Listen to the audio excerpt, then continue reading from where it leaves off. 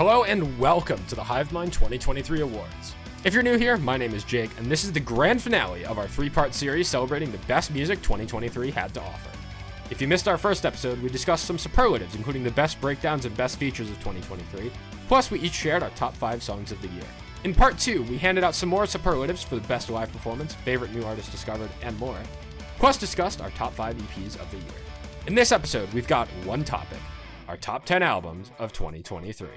Each of us will share our runner-up albums that just barely missed the cut before we get into our top 10 lists. Sit back, relax, and maybe consider listening to this one in chunks, because we have a lot to discuss. Be sure to follow us on social media at HiveMindRadio_ on Instagram and Twitter, Hivemind Radio on YouTube, and Hivemind Radio Recap on Spotify and other podcast platforms. And for the last time this year, enjoy. Boys, it is time. And by time, I mean we have no time to waste because this is going to go for 4 hours. So let's just fucking get into it, shall we? Wait, hold on. I prepped something for this. Okay. Oh, let's go. Hold on. It's gonna be a long one. Oh yeah, I've got my emergency plastic Chipotle fork. Hold on. There we go. Will my microphone pick up my water bottle? Will it pick it up? I don't think it did. Signs are pointing to no. Guys, I've got Sunny D and vodka or lime vodka mix. That's so funny because I almost got a Sunny D vodka seltzer for this. I opted for I found them at the gas station the other day. I was like, I fucking love this country. I just have raspberry twisted tea. I got a glass of wine. I have water, like the simpleton that I am. It's okay. I'm drinking alcoholic Sunny D. It's pretty sad. We're all pretty on par at this point. Okay, so any other rambling? You gotta shill. I already did that in the pre-recorded vocal intro thing. Oh yeah. All right. Because I do that for these. Begin. All right, so I know I just said it in the pre-intro like a minute ago, but to recap, we are all going to say our number 10s, our number 9s, etc. through our number 4s. Anything that is in the 10 through 4 range, we will mention the first time they are brought up and discuss it then. And then whenever it gets mentioned further in the list, we'll just briefly mention, hey, this is where it is, skip past it. Anything in the top 3, we are all keeping as a secret because top 3 is special. He's talking fast like that's gonna help. With that out of the way, let's talk about our runner-ups. Bro is like a stressed out auctioneer to save like 10 seconds of time. It's crazy. I'm very accepted. We're going over 4 hours again. There's not much we can do. I mean, it's the least I can do for repeating something that I said in a voiceover. Facts. Fair. Jake can do his. But I haven't recorded it yet, but I will be recording it, so. Alright, my runner-up albums of the year. We're mentioning 2 runner-ups, yes? We decided on that, right? So 2 runner-ups and then just making sure. So my 2 runner-up albums are, at number 12, Postcard from a Living Hell by Red Hook. And at number 11 is Daydreamer by Dead Lakes. Which brings me to my number 10 album of the year. And something that I think very nearly slipped out. It is Archetypes Collide with their self-titled album.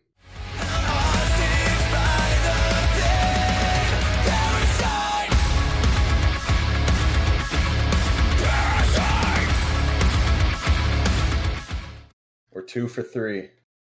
Nice. Oh, we got one wrong. Yeah, we missed Red Hook. It was Red Hook is stuck in maybe purgatory. Maybe purgatory. Damn it.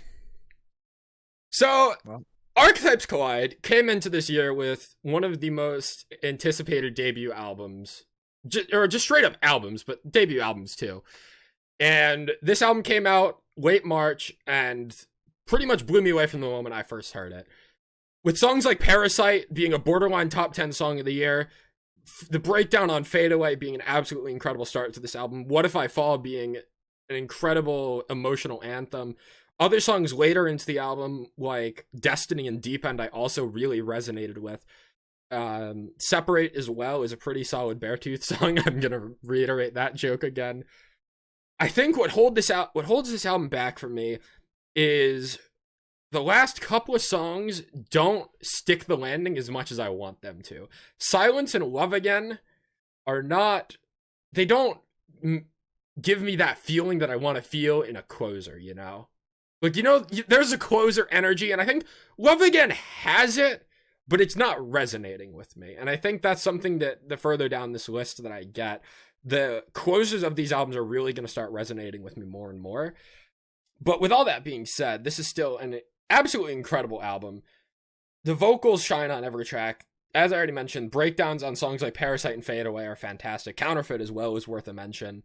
You get some really heavy stuff, heavier than Archetypes Collide have basically ever been on songs like Deep End and Suffocate Me to an extent. And then there's just some fantastic lyrics as well. So in Deep End, for example, which is probably the heaviest song on the album, you get "This isn't friendship, this is treason, one more step and you're falling off the deep end." The delivery on the "this isn't friendship, this is treason," I fucking love it. Then in Suffocate Me, the delivery of the chorus of "You bend me, you break me, you suffocate me." Again, another fantastic vocal delivery. Parasite, Aaron mentioned, borderline top 10 song of the year for me with an incredible chorus from Kyle. "I trusted a lie that I thought would keep me safe. Twisted lines infected my mind, redefined what I once dreamed." Just incredible. And yeah, this is one of the best metalcore albums I've heard all year for sure. Between Dead Lakes and Archetypes Collide both releasing on the same day, a very strong showing from March the 31st, to say the least. This is also on my list, as if anyone was surprised. I was waiting for you to mention that. You had your soapbox. I wanted you to speak a little bit. Yeah, so this is... If this was how Archetypes Collide voices their sound to the scene, this is the album for them to do it. Like, you and I have such long history with this band. Yeah, since like 2019. So we're like running on White 5 years Noise, at this point. Yeah, roughly. And ever since Your Misery dropped, I knew this band was going places. And this album is fantastic, like top to bottom. I don't resonate well with the heavier songs, so songs like Suffocate Me, Deep End, and Separate all just kind of bleed out, unfortunately. But for me, the opposite, where I think the bottom 3 songs, the last 3 songs on the album, really elevate the album for me. Because it slows it down to a pace that not common metalcore bands do, and it really works well in the context of the album. You also get a fantastic Layton Tours feature, which was, all intents and purposes, my number 3 feature of the year. Mine too. It was really, really good. I think Layton Tours played really well with Kyle's vocals. Love Again for me is a really good closer. You've already said good things about Parasite. Fade Away is such a really good live song, and it echoes really well in the song itself. I mentioned quite a bit about that song in our previous awards, so I won't talk too much about it. But the singles as well, like What If I Fall on My Own Device, they were the only singles to release besides Parasite. And 3 singles off a 12-track album is a rarity these days. There's a lot of confidence behind that, and it worked really well.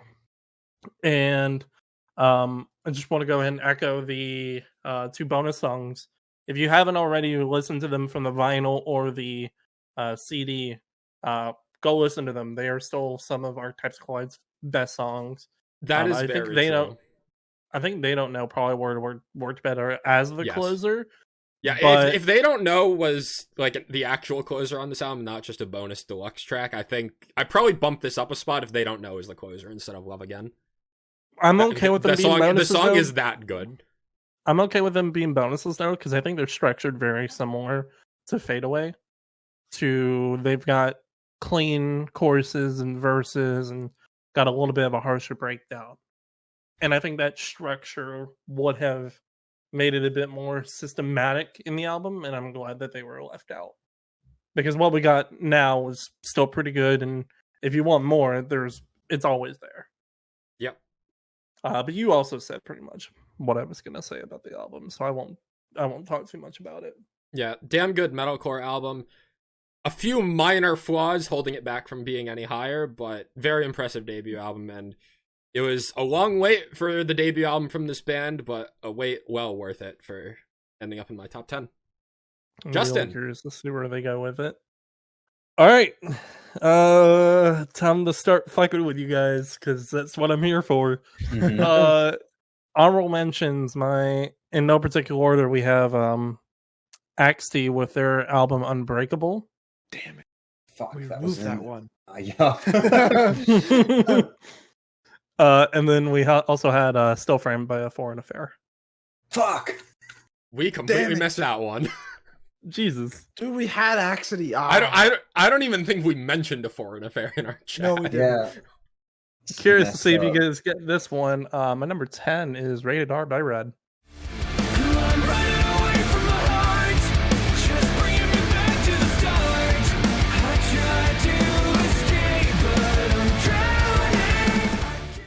We got that. We did get that one. Good shit. Yeah, I think this is the best Red album since Gone, was it? There, not the most recent album, not Declaration, but Mhm. I think this is Red's best sound. And it's not just because I saw them live. And I'm thinking that. I do think going back and listening to all these songs now fresh in my mind, I think Red really brought back their instrumentation through all of this album. You get strings and guitars all throughout in different parts of songs like Surrogates, Emergency, Minus It All. You've got really good and kind of hard rock choruses all throughout this album. Still Bleeding, one of my favorite songs off this album, really blends well with that tone and that kind of rock atmosphere that they create. Surrogates is a really good opener, leading into the entire song or entire album. Emergency is weird. The last thing you hear in this album is Candy Crush, which I think is very weird, but also kind of fuck with it. It's like it's definitely telling more about the issues and of like social media and whatnot and being stuck to phones and monitors. The entire album as a whole was built on passion, whereas I thought the last album, Declaration, was built more out of obligation because of the crowdfunding that they did. I don't think it really resonated well with me, and I don't remember any of the songs off that album. And then I go back to the album before with Gone, and I get songs like Still Alive, Gone, Chasing Your Echo, AI, Singularity, all phenomenal songs. And then I go back into this album, and I'm met with that same familiar Red sound that's been there for almost 20 years at this point. And it's crazy that a band this old still has presence on one of my lists, but that's just what you get this year. Apparently this year, a lot of old bands coming back hitting hard, and some newer bands also just kind of testing the waters. And I think Red's best sound is in this album. I definitely recommend going back and listening to their older albums, specifically Until We Have Faces and Of Beauty and Rage, because those are probably my favorite albums. But Rated R is a consistently good album, top to bottom. What number is this for them? Like 9 or 8? Or I think we counted. I think it's 8. wow. All right, Derek. My runner-ups coming at number 12 is What If I Break by Windwalkers. And my heart. I know, we got that I one. know. My heart too, Wait. man. No, who took it off? You took it off? Yeah, we suggested it, but no one posted it. No. Oh, man. I swear we I'm had so it in sad. there. I'm surprised. I thought that one was kind of like a freebie. I thought it was too. Damn. And my number 11 is the deluxe edition of Lovesick by Don Toliver. His original one came out this year as well, but the deluxe is just way better. And then my number Color 10... Decay on this list? Yeah, right? It should be. My number 10 album of the year is Evergreen by Paris. Just take me home, 'cause I need you now. I want you to take me anywhere but... Ooh, okay. Oh no. We didn't have that one. So I don't blame you guys for not having this one, because this was in my top 10 in July after it dropped, and then into August. And after that, I kind of relegated it to that 13 to 16 area and assumed that would just be where it landed.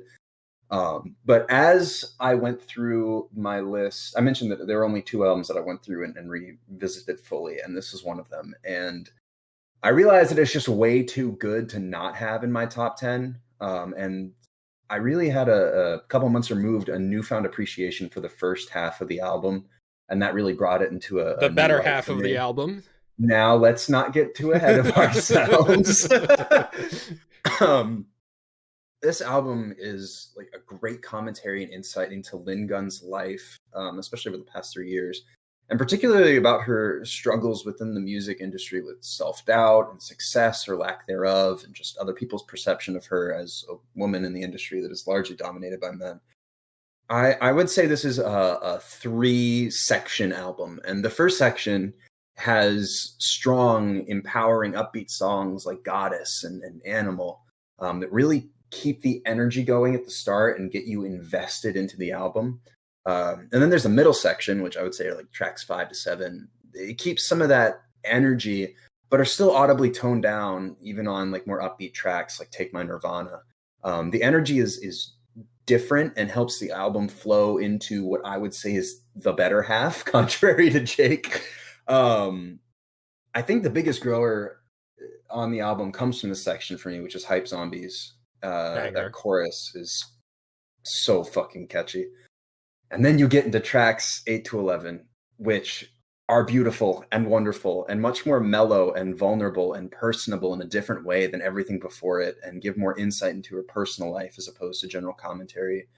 And I think that the 4 ending tracks, 8 through 11, are probably the best on the album. If nothing else, are my favorite. Especially Anywhere But Here, which ended up being my 6th favorite song of the year, with that absolutely incredible build. And in my opinion, is the most well-produced song on what is overall a very, very, very well-produced album. That's not at all overshadowed by Headlights and Love Is A, which pair perfectly with one another, and I revisited so many times this year. And then there's Evergreen, the closer, which is this like electronic, almost glitch hoppy, just banger of a closer. One of my favorite closers all year. And drives home a mix of that personal and commentary all wrapped up into one nice package. And one of the most poignant lyrics on the album, with "No one gives a damn shit less you're dead or you're 17." Overall, I think this is honestly my favorite Paris album, and feels like the most natural combination and progression from Use Me and their older sound. Like I said, it took ages to grow on me, but I ended up loving it in its entirety. There's not a bad song on here. Lynn Gunn's talent is absolutely undeniable, and I can't wait to see where Paris's sound goes next. This is not in my top 10. It's probably like top 25, maybe even top 20 for me. I'm not going to have another chance this year to shout out Take My Nirvana, so I'm shouting out Take My Nirvana, because what a fucking chorus in that song. Banger.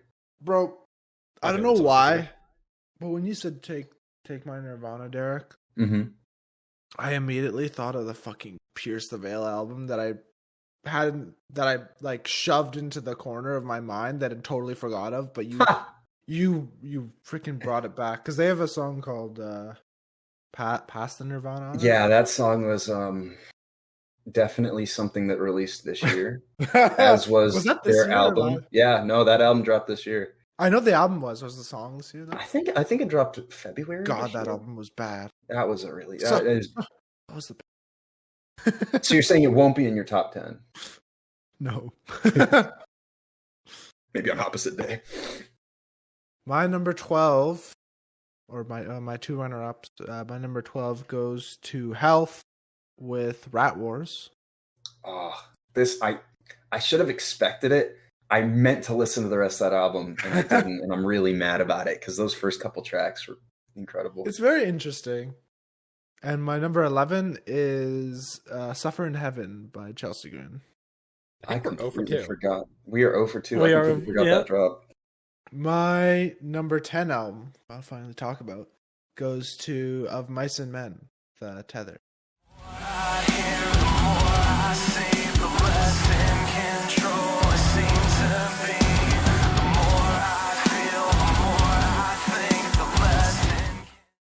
thought this would be higher. Me too, honestly. Me too. Yeah, I really enjoy like a lot of the like certain elements of this album, but like as a whole, it's not like mind blowing to me, especially like with not the strongest closer. The opener's okay as well. I don't think it's terrible, but a big closer is a big deal for me. I feel like it's a big deal for all of us, honestly. But I love this album's here because I love a lot of the lyricism, and I think the softer vibe we get from A Vice and Men is something that I really appreciated. Like I think Aaron has the voice for it, and it's just nice to see them in like a more melodic tone. And we got some of that on Echo, but we see it more here. For sure. Sometimes the lyrics make me question if Aaron was high while writing them. I got some pulls here from Shiver. I talk to the ceiling, but it doesn't speak. Another message in a bottle drifting out to sea, and the silence is a wave pushing us beneath. And more so on Indigo, where the chorus says, I want to know why the sea reflects the sky, why we live, why we love, and why we die. What a sunset looks like from the other side.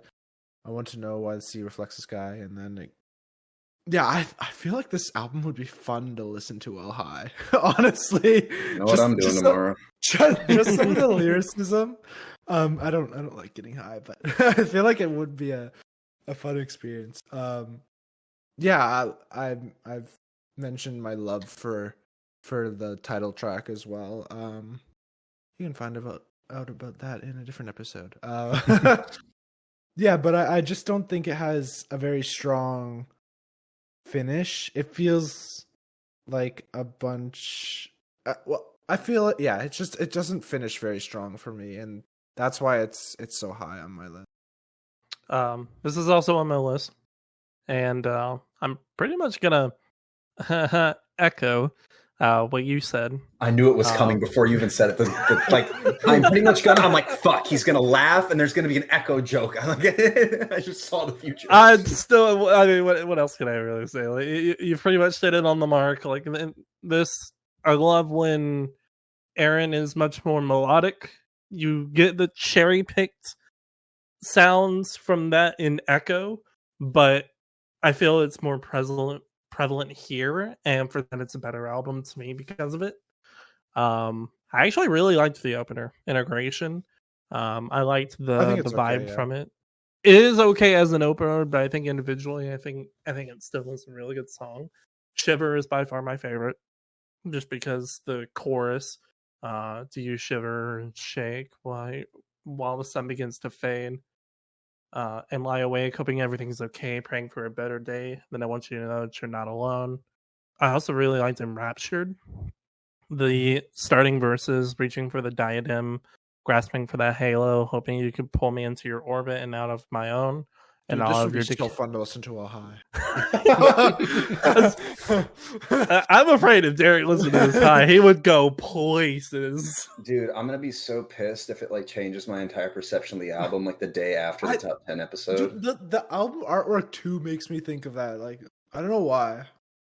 It looks like some shit you'd see while you're tripping off DMT. It's moving. Or some shit. Like, yeah. I see the colors and the shapes, man. Fuck. Like, yeah. I don't have too much more to add.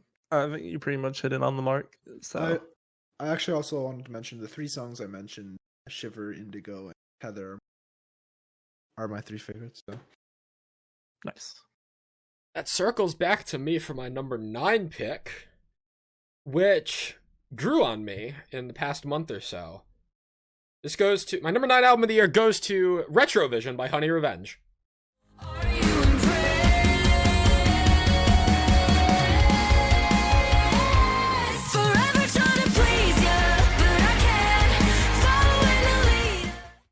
this is on my list. Check.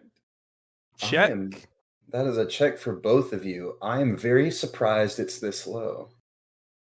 Really? Me too. I thought, Interesting. honestly, this was minimum number 6. Wow. Okay. Yeah. Yeah. This is higher for me than it is for you. What's going on here? And let me just say that this album grew on me a lot after seeing them live last month. This was like, I was very close to leaving Dead Lakes in my top 10 and booting this into my runner-ups and like honorable mentions. I think this album is hard carried by the singles, with songs like Airhead, Are You Impressed, Favorite Song, Rerun, and Distracted, which is my favorite on here. And not to say that the singles are bad by any mean, they aren't nearly as memorable. And when they had so much momentum going into it that I think the full release of the album did fall a little flat for me. And that's why it was kind of teetering on the edge. That said, seeing them live at the Webster last month in November, their headline show, they played every single song they've ever put out, every single song on this album, and it is undeniably some of the most fun pop rock that exists right now. And while I can't necessarily relate to all of the lyricism in it, with like there's some stuff that just, it almost feels very modern in a way that I don't want to call myself a boomer, but I don't know how else to try and get that point across. But like, Bro is an old soul. yeah, that. Like in songs like Worst Apology, just the entire concept of Worst Apology is not like, and the lyrical delivery of that just doesn't resonate with me at all. It was my least favorite single going into this album, and it's like one of their more popular songs nowadays. And then there's other lyrics that I can't resonate with as much. Where in Airhead it's talking about like being annoying all the time and whatnot, and not being able to keep your mouth shut. As a socially awkward introvert, like this album, like I was a little nervous going to this show live because this band's energy is so different to who I am that I was like, I feel like I might just feel out of place here. I had a great time for what it's worth. But even with all of the like, I can't fully relate to this as much as I wanted to. It's just so undeniably fun that listening to it front to back is always a good time. Even on the songs that aren't as memorable for me. With songs like Fight or Flight, Murphy's Law, and Sensitive, that stretch of 3, later in the album, like every time, like I don't think of them as super memorable songs. Then I get to them and I'm like, oh yeah, this one. And then I just start banging my head and singing along. Because the lyricism and the songwriting is so good on this album that even if you don't listen to it that much, it's gonna be in your head. With some of the lyrics that I point out that are super catchy. Damn, I'm such an airhead, no strength in my spine. Just, you get to it, you as soon as you hear damn, I'm such an airhead, you just know what's coming next. Favorite song, which I think is some of the best songwriting on this album. This key's got me weak in the knees. Yeah, you play me like I'm stuck on repeat. This melody is killing me. A symphony, no sympathy. The way that you keep stringing me along. And then the post chorus of, yeah, you're my favorite, damn, I hate it, you're my favorite song. Yeah, it's repetitive, but it's catchy. And that's the entire premise of this album. It's just catchy and fun to listen to. That's literally what I wrote. Like all of this album is fun and easy to listen to, and it's very easy for a song to get stuck in your head. I don't really relate to you with the singles and stuff. Like I honestly went into this album not really listening to any of the singles. I just heard it when it came out, kind of thing, and I thought it was enjoyable. I could not tell you the order of the track listing though, because I just listened to it as like a fun thing to listen to. I don't I don't even like look at the lyrics, honestly. I just do it for listen to this song when I want something easy to listen to and put on in like the background. But it's a really fun album. I haven't really touched on Distracted because it was the first single for this album. It was released ages ago at this point. But the guitar solo at the end of Distracted to close out the album, it's a fantastic solo, but to close out the album too is just incredible. Yeah, that's kind of all I have to say about it. I think Murphy's Law is one of my favorites. Murphy's Law is good, yeah. Oh, I thought you said you didn't like it. No, I'd say my bottom 3 are probably Scapegoat, Worst Apology, and then Seeing Negative. But even then, like, Seeing Negative is still a really... Scapegoat and Worst Apology are kind of like the two outliers. I like the delivery of sorry, I'm not by my mic. Of the chorus of Scapegoat, where it's like, can you be straight up for a minute? I love the delivery on that. I don't know why.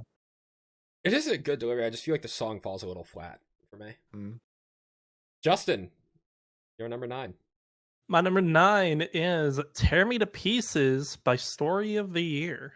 Say what you want to, walk away if you want to. I'm fucking done. Damn. We're failing, boys. We're failing. This one wasn't on the podcast, though. Was it? This was an honorable It was mention not. on the podcast. Okay, yeah. Yeah, this was. I think I only listened to this album within the last month, and this is pinnacle punk emo rock mixed with post-hardcore, like to AT. One of my favorite albums from the last about 5-6 years was Story or a State Champs song or album. I think it was, I had it written down and then totally forgot. Living Proof. That album was really good.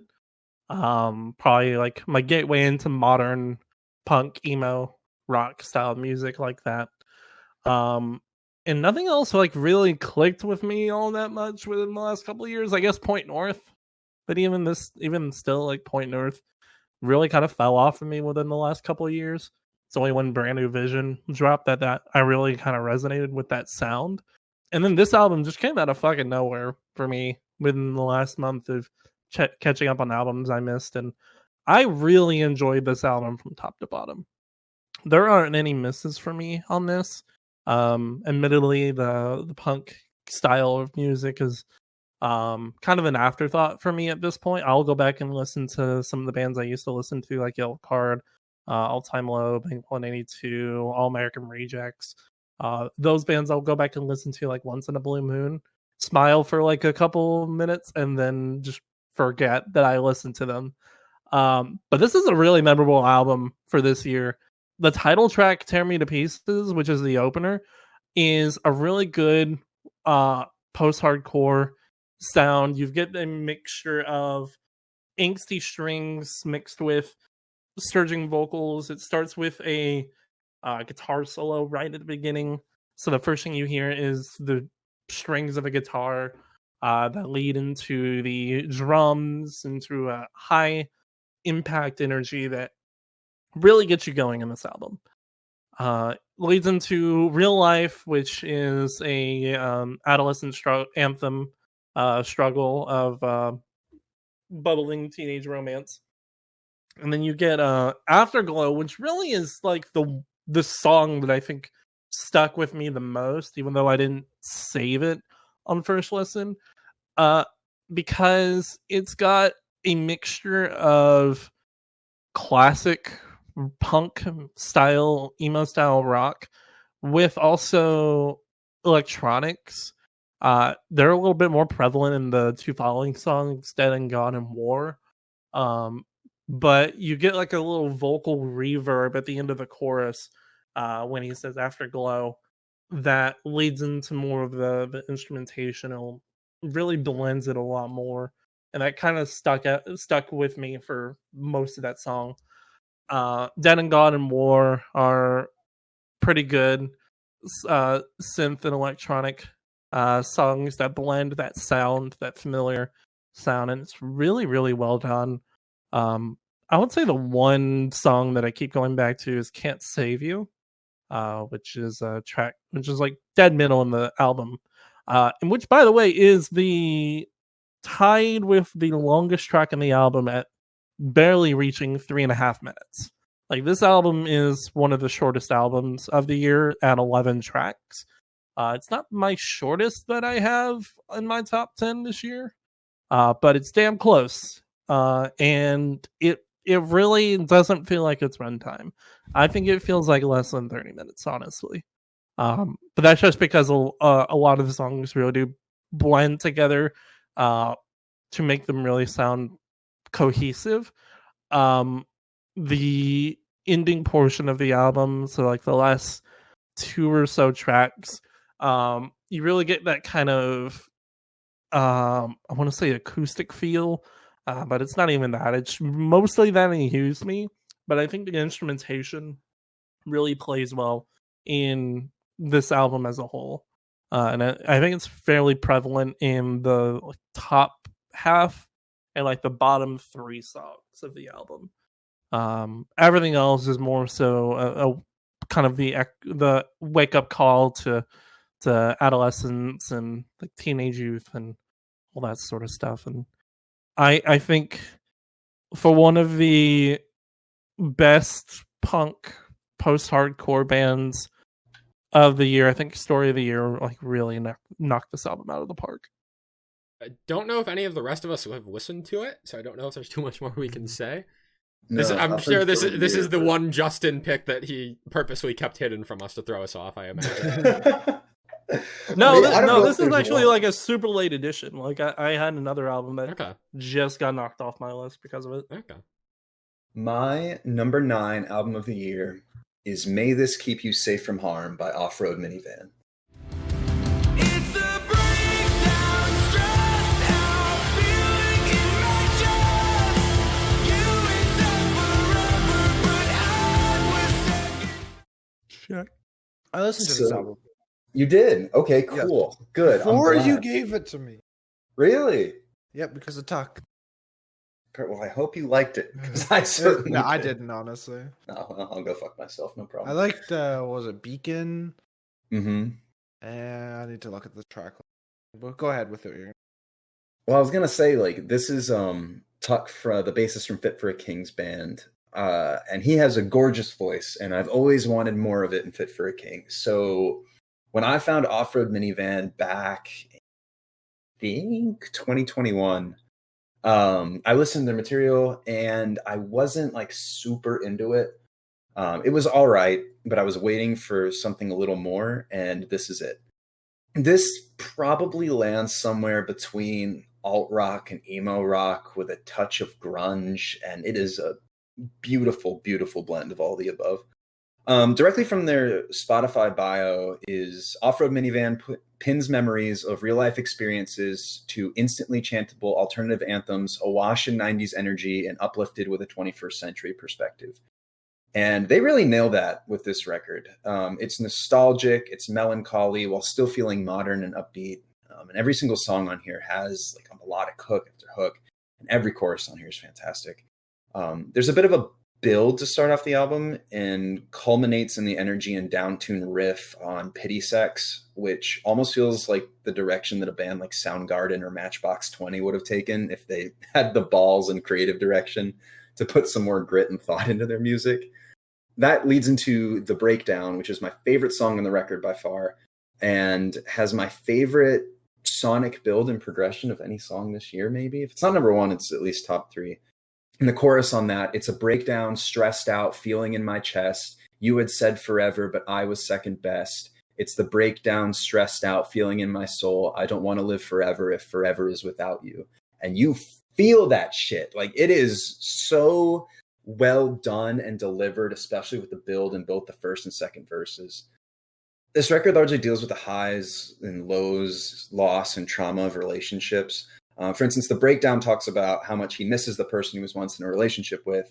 And then 2 tracks of character development later, we get Victim Complex, which is, when it comes to us, I'm less romantic. Drama led to instant panic from the scars that you had left on me. If I never see you, if I never see you again, if I never see you again, it would be too soon. Second chances always led to smoke, just like the nights we'd stay up alone. Breaking habits felt just like a breakup from someone I didn't want to know. This album makes me miss my friends and the times we used to have, with how nostalgic it sounds and the subject matter of some of the songs on here, and just an unbelievable sense of nostalgia. It simultaneously makes me miss my current girlfriend and be grateful for her, and be thankful that, what did I write down in my notes? The spiteful, lying bitch who came before her is out of my life. So shout out Victim Complex. There's just a beautiful, brutal realism throughout this entire album, which culminates in It's Nothing Personal, which has a beautiful, beautiful build for a closer and ends with, it never gets easier to let you go. I don't mind you. You're okay. I'd rather die than live a single day like you. Talk about a second chance. You've had thirds, but starve your friends. And Tuck himself spoke on the album saying, "I hope you call your parents and say that you love them, and call the person you hate or having problems with and say, I'm done. You deserve better. This was me putting out a standard out there for myself. I hope you do the same and experience a little healing and solace by letting go of what hurts you." And you feel that throughout the entire album. Like I said, I knew about this project for a while, wasn't as into their older material, checked this out on a whim, and I'm so glad that I did. It's an absolutely wonderful album, an example of just how well this style of alternative music can be done. Yeah, I thought that album was okay. I didn't. It almost feels like an alt rock version of No Good Left to Give at some points for me, but like more emo and grungy. Maybe I didn't get into any lyrics. Maybe that's what drew me into No Good Left to Give. So maybe I have to give it another chance. I definitely think topically it's very similar. Sonically, maybe not so much. Okay. I'm not really in that headspace anymore, though. Yeah. My number 9 goes to Concrete Castles with Brand New Me.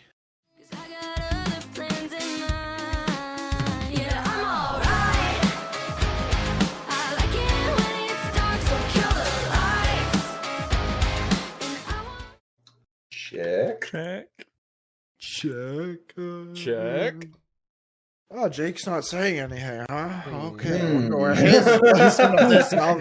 You only just said the artist I name. can't believe this isn't on your list this year, Jake. What the Holy fuck? shot. Read the fifth. I'm dying. We don't have that in here. We don't have that in Canada. Fuck. So, I think. Well, I don't really have much to say about this, but I'm gonna keep it short and sweet. Maybe it won't be. Maybe I'll ramble. Famous last words, yeah. The moment I heard Immortal, I was like, this album is gonna be good. Because and they released every song as a single, right, Jake? Yes. In reverse order as well. In reverse order. If I listened to those songs as singles, the only one I think I'd listen to is Lucky because it came out the day I was seeing them live. Sorry. For the audio listeners, well, I guess for all listeners, I'm able to see it. We're keeping track of how many individual unique albums this year, and Jake just put 36 in italics. It would have been funny if Justin did it or something. Anyway, I was saying, I think the tone shift they've done from their last album to this, it's more dark. Not in all the songs, but in most of the songs, made me appreciate it more.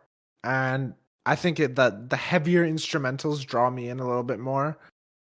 A lot more cinematic, if you will, especially Immortal. I don't really have much to I don't have any particular stuff I want to highlight. I love, I didn't write anything down, but I love in Disappear, the instrumental. I don't know how else to. Yes. Jake knows what I'm talking about. Yep. Your friendly reminder that Disappear Like Magic was a borderline top 10 song of the year for me. And then I may or may not have had another song in my top 5 songs of the year, but I don't know. You'd have to go and listen to our awards episodes part 1 to confirm that. I don't know. We'll do that after this. Yeah, I don't really have a lot to highlight. There's no particular lyrics that drew me in, or no. Yeah, I think instrumentally they've improved, and it's what drew me into this album. So anyway, should I just talk about my number 8 album then? Sure. Go for it. I think this pick is probably the one that you guys would have had the hardest time predicting, but you still maybe probably could have gotten this one. Okay. If any album from my top 12 was going to throw you off, I think it's this one. My number 8 album of the year is Blackout by From Ashes to New. You can daydream, but you can't erase or replace me. You're crazy to think you can relate to what made me. And lately, you've been pushing me and it's not safe. I won't break cause I'm made from the heartache. We got it. Why did we not get We that didn't get one? that. What the heck? Who removed it? I swear we I had. feel like we definitely thought about it. I don't think this was ever in the list. Oh, What's wrong Derek with said us? from ashes to new. I said, God, I hope not. It's Justin's fault. Blame Justin then. My bad, guys. Justin's the imposter. Anyway, this is what I have always wanted From Ashes to New to sound like. The peaks on this album are some of the highest peaks on any album I've listened to this year, with songs like Heartache and Monster in Me. And the other reference I'm going to make is that this is my Wolves at the Gate of the year. If you remember back in last year, 2022, Wolves at the Gate were a band that I was not super interested in. Eulogies drops as an album, and I keep expecting to be disappointed at some point, and I never am. That was the same experience I had with Blackout by From Ashes to New. I kept on thinking that, like, surely one of these songs is going to be underwhelming. Because, like, historically for the past, 4 years, it's been fine. It's never been something I'm going to throw on repeat constantly. Or it's like, there's always going to be something a little underwhelming that doesn't fully hit. But song after song on this album, I kept on getting impressed. The opening song of Heartache was almost a top 10 song of last year for me. Nightmare and Hate Me Too dropped as singles earlier this year, and the main riff in Nightmare is incredible. Sick-ass breakdown. You get the streak of Hope You're Happy, Barely Breathing, and Dead to Me, which, again, just continually impressed me. Hope You're Happy is very anthemic, kind of, spiteful in a way that I really enjoyed. Barely Breathing is solid, probably not one of the most memorable songs in here, but still a song that I always enjoy going back to. Dead to Me was one that really caught me off guard. It's practically a metalcore song, I would say. Maybe that's stretching it a little bit, but to me anyway. Just the riff on Dead to Me and the delivery of the breakdown in that song of the "You're dead to me inside, so get the fuck out of my life." Just, it hits, man. And then the breakdown continues after that, where it's time for you to walk away, get the fuck out of my life, because I've given up, I've had enough, you're dead to me inside, I've given up, I've had enough, get the fuck out of my life. Just the delivery on that vocal from both Danny and Matt, I believe in that breakdown there, just impeccable. And then you get to track 7, Monster and Me, my favorite song on this album, and I said Heartache was a borderline top 10 song of last year for me. Monster and Me is my favorite song in this album. It's not particularly fucking close. I'll just go ahead and say, you can go listen to the awards episodes part 1 for more on why I love this song so much, but there was something that I realized after the fact that I never got to highlight from that song. It's just a small little detail in one of the verses where it's, I can't wait till you see what I make when I paint the walls red with a gun to my brain and eye. Then you get a little gunshot sound effect before the rest of the verse delivers of, so it's like, and I, gunshot, can't wait to see the look on your face when I lay in my own grave. I was never afraid to die. Just so fucking good. It's just, the way that song builds and the chorus and just everything about Monster and Me is fucking incredible. The peak of rap rock. Echoes, Armageddon, again, more solid songs. Not the most memorable, but then we get into the last 3. Legacy was another one that just instantly blew me away from the first time I heard it. Until We Break, featuring Matty Mullins and Memphis Mayfire, was my least favorite single. I just saw what you posted in Discord. Hey, no attention. Goodness. I'm going to leave that one a surprise for the audience. The audience is never going to know that one. Until We Break, featuring Matty Mullins and Memphis Mayfire, was the most underwhelming single going into this album. I did not like it when it dropped as a single late last year. But after 10 songs of being continuously impressed, why not make it 11? It was way better than I remembered it. And then you get to Broken by Design, which blew me away almost as much as Monster and Me, and just how the opening riff comes in and the delivery on the chorus of tear out our eyes, it's easier than looking away, say we're fine, breathing smoke as we burn in the flames, dying in a happy place inside our minds, we're all broken by design, before the riff comes back in. And just everything about this album is a step up from Panic. It's a step up from everything this band has ever done. They have dialed in their sound that they have been honing for years at this point, and I feel like they have finally reached what they have always been trying to be with this album. One of the biggest surprises of the year for me. If you said going into 2023 that a From Ashes to New album would make my top 10 of the year, I never would have believed it. Even with Heartache being as good of a song as it was last year. I thought it was going to be just like a fluke in the pan. But no, this album truly delivers on every front for me. I wish I was as high as you were on that album. I don't know why. Ever since The Future, I haven't really liked Danny's vocals. I don't know why. The I Future think was a good Danny's album. vocals. I think Danny's vocals really shine on this album. There's so many huge choruses that Danny really gets to shine in. I'll try and give it another listen. I think it came out at a bad time, and I just never went back to it. That's fair. This album definitely does lean more into the rap vocals, which I know also isn't entirely your thing. So I don't entirely blame you for not loving this album as much. But for me, I mean, like, you have to. I'm the type of guy. I've talked about discrepancies in multiple awards. I've talked about Bloodywood last year, and they have the rap influence. Like, the rap influence in rock and metal music is something that's like, when it's done well, it really resonates with me. Never tell. Never tell. Oh, Well, yeah. yes. Never tell. All right, my number 8. If you're done, Yep. it is the band Camino. Their album, The Dark. Feeling down, bad, uptight, sticking to my hard line. Tell me that I'm alright, lighten up and live a little. Ice cold, blood tight, talking but I'm tongue tied. Looking to my left. Called Check. it, guys. I Yup. said it. You knew it. This is Jacob clutching up. Nice. This and one other album, which is much higher on this list, were my go-to albums during work. This is probably my most mainstream album that I have on my top 10. Maybe Of Mice and Men is it depends. I think the band Camino is a bit more mainstream.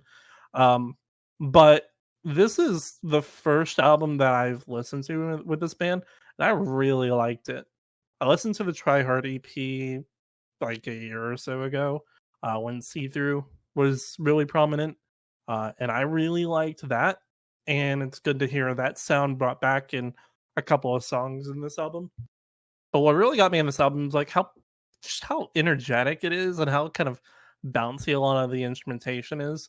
Looking back at songs like See You Later, What Am I Missing, and Novocaine, where you get that like kind of bouncy instrumentation with like weird electronic guitar riffs.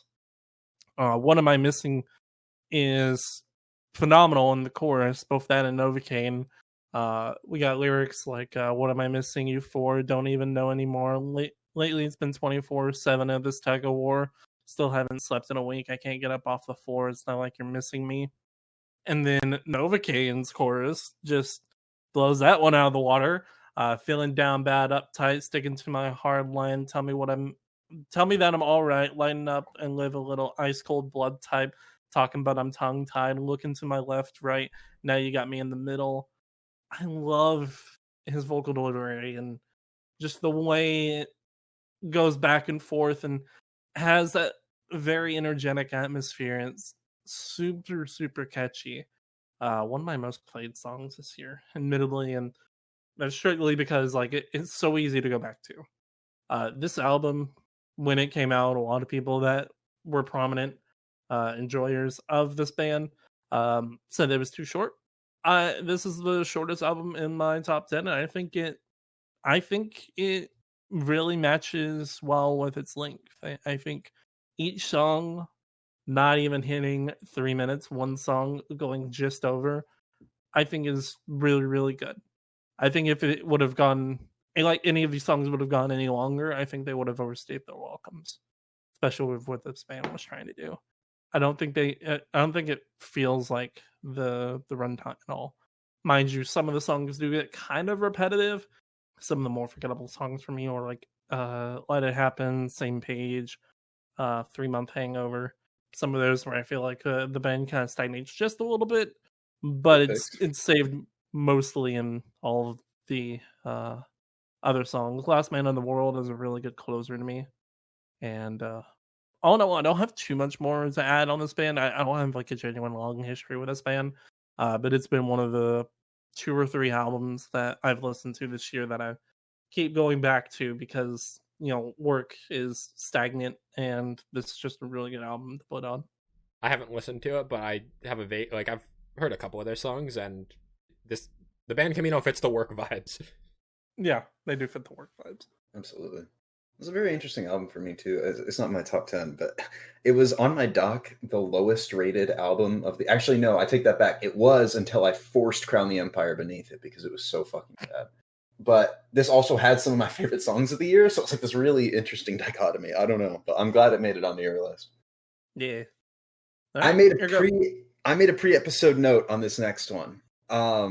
And it's that I have a feeling that this is probably the most universally well-received album for all four of us this year, and is the most likely candidate for across-the-board appearances. With that said, I'm very curious what this is. I think I know what this is. My number 8. Yeah, go. What's up? No, go ahead. My number 8 album of the year is "Daydreamer" by Dead Lakes. Yep.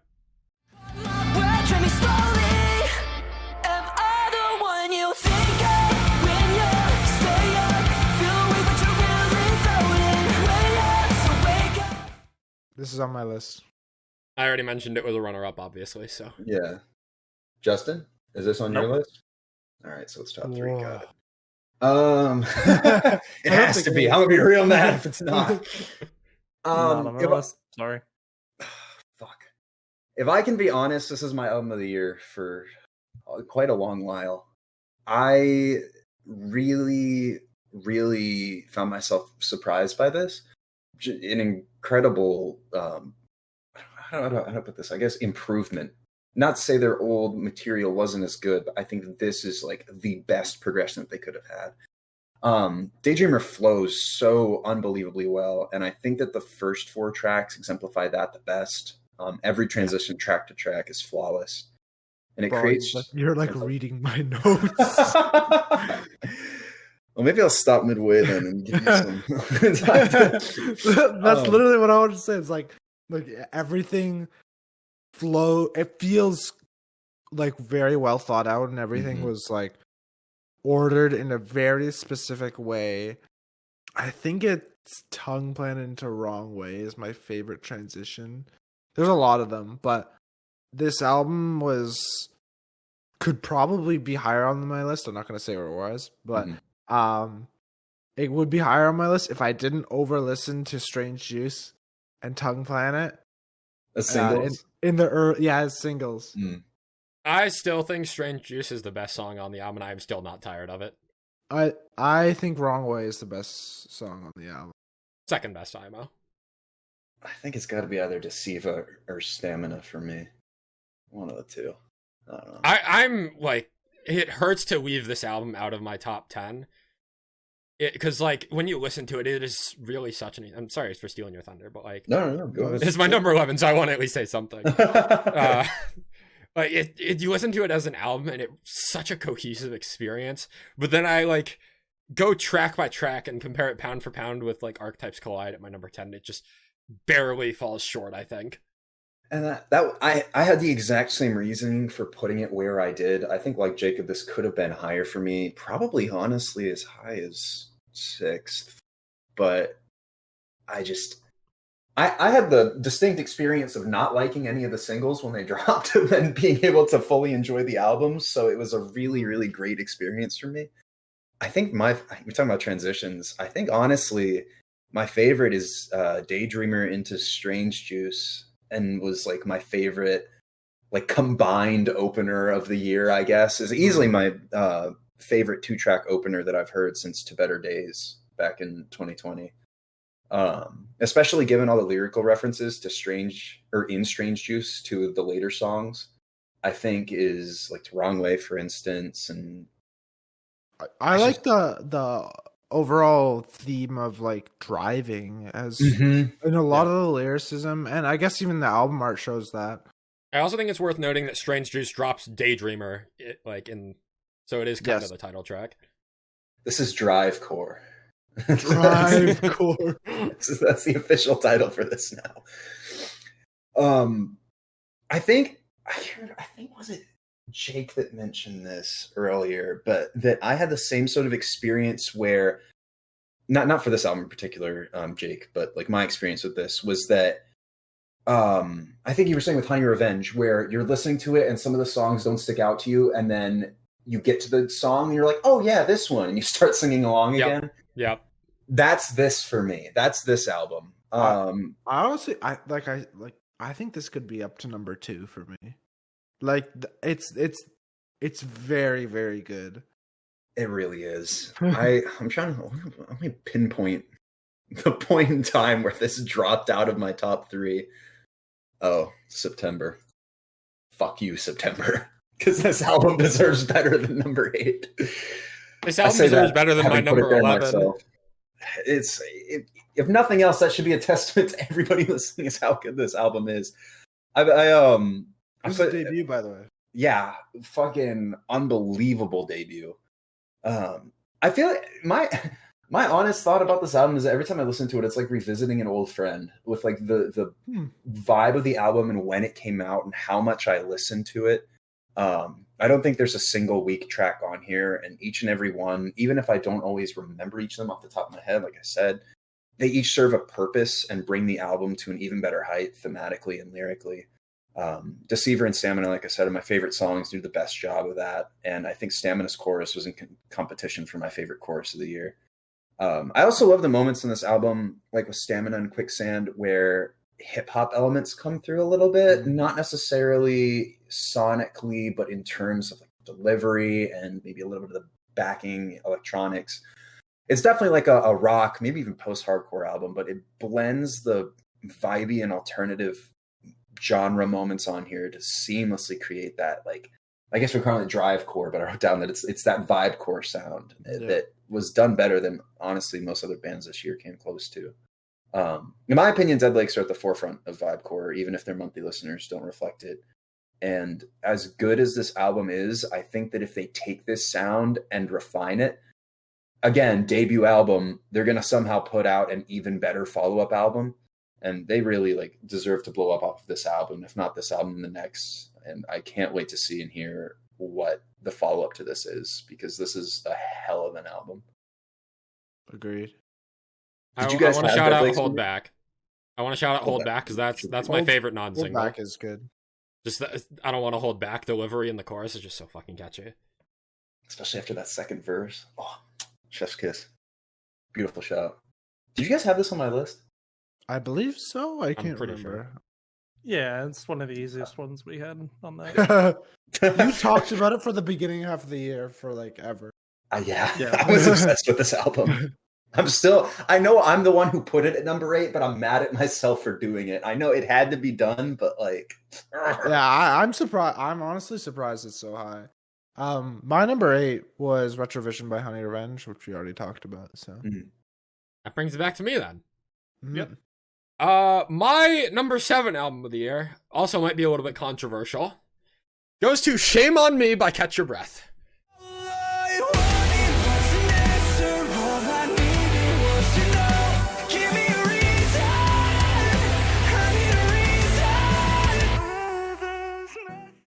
Check. Got him. Now You this are is the only one. This is some good ass post-hardcore. It blurs the lines a little bit. I'd say, Jacob, I think post-hardcore is a fair title for this. With a lot of metalcore influence, yeah. And I think of this as a post-hardcore album because all of the singles leaned much more heavily into the post-hardcore sound, whereas a lot of the non-singles caught me off guard with how heavy they were. There's a fucking bleh. Yeah, the bleh on Cycles, that shit goes crazy. That automatically means metalcore. You know what? Actually, I stand behind that argument now. Never mind. I want metalcore album, sure. Yeah, so I'll just get my few negatives out the way real quick. No Evil is an underwhelming opener. Shame on Me is a fine closer. And then the middle, oh boy. Everything else in between is fantastic. Dying on the Inside is a really just awesome post-hardcore song. I think it's like quintessential post-hardcore pretty much.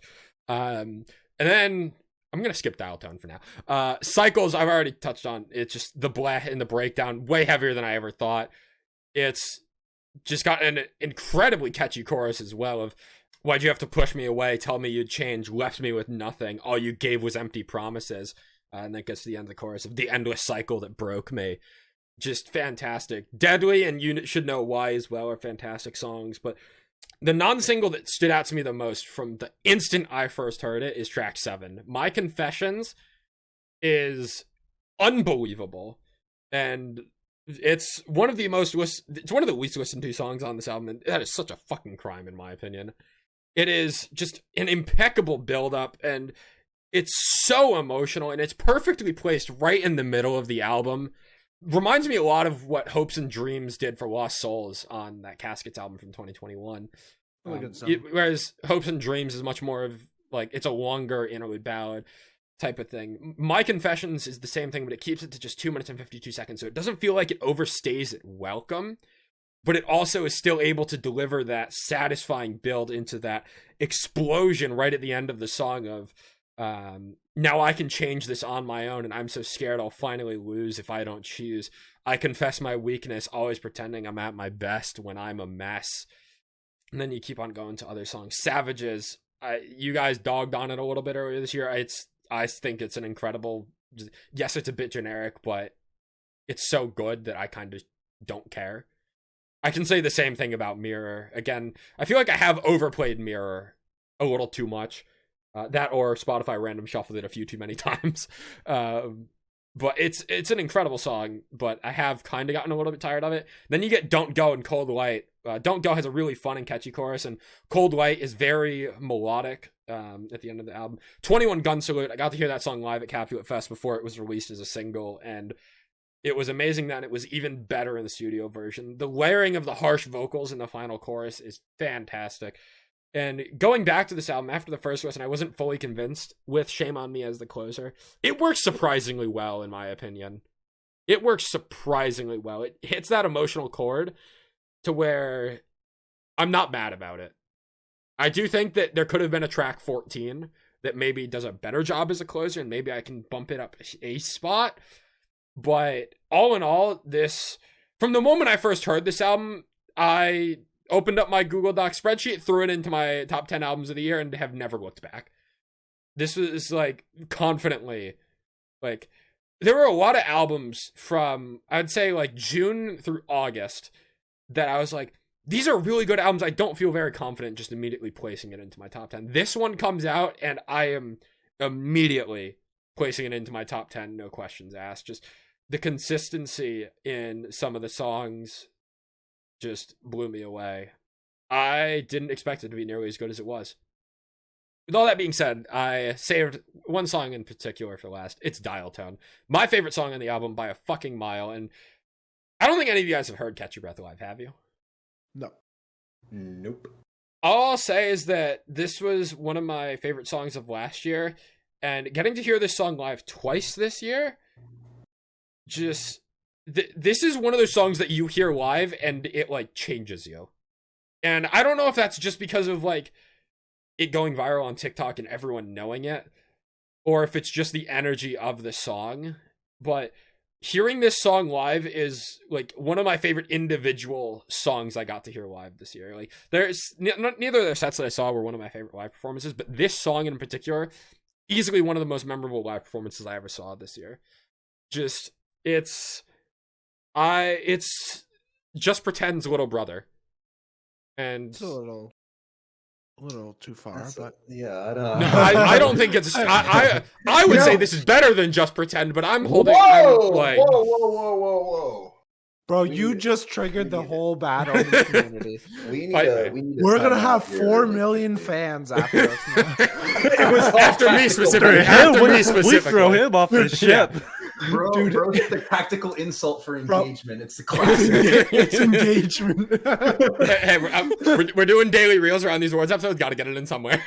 Go for it. No, but like genuinely, this song is. I feel like this is like a career-defining song for them in all of the best ways. Yeah, that's kind of all I have to say. Dial Tone is a masterpiece. Justin, you're number 7. All right. My number 7 is Levitate by Varsity.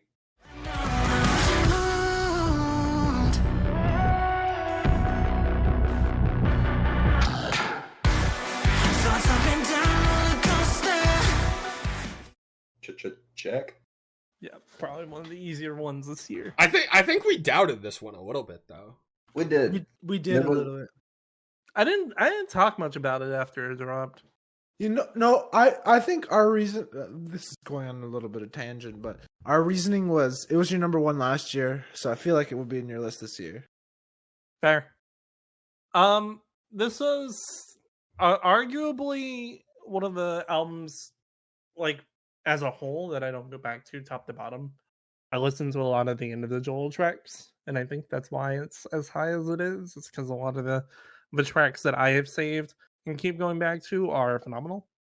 Varsity, Joey Tyler has a knack for knocking whatever he's doing out of the park, and this is in no question. I do think Welcome Home is more consistent, but I feel like the highs of this album are higher than Welcome Home's highs.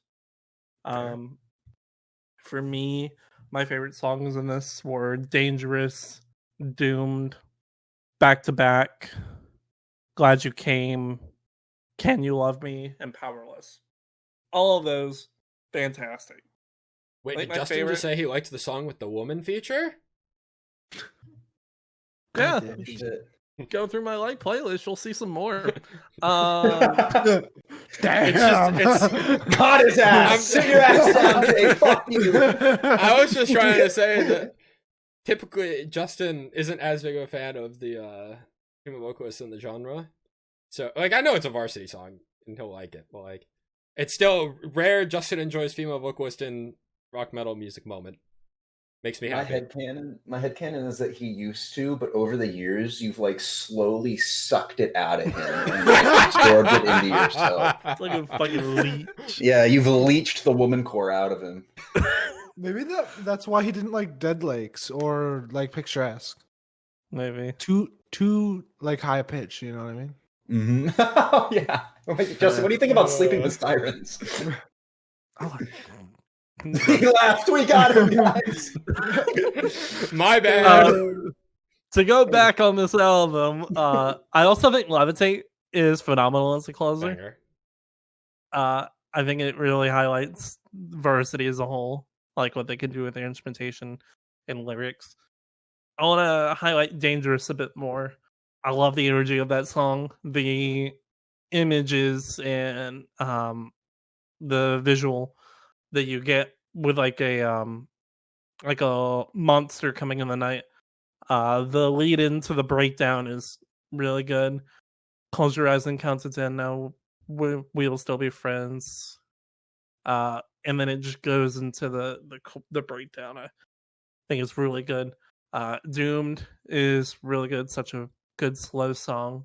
A lot of these were teased early on. I think he teased every single one in different clips. Because I'm remembering the "Can You Love Me" being like one of my like favorite teasers that he did, and I think that's probably why that song sticks out with me. Mind you, there are some misses. I think "Fuck You Forever" is not a good opener in this. The monochromatic black feature and the chorus in black and blue honestly kill that song for me. The verses are fantastic. I think are really good. The singles, similar to the singles in Welcome Home, I feel like don't paint this album as well as they probably should. Glad You Came is probably the only single that I feel like really does its job well. Everything else that falls inside those veins, I think, is really good. This does take a lot to get into this album as a whole. 53 minutes, 15 songs, no interludes whatsoever, but it's a really good commitment if you enjoy this kind of sound. I love the Doomed verse, thoughts up and down roller coaster. I just like the vocal delivery, and I think Joey Tyler is ahead of the game as a male vocalist. I feel like whatever he does, like similar to Rory Rodriguez, I think is painted with a beautiful picture. That's all I got. I have another pre-podcast note for this next one. And it is that I doubt it'll make it anywhere near Jake's list, but much like Dead Lakes, I think this has very strong crosslist potential, Oh and boy. for very good reason.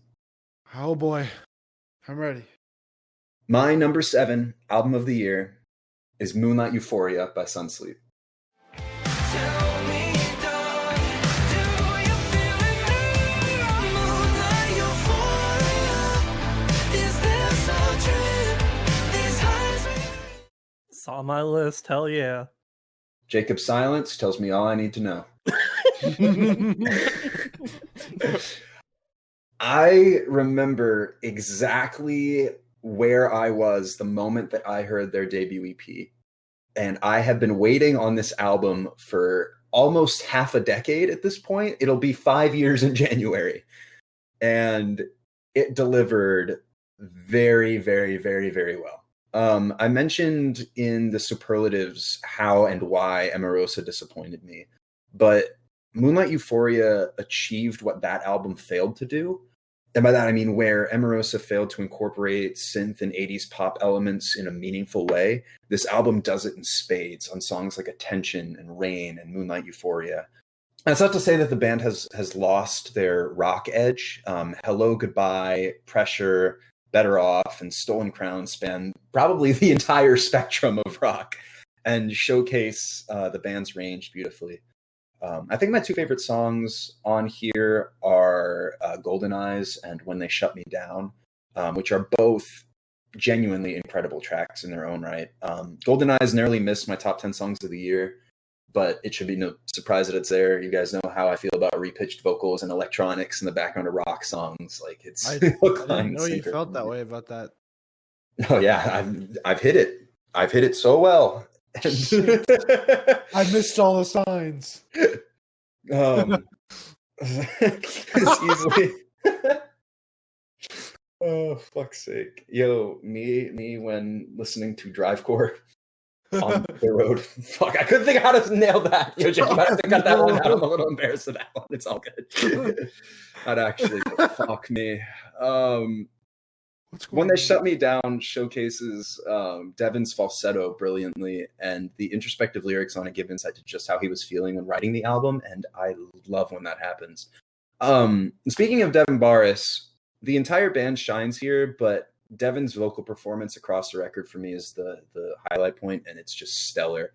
On top of that, I believe he self-produced this entire album, and his production is as flawless as ever. I can always tell when he's produced something, and this crisp, clear record is no exception. Not even to mention the features from Stephen Christian, Johnny Craig, and Rory Rodriguez, which all also work exceptionally. Particularly the Johnny Craig feature on Better Off, that fits the vibe of both artists perfectly, and their sounds blend together so well. I think this might be safe to call a pop or pop rock album above anything else, but the classic Sunsleep post-hardcore tinge is still as present as it always was. And the genres here all blend effortlessly. I mean, it's masterfully done. This album was definitely well worth their wait. I hope it propels them to new heights, honestly. Like, no shade, but I hope that it lets them do another album sooner than half a decade, because they're absolutely killing it right now, and this has left me wanting so much more. Seeing them on tour really cemented Devin Barris as one of my top male vocalists. Absolutely. And his vocal delivery on every single song on that tour was fantastic. I loved when he featured in the A Foreign Affair song, Day by Day. He really filled in for Aaron Gillespie's feature on that pretty well. They also put out a video of the set for, I think it was Moonlight Euphoria was the song they played at our show. And that was phenomenal. Like you could tell he is ahead of the game, and this album is no different.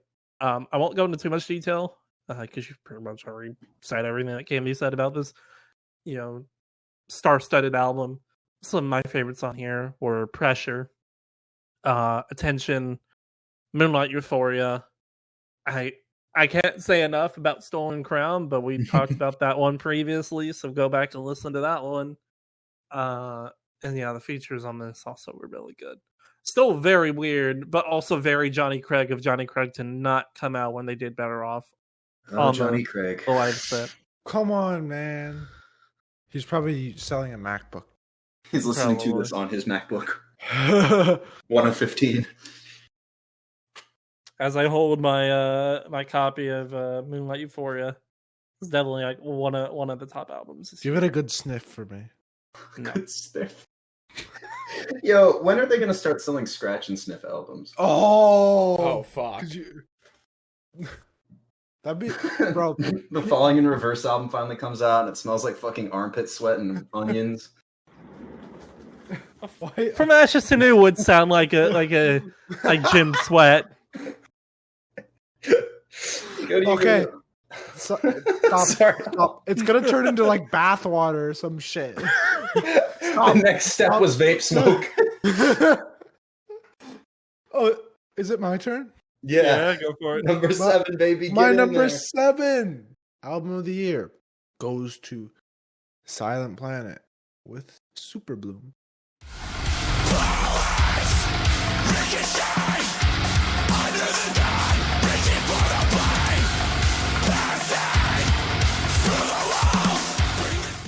That's a check, right? Yeah. Yep. Sure. It's a check. This is it the only metalcore album on my list? This might be a hint. Let me look up. I think it depends on how you define metalcore. It very much depends That's on how true. you define metalcore. Oh, Mice and Men's there. Never mind. Okay. So, this album. So Derek was talking about 2-track openers in was it Dead Lakes? I think this album has the best 2-track opener of anything on this list. Of anything this year. I think Lights Off the Lost Coast into Offworlder is fucking insane. Offworlder is such a good opener, and it just like builds tension, and then you get into the first verse, and it's like, or is it the chorus? I don't even know. First lines of it's like bullets ricochet. That's the chorus, I think. Under the gun, reaching for the blade, passing through the walls, bring the steel, silencing them all. It's just such a like headbangy opener. I don't know how else to say it. And then it ends with the instrumental outro that is like what, a minute long? Yeah, a minute long. Mm-hmm. And goes into Collider, which is a song that grew on me a lot. And I really like the transition from Offworlder into Collider. It just works so well. I don't really have much to say about Collider. It definitely grew on me a lot. Top half of the album for me, I'd say. We then go into Euphoria, which is like, it's an okay song. I don't think it's very strong. But then we get like the 4-track run of Dreamwalker, Antimatter, Signal, and Anunnaki. And it's just like relentless, except for Antimatter, I guess. But Antimatter's relentless in a different way. So, yeah, going into this album, I thought it would be a lot softer based on the singles. To my surprise, we got Dreamwalker and Offworlder, which were both extremely heavy, which I'm not complaining about. I love both those songs. Euphoria was definitely, it's funny because I was expecting the album to be not as heavy, but then you get to Euphoria and it's not as heavy, and I don't like it as much. And then I guess I was just hoping for more like Antimatter.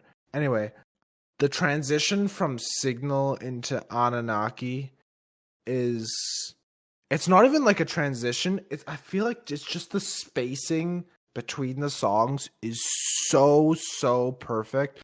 Like you get the end of Signal where it says, what does it say?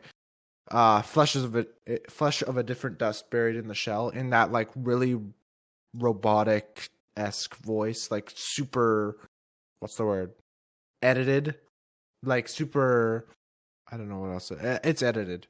It's like super. I don't know why I keep trying to explain it when I can't find the word. I know what you mean. It's super.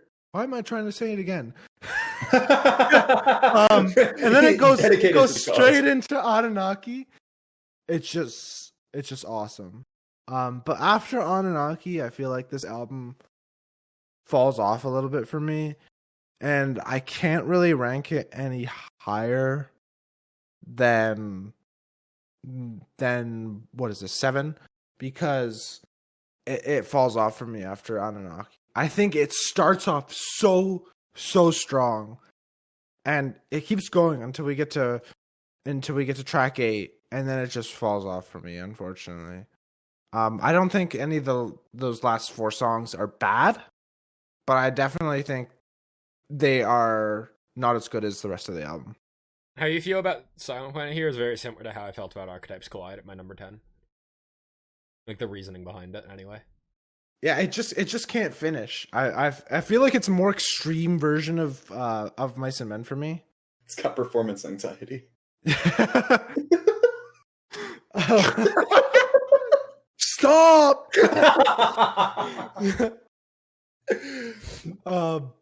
Yeah. I don't want it to end on that. Why did you say that? I think Super Bloom is an okay closer. I don't think I'm just repeating what I said in the review, but I think Garrett isn't good enough of a singer to pull off Super Bloom. Let's be clear. He has improved a lot, and having to take over vocal duties is like not 100%. An easy task. Yeah, 100%. Antimatter proves that. I think Collider even proves that a little bit. But yeah, number 7. I think really quickly before, because this isn't in my top 10, but I so desperately wanted it to be. I think this should have been and had the potential to be album of the year, and instead ended up being a great album that is more or less a proof of concept.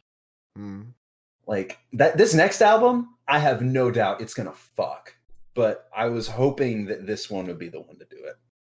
Number 7's a respectable pick, though. We had this. I really thought this was going to end up being like a 10 to 12 type of thing after the review with how you're feeling about it. I didn't expect it at number 7. No, I think that the beginning is like I said, those first 8 tracks is so strong that it keeps it in here. Respectable.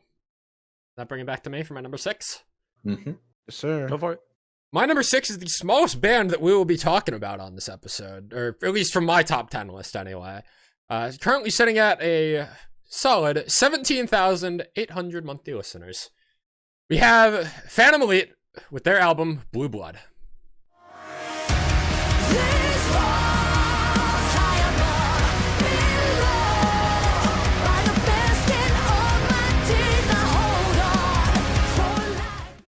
Fuck. Wait, why didn't we take that one off? We had that and we got rid of it. What's wrong with us, guys? Yeah, where did it go? Was that? I think it ended up in the. Where is it? No. Oh, it's in wild card tier. Why didn't this end up in the top 12? This is my fault for not editing the messages. I'm sorry, guys. I'll take responsibility for this one. It took 10 weeks until 2023 could produce a good album, but damn it, did 2023 produce a good album with this one. Phantom Elite, my most improved artist of the year, and very clearly like defined the first few months of this year for me. From the very first week when Inner Beast dropped as a single, this band was just in constant rotation at the forefront of everything for me. Like, this was the album I was by far the most looking forward to, like ahead of Archetypes Collide even, like with how strong Inner Beast and Skin of My Teeth were as lead singles. Like, this was just, I was so obsessed with this band for the first few months of this year that like there was no doubt in my mind that this was going to end up in my top 10. This album is a very experimental mixed bag, I will say. But the peaks of this album, similar to From Ashes to New in a sense, are so high that it's almost undeniable. Songs like This Sick World and Birdcage definitely lean more into the experimental. Laid with Vines as well. And I think, like, I don't think there's necessarily a bad song on here. I think, if any, it probably is This Sick World for just being a little bit too experimental for me. But eventually, like, when This Sick World builds, it's really sick. And I don't feel like... I'm struggling to piece together what the meaning and the message behind this album is. Like, I don't know what Blue Blood really represents about this album entirely, other than, like, blood is typically red and blue blood is just like some sort of reference to like death in some capacity. And there are some references to that kind of idea throughout the album. In Skin of My Teeth, the opening track, you get reaching towards the light, I'm climbing high. By the end of the album, in Day Dark, you get close your eyes and you will see like a memory if you don't look too deep. Bluest skies will be waiting, but I want you to bury all the pain and keep on dreaming. And I'll turn off the lights, want you to forget about the creatures that are working at night. It's all right. And then in Black Sunrise, the closer, the chorus is, and now you can't escape from the unknown. The edge is near. And I feel like if I was able to figure out what this album was actually about and how all of the songs pieced together more clearly, I think this could be even higher. I could see this switching places with my number 5. I don't think it really gets any higher than that. But on an individual song basis, like track by track, there are a lot of incredible songs on here. Skin of My Teeth, incredible single, sick ass breakdown. Inner Beast, I already mentioned it in part 1 of this, during my top 10 songs. Apex was the final single for this album that released on the same day that the album dropped, and that song is fucking nuts. One of my favorite vocal deliveries of the year that I didn't get to mention in favorite lyrics. I mentioned it back when we reviewed the album back in March, but the end of the chorus in Apex where it says, your reptile blood has kept you safe, but honey, I'm like a hawk in the world of snakes.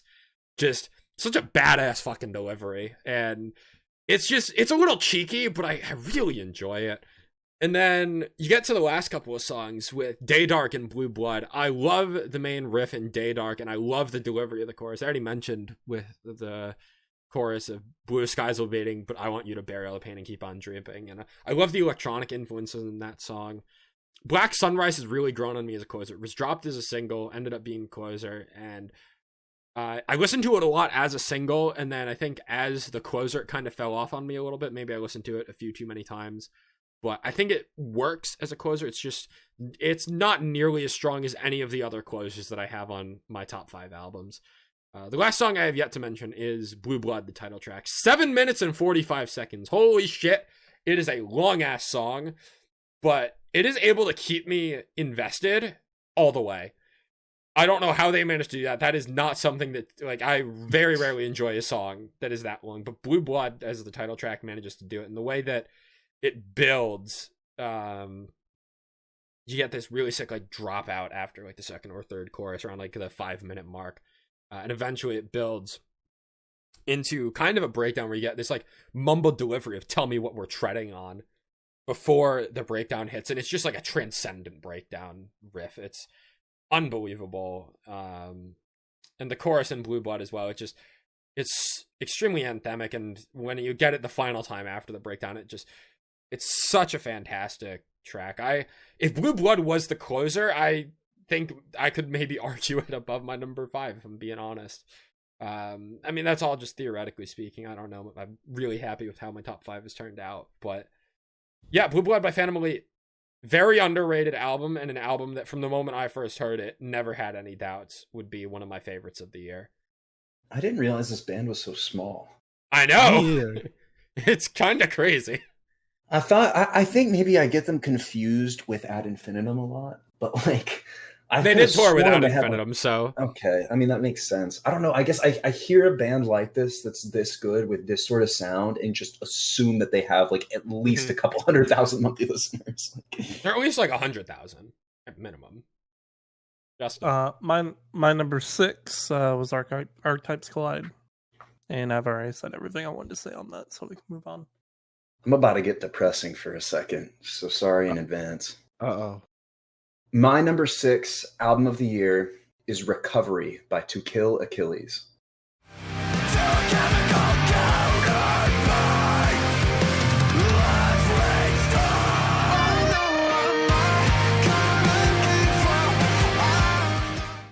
My first exposure to this band was their 2021 album, Something to Remember Me By, which I thought was great, but not quite there in terms of getting to the point where like I like really, really enjoy this. Like I want to hear more of it.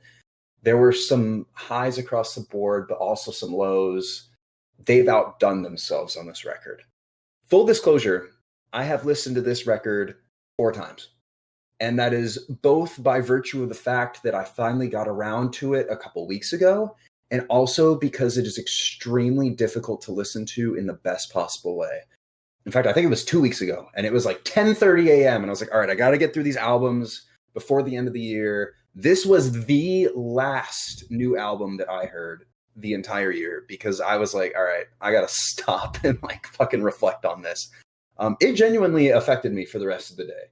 Like, I haven't had an album do that to me in a long time. And even on my second re-listen, I had to stop mid-album to take everything in. This album is, we're going to hit the fucking depression checklist here, because it's about struggling with substance abuse, loss of immediate family, feeling out of place in the world, and debilitating mental health struggles, and about how difficult and real yet rewarding it can be to overcome that and be in recovery. Because I've only heard this 4 times, I am going to read lyrics rather than really get into it, because I feel like I haven't hit everything that this album has to offer.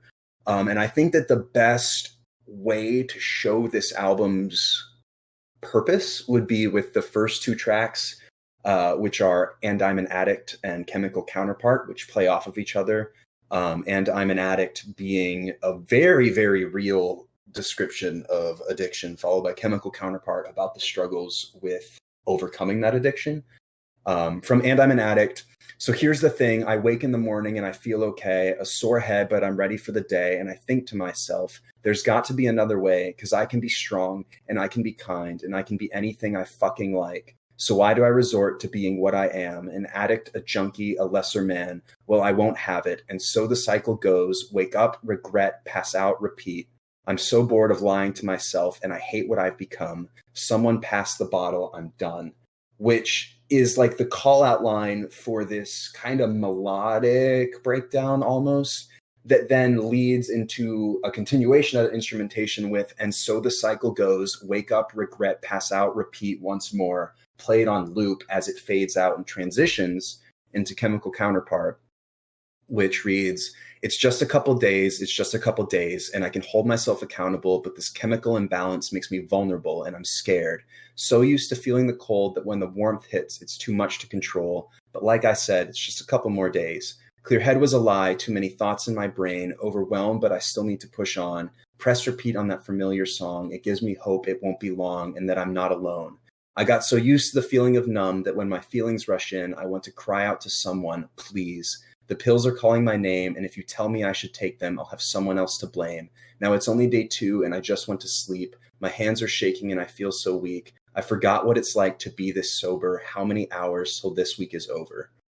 And if that wasn't heavy enough to start off the album, you then get like When the Lights Go Off, which just leads with this punchy riff, and you think it's going to be normal hardcore, and then it's like 3 straight minutes of talking about domestic abuse, which is followed by Blue, which is this whole story about how expecting parents were happily planning their family and painting the nursery and then ended up miscarrying, which I won't go any further into like the rest of this album in terms of subject matter, but like I feel like that conveys the point that this album is extremely difficult to listen to. It's heavy sonically and in its subject matter. It's incredible lyrically. And as far as my mental health goes, both completely cathartic and entirely detrimental.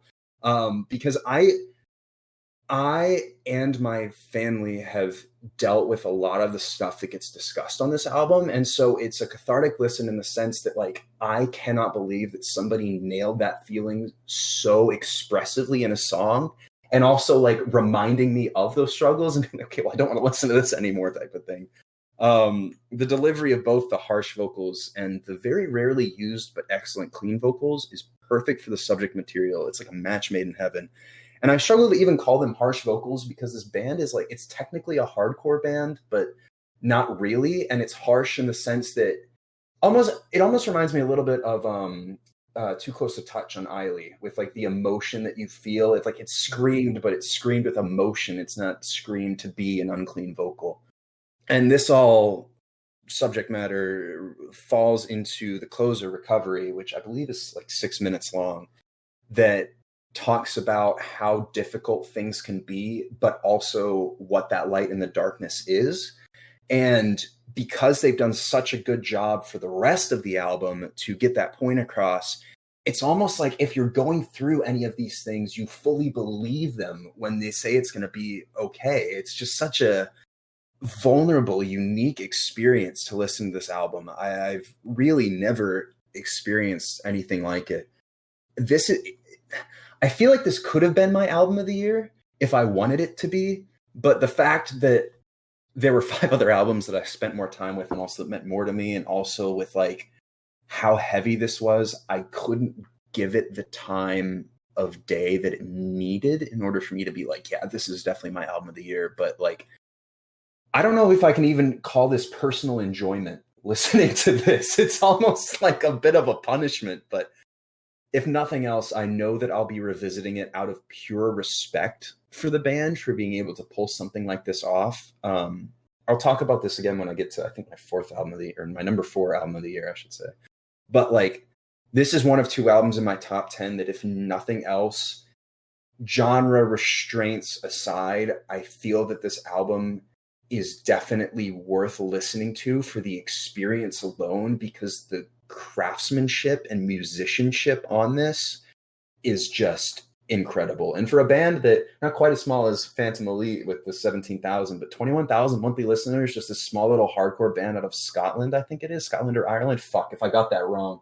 I know how Scottish and Irish people are over there. I'm gonna get fucked up for that. But I mean, just absolutely wonderful, horrible album. I mean, I really have. I've never heard anything like this, and I knew that it had to end up at least close to the upper half, just out of respect for how incredible, objectively, this album is. Wonderfully Horrible reminds me of Justin saying, fuck this song, this is my song of the year. Right? Mood. That's all. My number 6 goes to Windwalkers with What If I Break. What if I break? Go insane. How will you see me? You said it, not me. All in your face. Never believing. I swear I'm growing. As it should. Justin saying silent tells me everything. We might need to change the rules for next year. It's getting too predictable. I'm just letting you talk. Keep going. I don't have. This is the one I don't have any notes, so I'm gonna wing this. Okay, you all heard it here first. I think, like, this is my first exposure to this band. First of all, this album, and Feeding the Gods is like the perfect opener. It's melodic, and it has aggressive moments at the same time. I don't know if it's my favorite song. It's top 2 for sure. I don't think this album has like the cohesion of like Dead Lakes, but like every song has like its own unique identity, and there's like some songs I love and some songs I don't as much. I want to highlight Losing My Color. I think that's lyrically one of my favorites. The chorus is my favorite. For you, any night, I'll be coming home to you over the sky. For you, yeah, in my mind. Any moment, any second, I'll arrive. I'm losing my color. I don't even know what that means, honestly. But I love the delivery on it. And yeah, I don't think there's a lot of albums this year. They don't really connect with the lyrics like as much as previous years. This is one of them. That being said, the chorus of The Bends, which I think I'm gonna say it's my favorite song. What if I break? Go all insane. How will you see me? You said it, not me. All on your face. Knew you're leaving. I swear I'm growing far too close to the pressure. The way it always holds all of me together. Yeah, what if I break? I feel like I can relate to that a little bit. Not as much this year, but in previous memories. And I really love how that's basically like the title track of this album. So I also love like all the electronic elements in this album. The bends is probably another good example of that. Like there's the little synthy, what do I call it, riff. So I don't have like any like any more like details of this album, but yeah, there's a lot on here that like individual songs that I love. Like, yeah. I fuck with it. Really good. I'm glad that you had it on your list. Yeah. This was a surprise for me, honestly.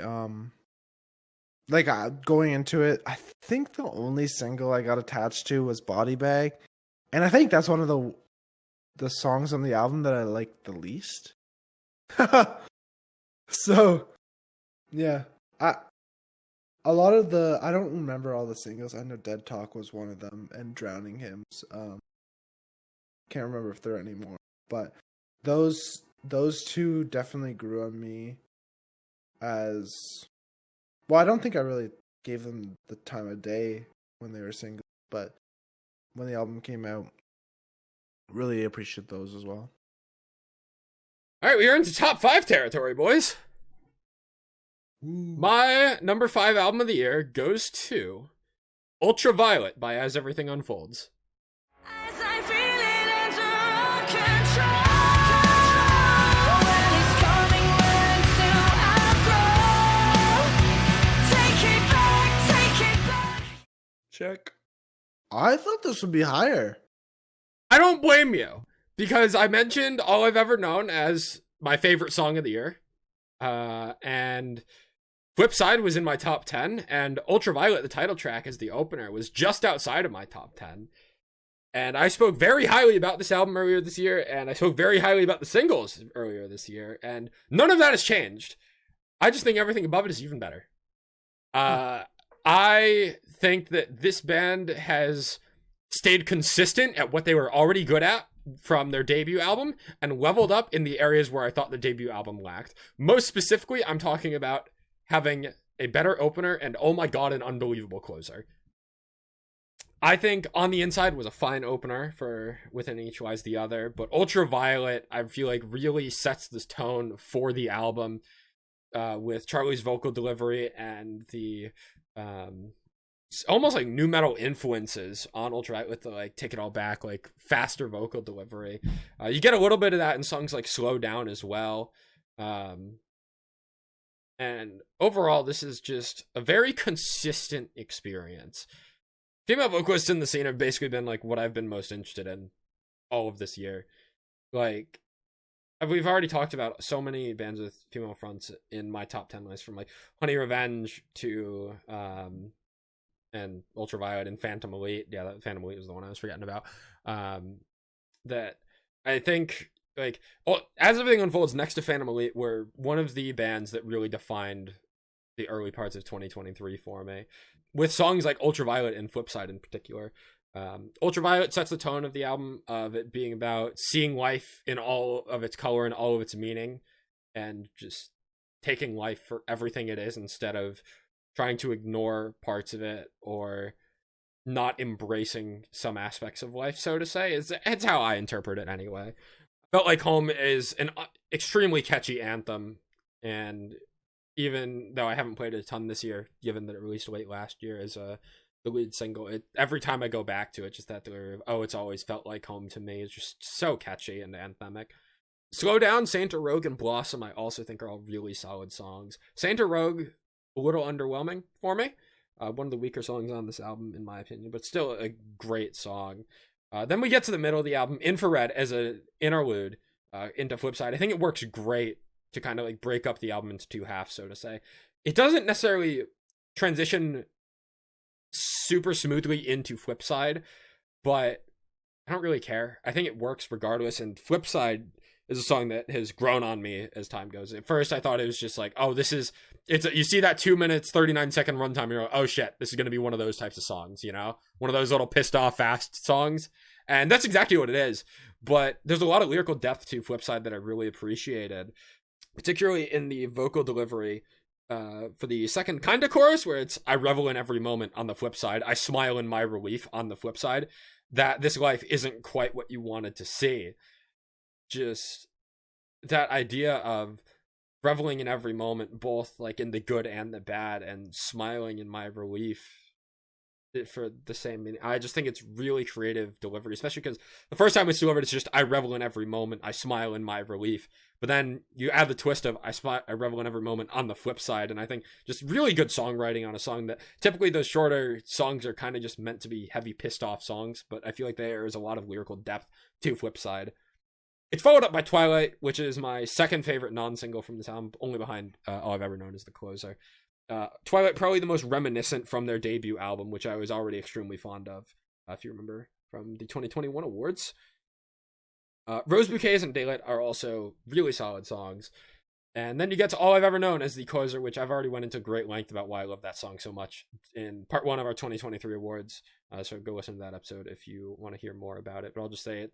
The way that it wraps up the album just with one lyric in particular that I think is not like, I don't love it's not like the most memorable lyric of the song for me. I've mentioned that stuff in my top songs, but what I think All I've Ever Known does to tie this album together as a closer in the opening of the song, it's my eyes are open wide this time, where in Ultraviolet, you're talking about seeing colors clearer than I ever knew is one of the lyrics, and then by the end of it, your eyes are open this time, and the entire album is it's a bit of a metaphor of like fully opening your eyes to everything and accepting it. And All I've Ever Known is that representation of maybe you don't embrace life for everything it is, but by the end of the album, you realize that it's all you've ever known, but now you know better.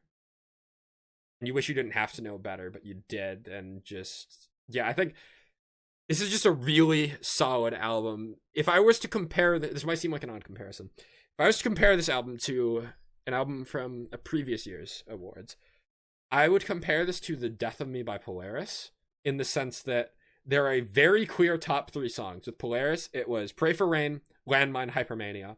This album, All I've Ever Known, is that anthemic, transcendent song akin to Pray for Rain as the opener closer. Ultraviolet is akin to Landmine for me, as just an absolutely incredible single. And then flip side to Hypermania is the pissed off, heavy, quick, fast, in your face type of song. And all 3 songs from both albums are my clear standouts that really carry it to the position that it's in. Whereas with Phantom Elite at my number 6, it was really just Inner Beast that was the true queer standout song. This album had multiple true queer standouts that brings it higher. I think everything above this is I would say slightly more cohesive and has similar peaks. Last thing I have to mention, actually, is that there are some callbacks to the debut album, which, as someone that was so fond of the debut album, I really appreciated it. In Blossom, you get All That I've Forgotten Lies Within, and now that it's in Blossom, won't disappear. And then on Rose Bouquets, you get a similar lyric that talks about within each other that I really appreciated as well. So there are ties to the debut album as well, it's a nice little touch for someone that has been into the band for multiple years at this point. Anyways, Justin, I pass it to you for your number 5. Yeah, my number 5 we've already talked about. It's Moonlight Euphoria by Sunsley. My number 5 album of the year is Wisconsin by Carly Hansen.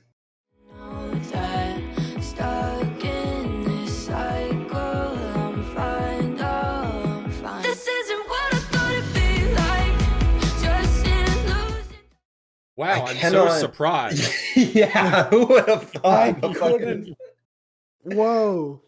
The Carly Hansen corrections officer has Carly Hansen in his top 10. Who could have seen this coming? Shot. Jack cannot. Right? Yeah. Can't believe you guys got this. Wow.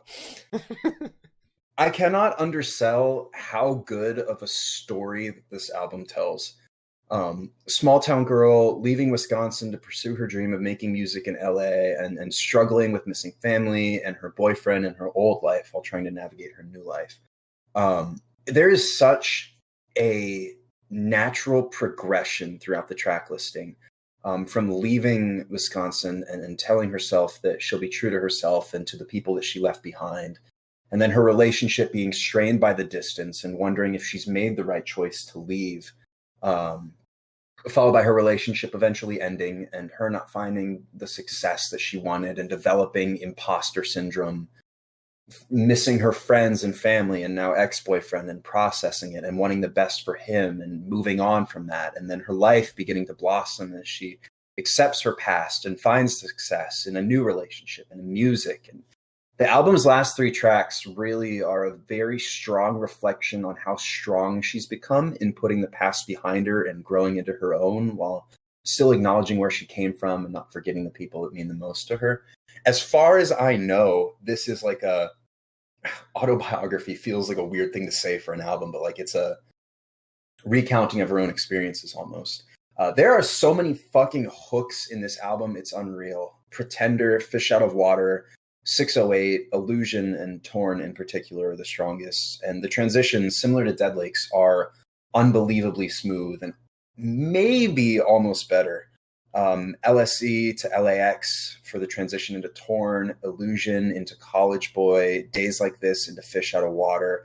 It's so well thought out and well executed. And the fact that the track listing alone, storytelling wise, it makes so much sense.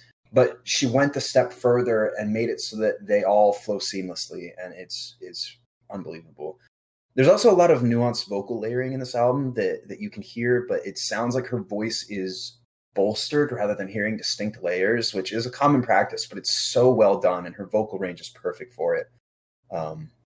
Artists like Elio, who was one of my top 2 discoveries in 2021 back when we did those awards, have been like really owning indie electropop, I guess would be the genre I'd call this, these past few years. But this album, in my opinion, is the best and most complex and well executed example while still keeping a relatable and straightforward storyline. It really invokes this sense of nostalgia for me to when I was 19, which I believe she was also when she moved to LA, and the uncertainties and the struggles of that age in particular. And I feel like it's honestly relatable to anyone who's lived the normal late teen experience in their early 20s. I really cannot recommend this album enough. Easily the best album I heard from a new artist that I discovered this year.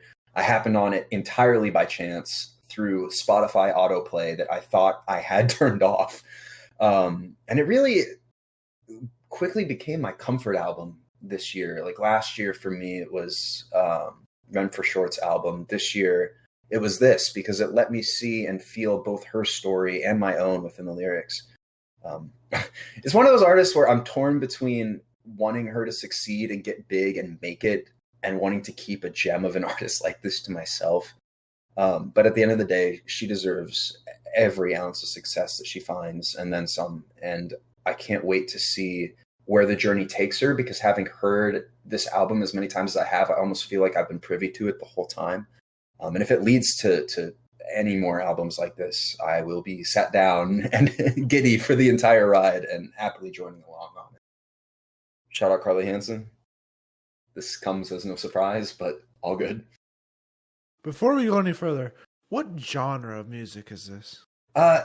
Indie pop with electronic influences. I would say very, very similar to the Run for Short album, okay, maybe with a little bit more rock or punky edge than the softer side that hers had. Cool. Very, very, very good. Well, what are we on? Number 5? My number 5 was Daydreamer by Dead Lakes. So that means we're going back to Jake. All right. Round robin. I think you guys probably assume this is in my top 3, but it's not. Shit, we got it wrong. We got the order wrong. Fuck. My number 4 album of the year.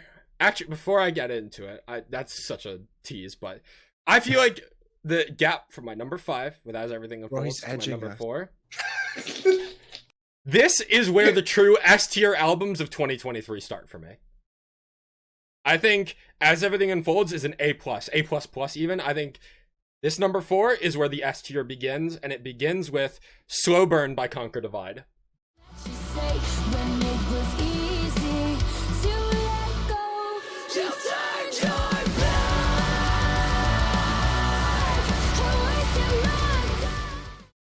did get the order wrong. Fuck. We fucked it up, We boys. fucked it up, man. It's Justin's fault. He didn't contribute. I'm sorry. Yeah, Justin. Justin, why didn't you tell us we were wrong? Because more fun for you to get it wrong. So, this album has very similar peaks to the As Everything Unfolds album. Very clear top 3 for me on this album. It's Atonement, it's Only Girl, and it's System Failure. What differs from As Everything Unfolds to this album is that the drop-off from 3 to 4 on the AU album is much steeper than the drop-off from 3 to 4 on this album, because I think you go like 3 to 7 on this album before there is any significant drop in quality. Atonement, New Heaven, Paralyzed, System Failure, Playing with Fire, Only Girl, and Afterthought, just holy fuck. I think 8 or 9 of the songs on this album ended up in my Spotify Wrapped, just from how much I listened to this album when it came out in September. And I mean, this is, with it being such a long album, I believe this is the longest album in my top 10.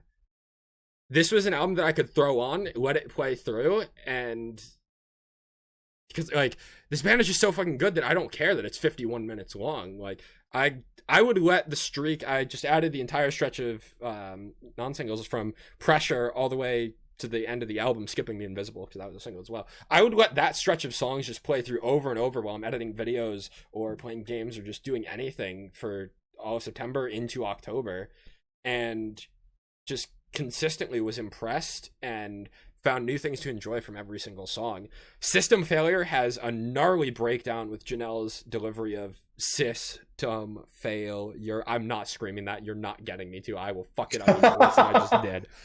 But I fucking love the breakdown in System Failure, because it's the distortion in the vocal is so fitting for a system failure. It's just extremely fitting. Playing with Fire is extremely catchy. Over It, also extremely catchy. I need to just quickly mention while I'm at it that Kirelli's vocals are stunning across the entire album. From the moment I first heard Chemicals, which was the first time I'd heard this band back in 2020, I knew that she had an absolutely incredible voice, and she continues to shine across this entire album. Afterthought is where Janelle really gets to shine the brightest, I think, because it feels like it was a song made for her to just go off, and boy does she go off. Lyrically, you also get the name drop of, is this what you wanted to see, to conquer and divide us deceitfully? Go ahead, keep testing our patience, bury the hatchet, but we still know where it is. And that delivery of, but we still know where it is, just goes into this super fucking chunky breakdown at like the 50-second mark in the song. That is one of the very few holy shit moments of 2023 for me. Every year there's a couple of songs that will either make me visibly go holy shit, or audibly go holy shit rather, or moments that in my head I will like blink a few times and like shake my head in disbelief as to what I've just heard. I'm thinking back to Boom by Amaranth, when the breakdown goes boom. That was a holy shit moment. The Afterthought with Bury the Hatchet, but we still know where it is. That's a certified Jake holy shit moment. I think the only drawbacks to this album are that, I'm sorry, Derek, Pressure is a little bit underwhelming for me. That's the one song I really haven't connected with too much. I will fight the middle. And Gatekeeper has the closer energy. I feel like it stays a little too long. And I also don't know if the message in Gatekeeper is what I wanted the album to finish with. Well, I think it's an awesome song about how this is, like, there are very few, like, I only know of Conquer Divide as, like, female-only metalcore group, basically. Maybe you could argue post-hardcore, but, like, female-only metalcore group. Like, there are not many of those. If there are any others, I'm sure there are, but, like, Conquer Divide are really the only one that come to mind, or that I'm aware of. And Gatekeeper is basically a song of just, I'll just read the lyrics of, we're in the fight of our lives, we came from the bottom, there's no keeping us down, in the fight of our lives we won't be forgotten, do you hear us now? In a genre that's so dominated by men, for them to stand out in the way that they are, I think is a testament to not only their talent, but their perseverance to push through all of the gatekeeping. I mean, it's called Gatekeeper for a reason. And they absolutely shine. But there's so much other lyrical content that I resonate with more in songs like Only Girl, which is another one of my favorites on here, and Atonement, How Does It Feel to Be a Filthy Fucking Rat. And if you want an atonement, you'll get nothing from us. In Only Girl, I miss the way we felt alive and I'd do anything because we moved at the speed of light before you took everything. I fucking love that song so much. Just unbelievably catchy chorus and just so powerful. I don't know if the closer needed to be an anthem for them. I don't know. I feel like that comes out really wrong. But Gatekeeper, I feel like there is a better closer to this album that exists in the demos, is what I'll say. I don't know what it is. I haven't heard any of it. I am more than happy with Gatekeeper. I think that's the thing that holds it back from being any higher. Because this has, pound for pound, like, the songs on here easily compete with what's at my number 3, at my number 2, even my number 1.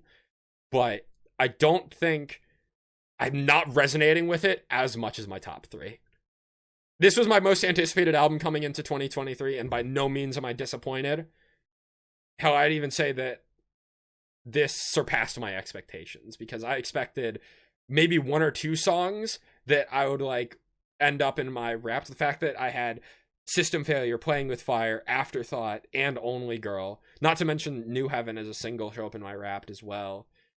Like, this, they really knocked it out of the park with this one. I do think that next album will be even better. All right, we can move on from my number 4, which was A Mice and Tether. Wow, I cannot believe. You know, I totally forgot. That's crazy. That it's that high. Mm-hmm. Funnily enough, I hadn't had anything to say on my last 3 because they were all overlapped. But sorry. It is what it is. It's hilarious. Meanwhile, I'm about to drop the Stealing Justin's third. thunder so hard. Yeah, exactly. I'm about to drop the third album in a row that we haven't talked about on the podcast. My number 4 album of the year is Aetherborn by Chime.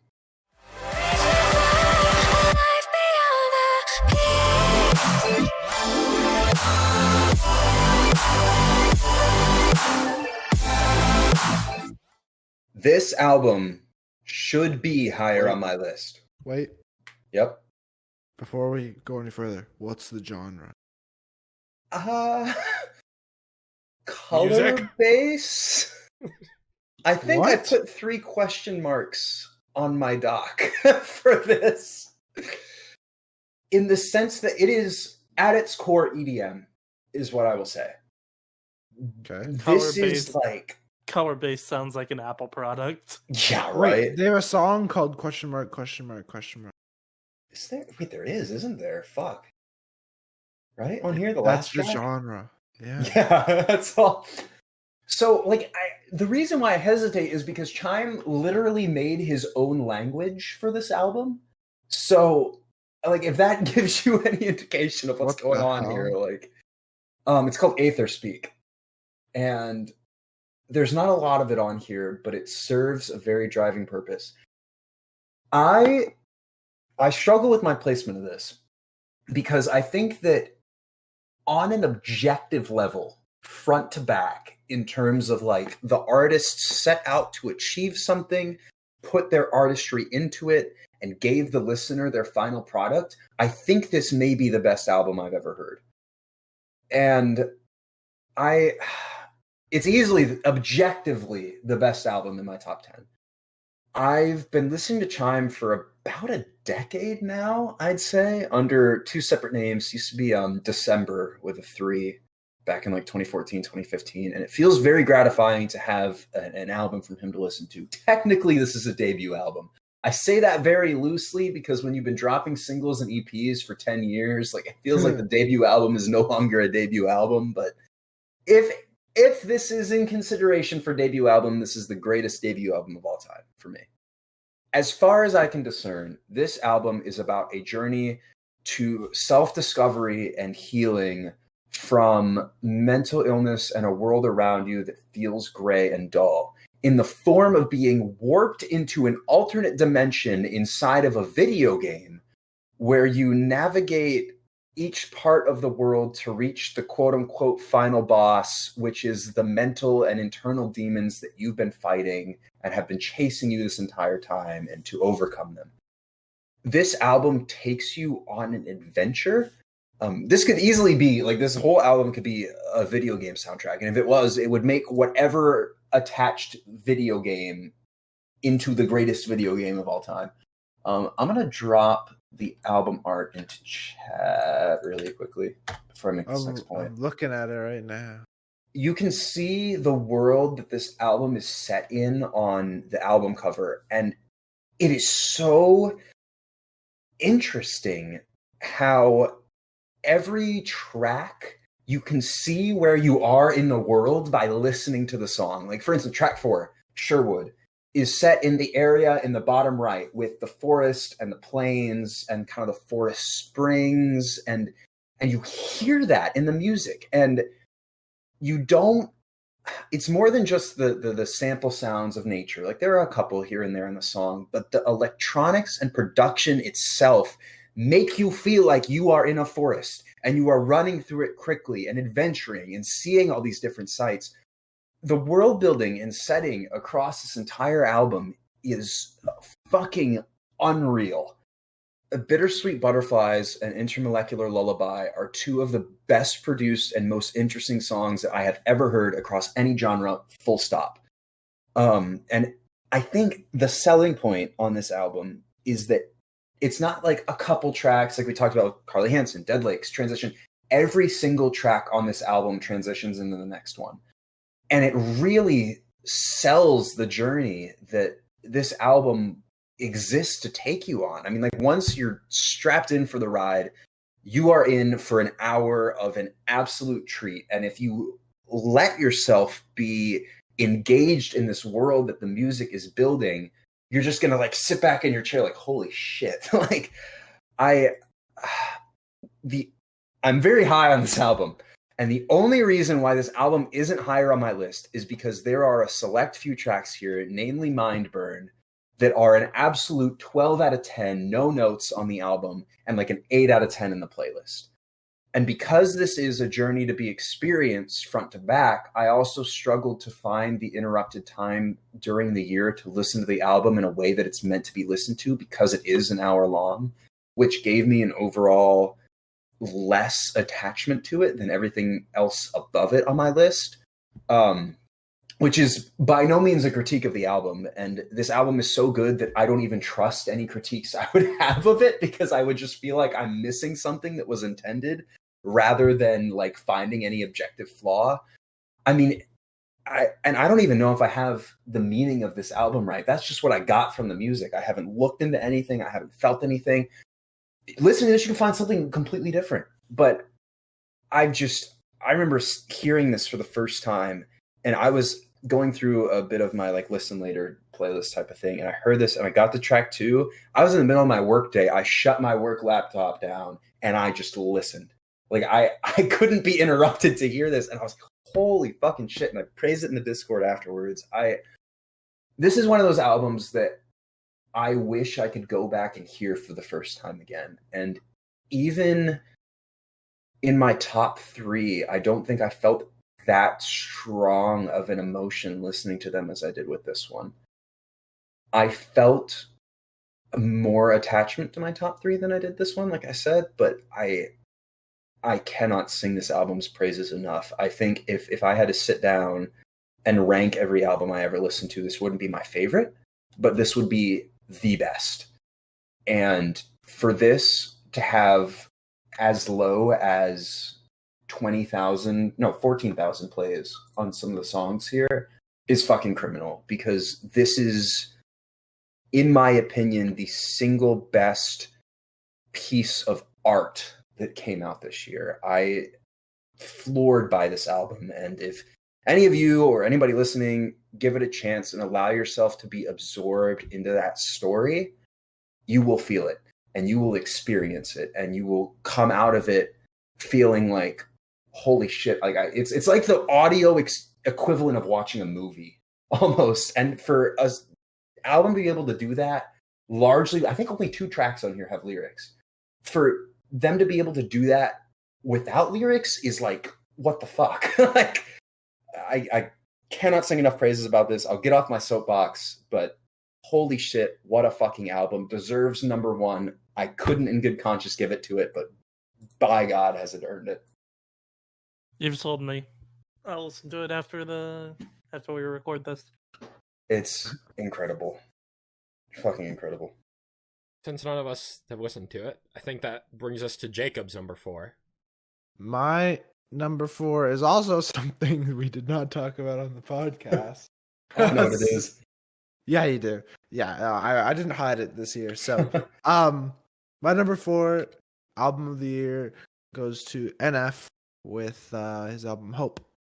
That I'm a lonely soul, and the last to admit I need a hand to hold. Losing hope, headed down a dangerous road. Strange, I know, but I feel most at home when I'm living in my agony. Good call, Derek. Got him. I didn't really hide it, honestly. I don't think I did. No. Yeah, going into this year, I did not expect this at all. But I heard Hope, the song, as a single, and I really enjoyed it. I thought it was pretty good. And then when I heard the album in April, I believe is when it came out, I thought it was just okay. Saved, I think, 2 songs. I think I saved Hope and The Closer.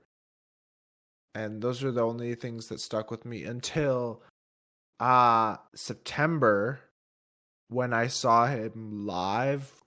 I gave my brother tickets to go for his birthday, and we went and saw NF. And a lot of the songs on the album grew on me, and a lot of the lyrical content is not in every song, but in a lot of songs is very similar to scene music, and that's probably why I was drawn in, honestly. I think also in this album he uses instruments in, maybe I don't really listen to rap, honestly, so I'm talking out of my ass here, but in a way that's he I from what I've heard anyway, a lot of rap artists don't use many instruments. It's a lot of beats and stuff. Mm-hmm. Yeah. NF uses a lot of piano, guitar, acoustic guitar, not electric, and even violin. So I'm gonna give a little review of some of the songs I love in this. After Hope, which is the first track on the album, we go into Motto, which is basically about making your own choices and not letting the people around you alter your beliefs or your quote unquote motto. I think some of the lyrics are funny in this one. This is the chorus. Might catch me at the award show, eating popcorn in the back row, catching Z's with my hat low. No nominations, but it's cool though.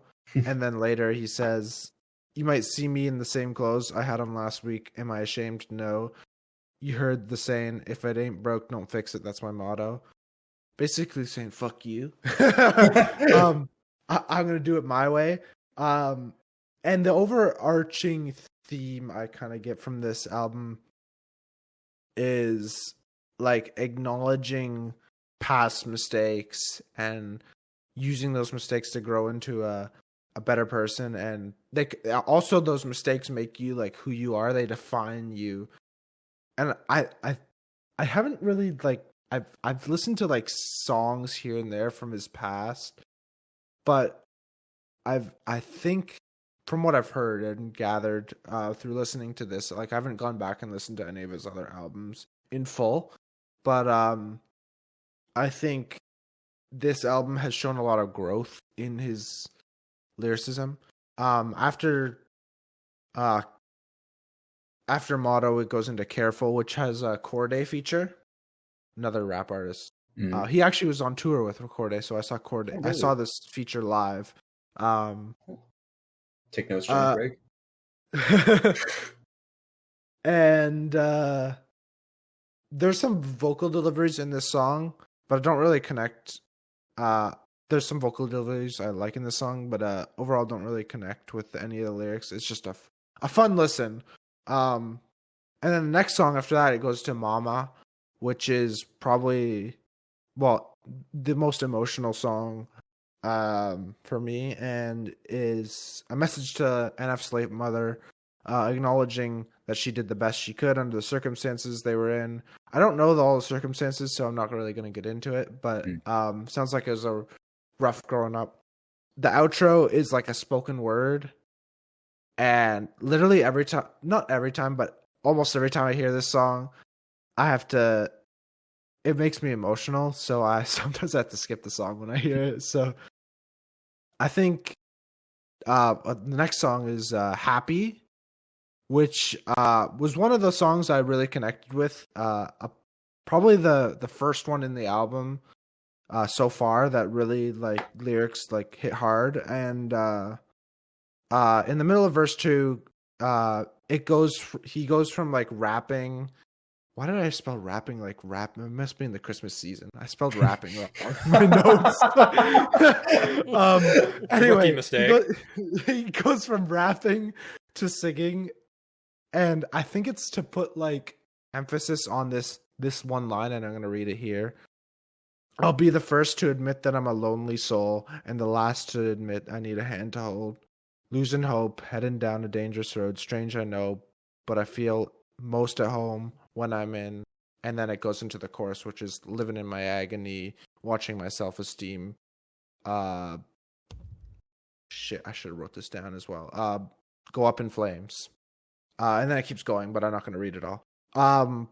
That line, the first to admit I'm a lonely soul and the last to admit I need a hand to hold, is like, it made me like reflect on myself. It's like, yeah, that's a little too relatable. And then the next song that really got me, that grew on me is Gone, which was there's some like strong synth moments in there where it's almost like at the end of each chorus there's a strong synths, and it's like kind of jarring to listen to because it's like these really strong synths at the end of the chorus, and then it goes instantly into like a soft piano.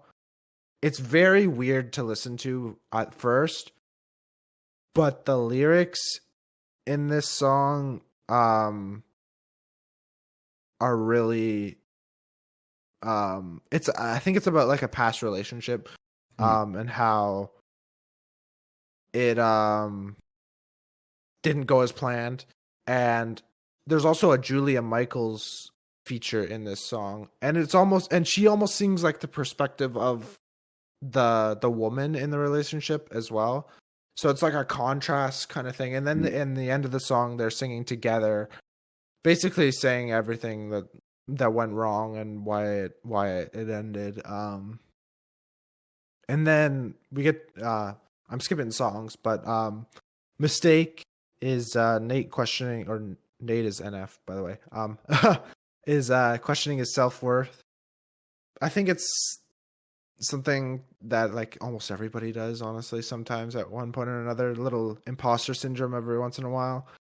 This song is backed by piano and violin, so it really got me with like the combo of the lyrics and the piano and violin all really loved it. And then skip again, we get to the last song, which is my favorite song on the album. It's Running, which is again about a past relationship, basically acknowledging that it was bound to end. And it kind of gives me like the vibe of, imagine like Missing Limbs by Sleep Token, like the sound with the acoustic guitar with the lyrics of Euclid. Oh, so you mean the greatest song of all time is what I'm hearing. Yeah, it's hopeful, and also it's got a rap verse in it, so it's not quite the same. But it builds and builds into this awesome, beautiful, beautiful song, and it's just something I really, really enjoyed listening to, and really connected with. There's definitely songs on this album that I like don't enjoy. Like, for example, like Pandemonium, I think is one of them, which I think is funny because I think it's one of like his most popular ones from like actual NF fans. Mm-hmm. But yeah, that's one of the more like rap heavy songs. But there's a lot on here that I would recommend. It's by no means perfect, but the intro and especially Running definitely made this a really great album, and I really enjoy how he puts his emotions on the line. And I can for sure say, even though I don't think I've heard any of his other albums, this is his best one. I don't know, man. He's got some classics. I haven't heard. He has this, good. so He has I'm gonna good have songs. to- I like. I think my favorite song by him is actually "The Search." It's a good pick. But I think I actually know that one, surprisingly. That one was really popular. That's like one of 3 NF songs I think I know. it's the one where he says the drums came in, you didn't see that coming. That one. That's the line that makes me think of it anyway. Yeah, this is a really emotional album, and it's packed, and it's definitely not something I thought I would be listening to, but with the instrumentals and the heavy lyrics, there's a lot to love here. Say less. I really wanted to listen to this. I don't know why. When this dropped, I meant to put it in the catch up playlist thing that I have, and I don't think I ever did, which is my own fault for missing out on this. But do you know Julia Michaels?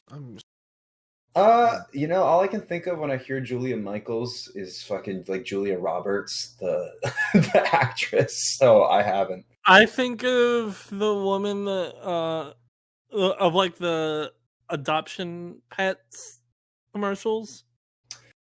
That looks all sad and depressing. Oh fuck! Who is that? I'm gonna Google that. In the arms of the angel. That's Sarah McLachlan. There we go. That's what I was thinking of. So to answer your question, no.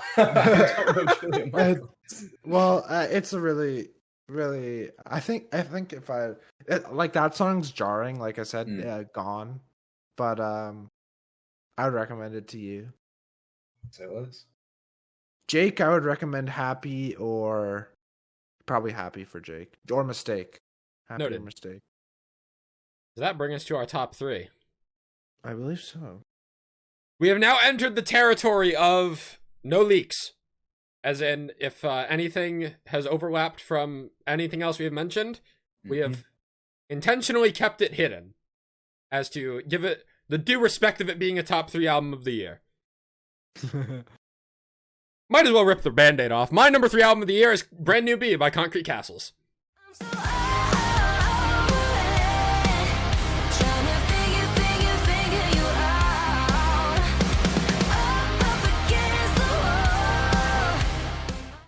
What?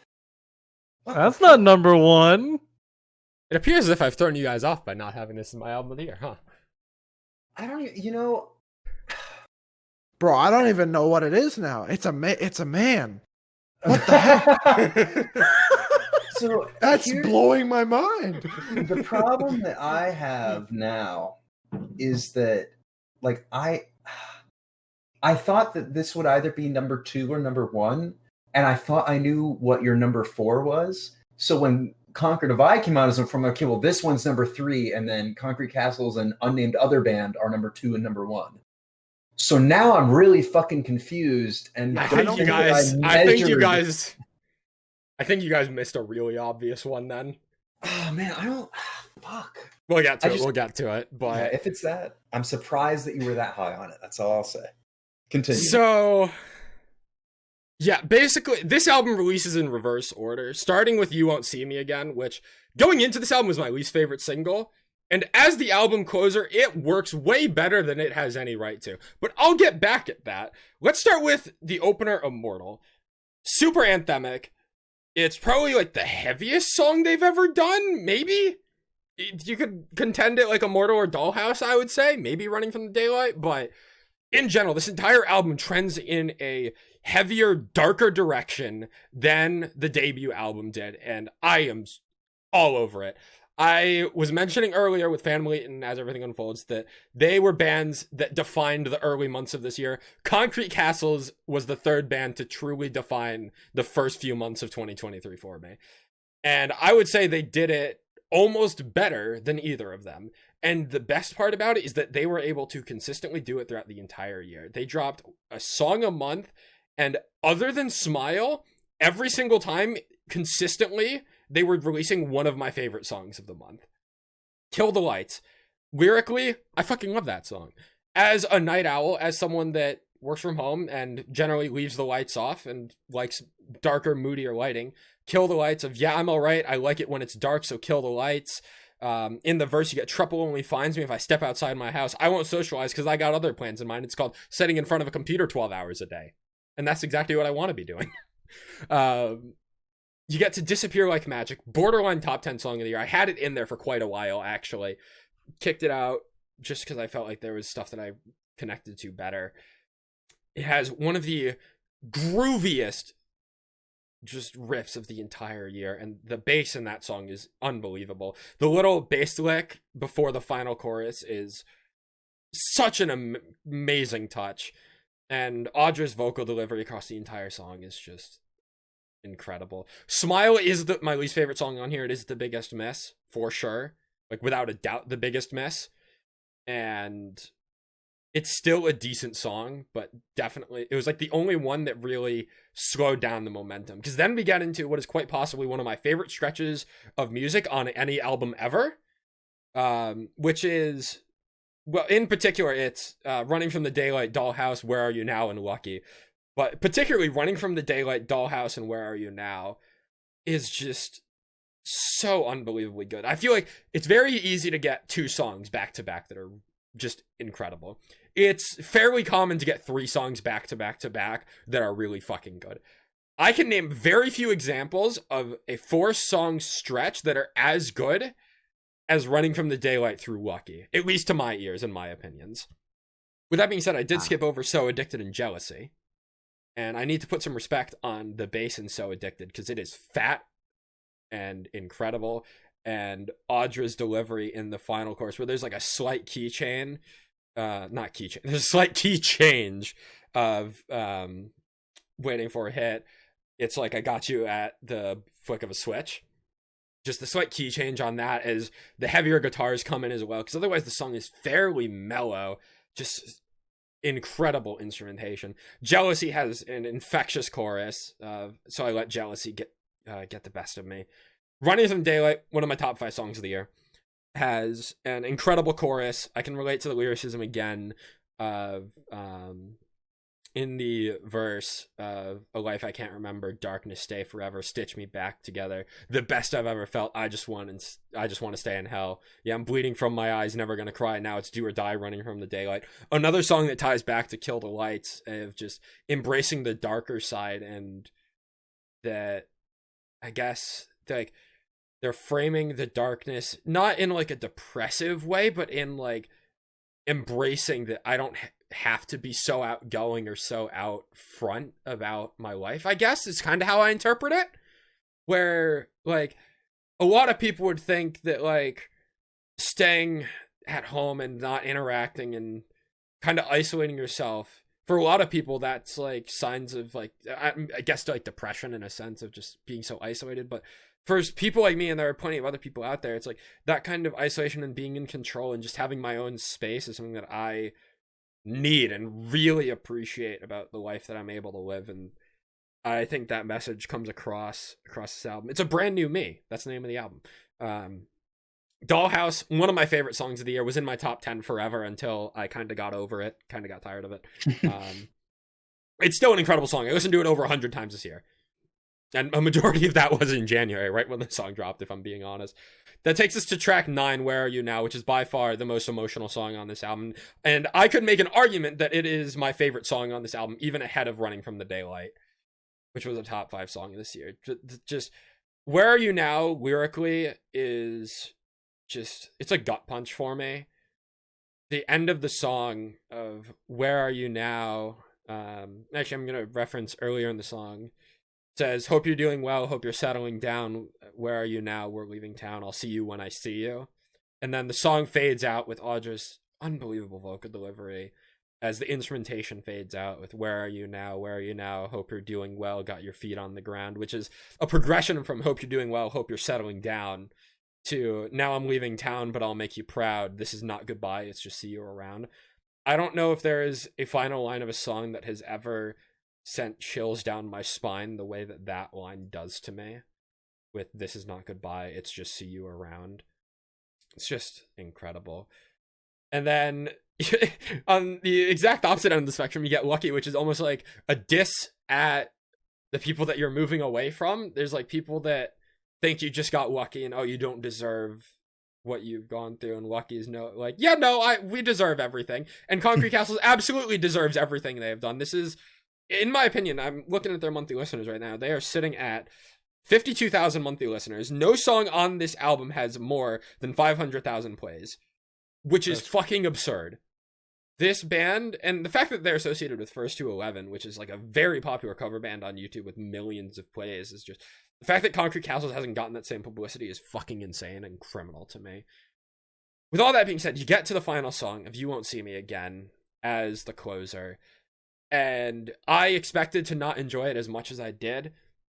But lyrically, it ties the album together so well with, so you want to spend your money and your time wasting 4 years of your life. Don't know what you're thinking you're going to find, but it ain't me, and that's fine. Which, after Lucky being like a diss on people that doubted them, and Where Are You Now, saying goodbyes to the people that believed in them, and everything from the first 8 tracks of just all the emotions that are covered in there. You Won't See Me Again is just, it fits so well. It works so much better than it has any right to be. And then the ending of the chorus of You Won't See Me Again is, so I'm not going to pretend you won't see me again, which I think is really tongue-in-cheek because it's like an extension of Lucky being like a diss towards the people that doubted them.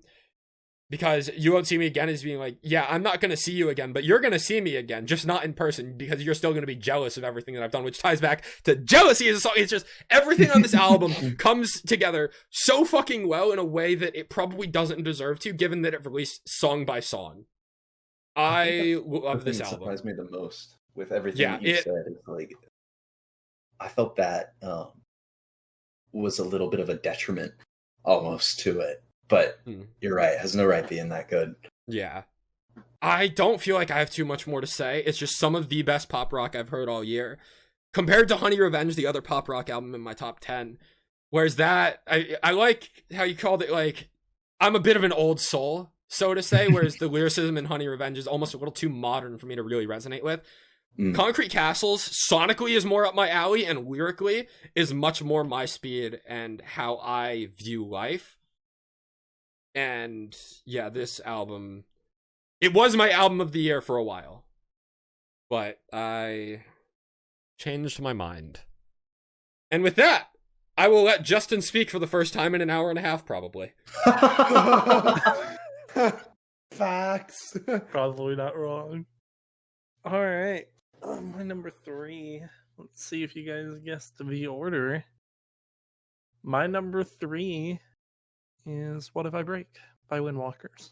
I fed my body to the beast and I would do it again. I'm not at all innocent. I fucking love medicine. To the center room. Mafia, do they like me now?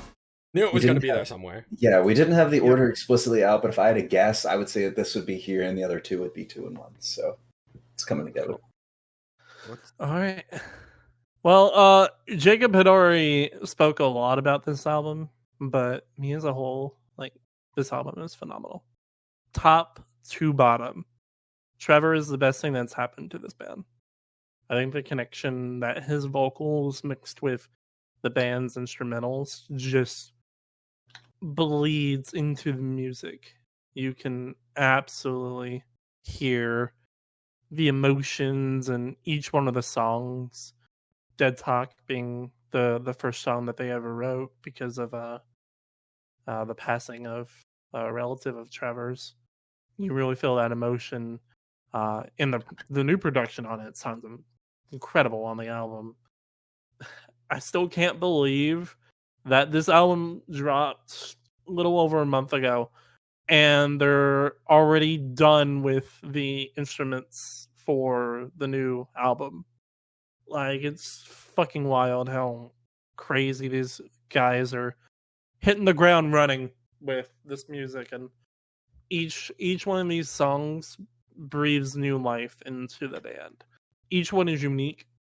I think Feeding the Gods really tells that tale. It's got a unique kind of R&B style track almost, mixed with a little bit of that post-hardcore. One of my favorites. I cannot get enough of this song. The Overlook, the music video for this is really, really well done. Basically telling the tale of, you know, just swallowing your demons and finding what's you know, what you suppress and what you don't like about yourself, and basically finally realizing how the mistakes you made and, you know, what you need to do better. I think that resonates with me and a lot of people, and I think the Overlook does a really good job at that. Its structure is also fairly different. You get like a pretty standard verse. The pre-chorus almost goes into like a rap almost, which is very strange, but it works. The uncleans for this really suit the song pretty well. Mind you, I don't think this is one of my highest songs on the album, but it is really good. In the context of the album, I think it works really well. Dead Talk, we've already talked about. One of the best singles on this album. I would say the new production does really well on it, no matter what Jake says. If I speak, I'm in danger. Yeah, buddy, you better stay quiet. That's right. Body Bag. Admittedly, for me, I think Body Bag as a single was great to kind of get the band back in the light of things, but it is in the lower half of the album, and that's not saying it's bad. I'm saying that everything else is propelled just so much higher. So I felt as well. That I think Body Bag kind of falls flat a little bit, but it's still really good. And then I want to talk about Euphoria. I didn't talk about that song a lot, and I want to go back and mention that Euphoria is just a really fun song. Even if the lyrics are depressing as fuck, you know, that's just the state it be. Like it's a real good track about you know, just being almost numb to life until like that dopamine hits, and then you get that rush. The pre-chorus for this stands out for me a lot, especially when you get the vocal difference with Trevor's vocals on the second pre-chorus that says, I'm not pacing and not complacent, I'm somewhere in between. I don't know if my conscience is relevant, if there's nothing underneath. The lyrics for this as well, in the bridge, are really what do it for me. For me to finally feel this gun could clear my head, my breaking down feels necessary, not holding on if there's nothing left to lose. And it bleeds so well into the chorus. Dissipate, we talked about as a single, so I won't say too much more about it, except the breakdown in the middle of the song where it feels like it shouldn't fit and shouldn't work well, but is almost substantial and like the backbone of the song. Like, so good in Dissipate. And then one of my highest growers on this album is Losing My Color. I didn't think a slower track like this would catch me as much as it did, and it kind of almost slipped through the cracks. But the chorus, when all of the instruments come in almost like a crescendo, is fantastic. Like, above all, I think Losing My Color is probably one of the top 3 songs on the album for me for that reason. And I think it does a really good job of breathing new, like, just using Trevor's vocals in such a different take than all of the other songs before it have. And then we've talked about Hangfire and Drowning Hymns. Just want to quickly mention Hangfire. Really, really glad that it came out when it did. In the context of the album, I think it, like Body Bag, I think it falls a little muddied. But that's not saying it's bad. Just saying that everything else is so much better. That Hangfire is a really good track that stands on its own, but in the album context, it's overshadowed. Drowning Hymns still one of the best songs that they've put out, and it's still going to be one of the best songs. You can tell me how wrong I am, but you're wrong. And then Almost Ecstasy and the Bends really round out this album in a nicely, put package. I was reading the AMA that the guitarist and Trevor did on Reddit, and this album feels like a blend of The Used, Architects, and Paris. And it's actually specifically All Our Gods Have Abandoned Us by Architects and White Noise by Paris. And it's really weird how closely real that is. And it's really heavily influenced in the band. And they also said they would be doing a lot of touring next year. And the minute they drop a tour with them and either like a Never Tell or hell, even a Caskets or 1,000 Below, like I'm on it day one. Like, I need to see these guys live. If Windwalkers supports the right tour, I think that's the next Hivemind meetup. I'm down for it. Yeah, beyond down.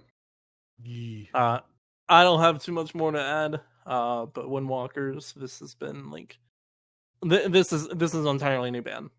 Like the last quote unquote album that they put out. No, this is the direction the band needs to go. My number 3 album of the year for the 4th non-podcast album in the row is Stellaria by Chelsea Cutler. Suddenly you're the only thing that's on my mind, but I am diving even deeper. If you guys remember at all the grip that Jeremy Zucker and Quinn92 had on pretty much everybody in our overlapping friend groups in 2014 to 2016, that's how I found Chelsea Cutler, because she was a frequent feature. I'd say that 10 times fast. And I've been in love with her vocals and her songs ever since. This album is a masterclass in the line between pop and indie pop and how it should be done. Every single year and with every release, she grows as an artist, a lyricist, a vocalist, and continuously surprises me. But I think this album has been the most drastic change in terms of really reaching out and speaking to me.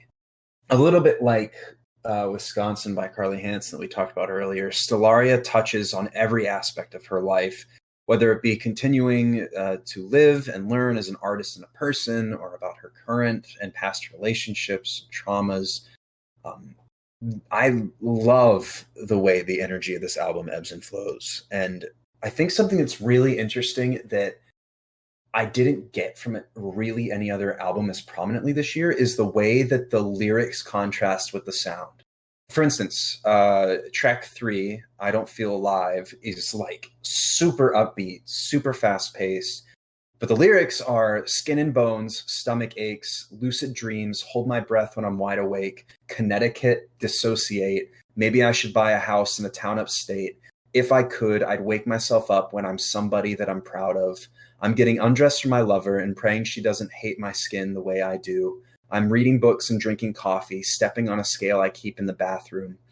The water goes downhill, and still, I swim against the current with two arms that cannot fly, and I don't feel alive. Which is like on top of this stomp, clappy, like happy, upbeat thing. It's like, oh, okay, my bad. Like, it's kind of like the sonic and lyrical dissonance. And then there's, on the other side of the spectrum, You're All I Ever Dreamed Of, which I think is track 7. Is this super mellow, low-key, not at all fast-paced, almost reverberated song that sounds like it would be somber, but instead reads, in the dark of a cold December evening, you would sleep and I'd listen to you breathing and I'd watch as your eyes would slowly open. All at once, you'd fixed all that I'd broken. I will confess, you will forgive. What did I do to deserve this? You're all I ever dreamed of and all I'll ever need. You're all that I imagined, in you I do believe. And there's just such an earnest honesty to this album that I appreciate. It almost feels like how many tracks is this? 14, 15? I'm going to find out before I say this. Hold on. It is a 15. Okay, it feels like a 15-track journal entry in the sense that, yeah, there's like a rhyme scheme and it goes back and forth and there's wordplay, but it really does feel just like genuine thoughts and expressions and real life struggles that happen to fit on top of a guitar and drums. Like, I, especially on a lot of the songs here that pertain to relationships, which I would say probably 3/4 of them do, and it's probably a half split between appreciating the person that she's with and thinking about people who she was with in the past and how she treated them, that it's so easy to connect to and to feel like you are getting genuine insight into her life. And that by the time the album is done, obviously there's the whole like, oh God, we see it with Bad Omens and Sleep Token all the fucking time. The parasocial relationships where people think that they like know the other person and the artist. But by the time you get done with this album, you truly do feel like you know Chelsea Cutler and what she's going through and where her mind is and what her life is at. The growing, the learning more about yourself, the relationships, past and present, being scared of losing people close to you. Like, these are all real things that I've gone through, that I go through daily, and feeling it's one thing to go through them and have an outlet in terms of like, oh, well, I'll listen to music and it'll help me escape that, or it'll help me like through that, or whatever outlet it may be, a hobby, work, anything.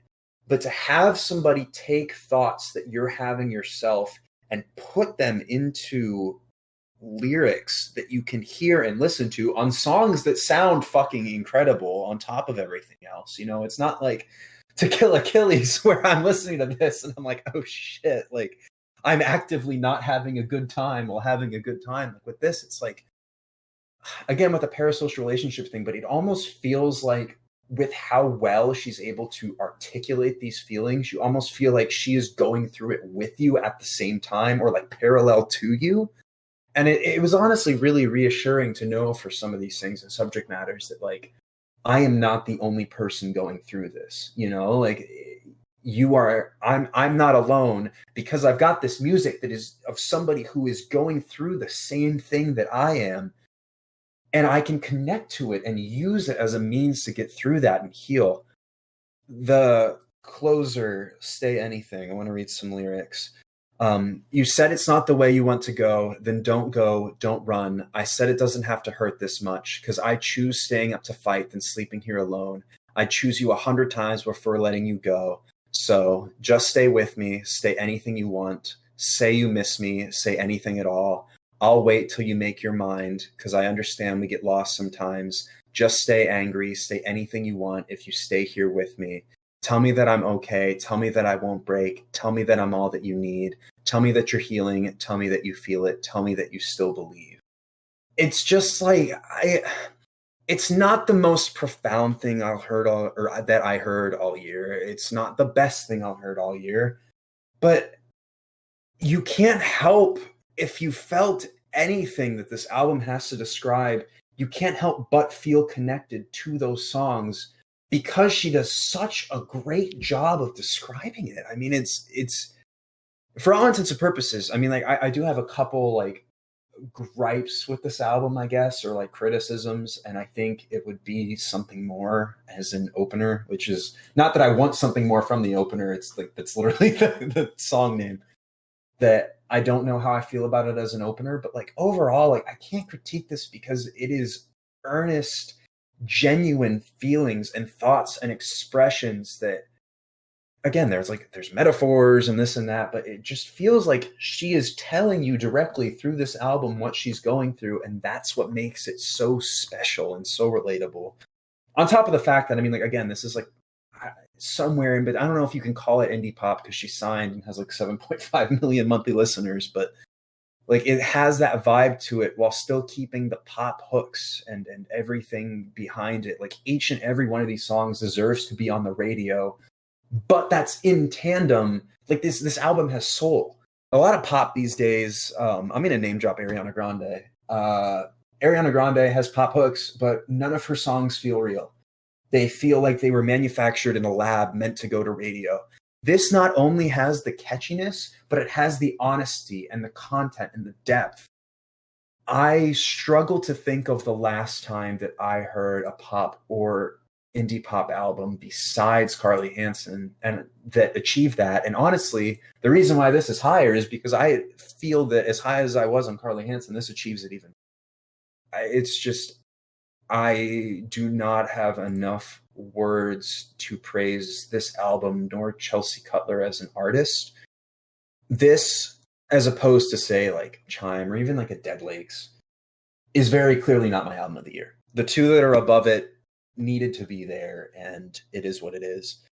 But for all intents and purposes, this is still, I mean, obviously a top 3 album that I heard this year, and it more than earned its spot. I love this. And I think oftentimes there are a lot of albums that, at least for me, I don't know if you guys feel the same, but that we go through the year and end up placing them in our top 10. And then we may revisit a few songs from them, but we don't revisit the albums as a whole as often, except for a select few. To me, the mark of a top 5 or even top 3 album is the ability to have it be long-standing, that I know that I can go back to this album in the coming year no matter what, and I'll want to. There's very few albums that do that for me. Mm-hmm. I agree wholeheartedly. And like, honestly, I think that this year is, as general commentary, my top 10, I guess, I think that my top 10 this year might be overall like the average, like even like the top 3 aren't as strong as my top 3 from previous years, but I feel like this year has the most albums that I'll want to go back to as a whole out of my top 10. I think Dead Lakes onward probably for all of them. But that this is really one of those that I would consider in the same, like Ren for Short was my number 2 artist of the year, most listened to this year, just solely off that album from last year that dropped. Yeah. Because I went back to it so often. This to me has that same feel to it. Like I feel that come 2024, 2025, I will be going back to this album more than I will my number 2 or my number 1. And it couldn't make that for it this year because I feel that the others, both I spent maybe more time with and also are objectively stronger albums as bodies of artistry. But for this in and of itself, like I love this. I know I'm going to be revisiting it. I am more than grateful that this album dropped and surprised me by how good it was. I love this, and it is exactly what I needed for this year. Wow. Yep. I have no notes for my number 2 or my number 1. So I don't feel that. I don't feel like that about this album I'm about to talk about. I think it's good. I don't think it's an album I'll be like returning to in coming years. I think that's something to say about this year, honestly. No, absolutely. For me personally, this year has been a little weaker than others. I think actually the NF album, I think I'd return to that more than these next 2. So, but with that being said, my number 3 album is Ruckus by Movements. Got me on my knees in my obsession, and I don't even know you by your name. Let me spill that's high. Yeah, we have this on the list. Like, that's a check mark, but I really didn't expect it to be top 3. I didn't think so either, honestly. Yeah, I think what this album, Tightrope stonks. that is part of it. I think, like, as a whole as well, it is. I think it's more consistent than No Good Left to Give, and I've listened to No Good Left to Give quite a bit recently, actually, because I recently got it on vinyl, so I've been listening to it quite a bit. I think this is more consistent than No Good Left to Give, but as a whole, I don't think it's as good. But what I have written here is there are very few other albums in this list that check like all the boxes for like a good album, and for me this one feels like complete, if that makes sense. It feels a little bit more structured than like Windwalker's. I don't think it flows as well as like Dead Lakes, but it starts with You're One of Us Now, which is a decent opener, but I think the thing that makes this song unique is the children in the background screaming, bring the noise, or what is it? Join in the crowd, join in the ruckus, follow the sound, you just have to trust it. Yeah, join in the ruckus, join in the crowd, join in the ruckus. I think that gives it like unique identity to me. I haven't heard anything. I don't even know if it's children, but I'm going to assume it is. It's at least what I assume it is. It gives it identity, and yeah, it's just groovy. I definitely don't connect with this album as much as No Good Left to Give, or I think do I like it more than first album? This is a controversial take, I feel like, for Movements fans, because everybody thinks that first album is the best album, and I do not think so. I feel that is a valid take. But for me, this is the weakest Movements album, and I think Feel Something is number 2, and No Good Left to Give is number 1. But that might also be hindsight bias, so I don't know. But I will support you on that. Ruckus is my favorite, then Feel Something, or not Feel Something. I haven't even listened to Feel Something. No Good Left to Give is number 2, and Feel Something is to be determined. I think this loses some of the emotion that you had on those 2 albums, but it turns it into a more like lust, if that makes sense. Which I'm fine with. And yeah, as Jake said, Tightrope Stonks. There's a lot of, I feel like Heaven Sent, I don't even know what instrument it is, or it just sounds like old. What's the word? Prehistoric. Heaven Sent sounds, what the melody sounds like something you'd hear, I don't know what era, honestly, but it sounds old. And yeah, Tightrope Stonks. I Hope You Choke is probably the weakest song on here for me. I think it's cheesy. I think it's cheesy. I hope you choke lyric, honestly. It's a good I'm not song. gonna go to. It's okay. I stand Yeah. with Derek. Fail You is it's like anxiety in a song. Maybe that explains why I like it so much. It's anxiety of feeling like that you're gonna be abandoned, I think. Like by a loved one. Yeah. And then AMP, probably my favorite song sonically on the album, not lyrically. Type wins that. But this one is just like, I could dance to this all day. Did anybody figure out what AMP means? I have no idea. I still don't know. But the lyrics and the guitar, I could just literally dance to this all the time, all day. Where's the lyric I want to read? Here, I got it. It's got me on my knees. You're my obsession, and I don't even know you by your name. Let me spill my secrets like confession. Body like an angel, let me pray. Oh, you give me heart attacks, but I like it like that. You took a piece of me away, and I don't want it back. The delivery on that is just like, and it keeps going. By the way, I didn't read it all. The delivery on that line, on those lines, is like ecstasy in my ears. Along with like the guitar. Oh my god. Definitely the clip I'll use, Jake.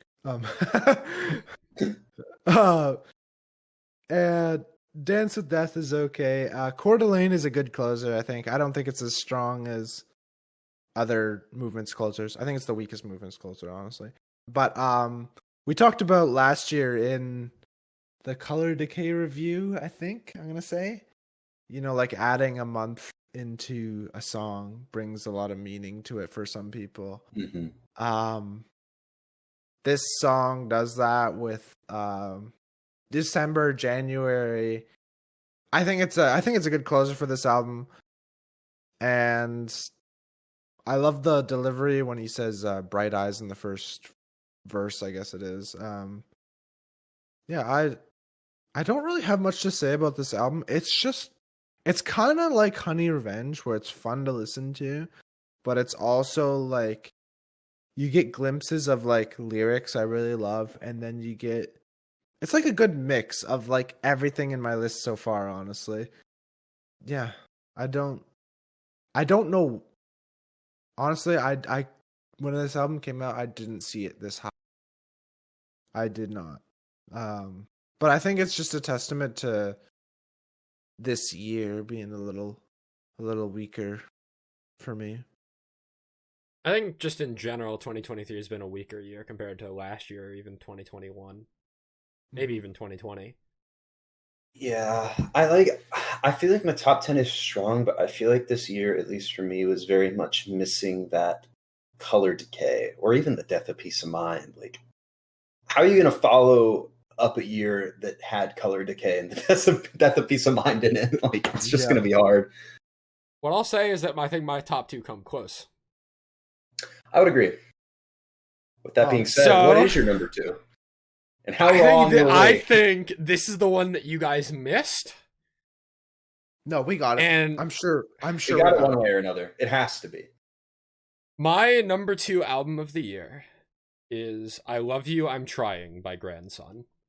I love you, I'm trying. I love you, I'm trying. I love you, I'm trying.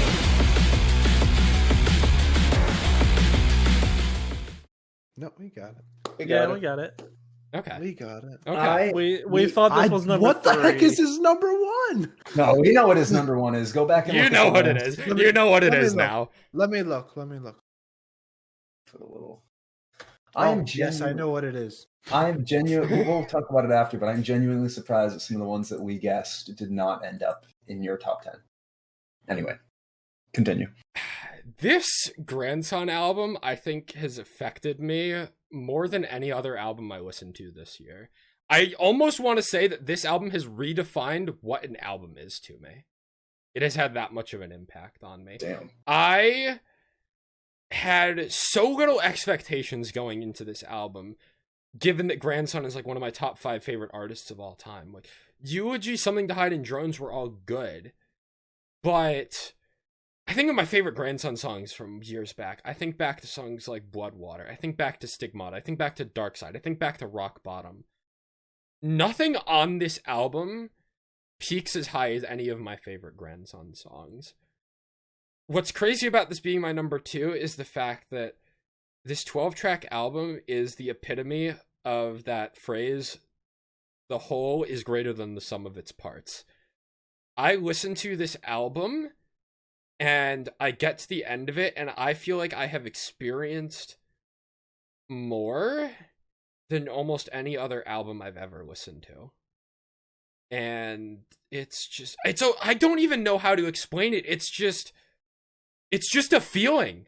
I don't know what it is, but this album makes me feel something different that almost no other album has ever been able to make me feel.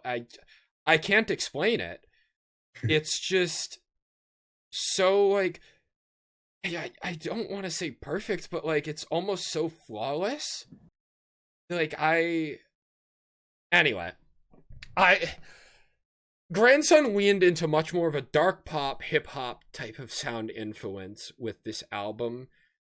This almost feels like, this is a weird comparison, but I almost want to say this is what, if Misery Loves Company by Letters Sent Home was a full album, this is what it would sound like. Kind of, anyway. Kinda. There's just a dark pop ambience to this album that really resonates with me, while also keeping the rock influence from Grandson's past relevant and prevalent in songs where it needs it. And in songs like Something to Hide in Drones, you get that energetic hello, dog. In songs like Something to Hide in Drones, you get that sort of rock influence, especially in Something to Hide, very reminiscent of older Grandson material.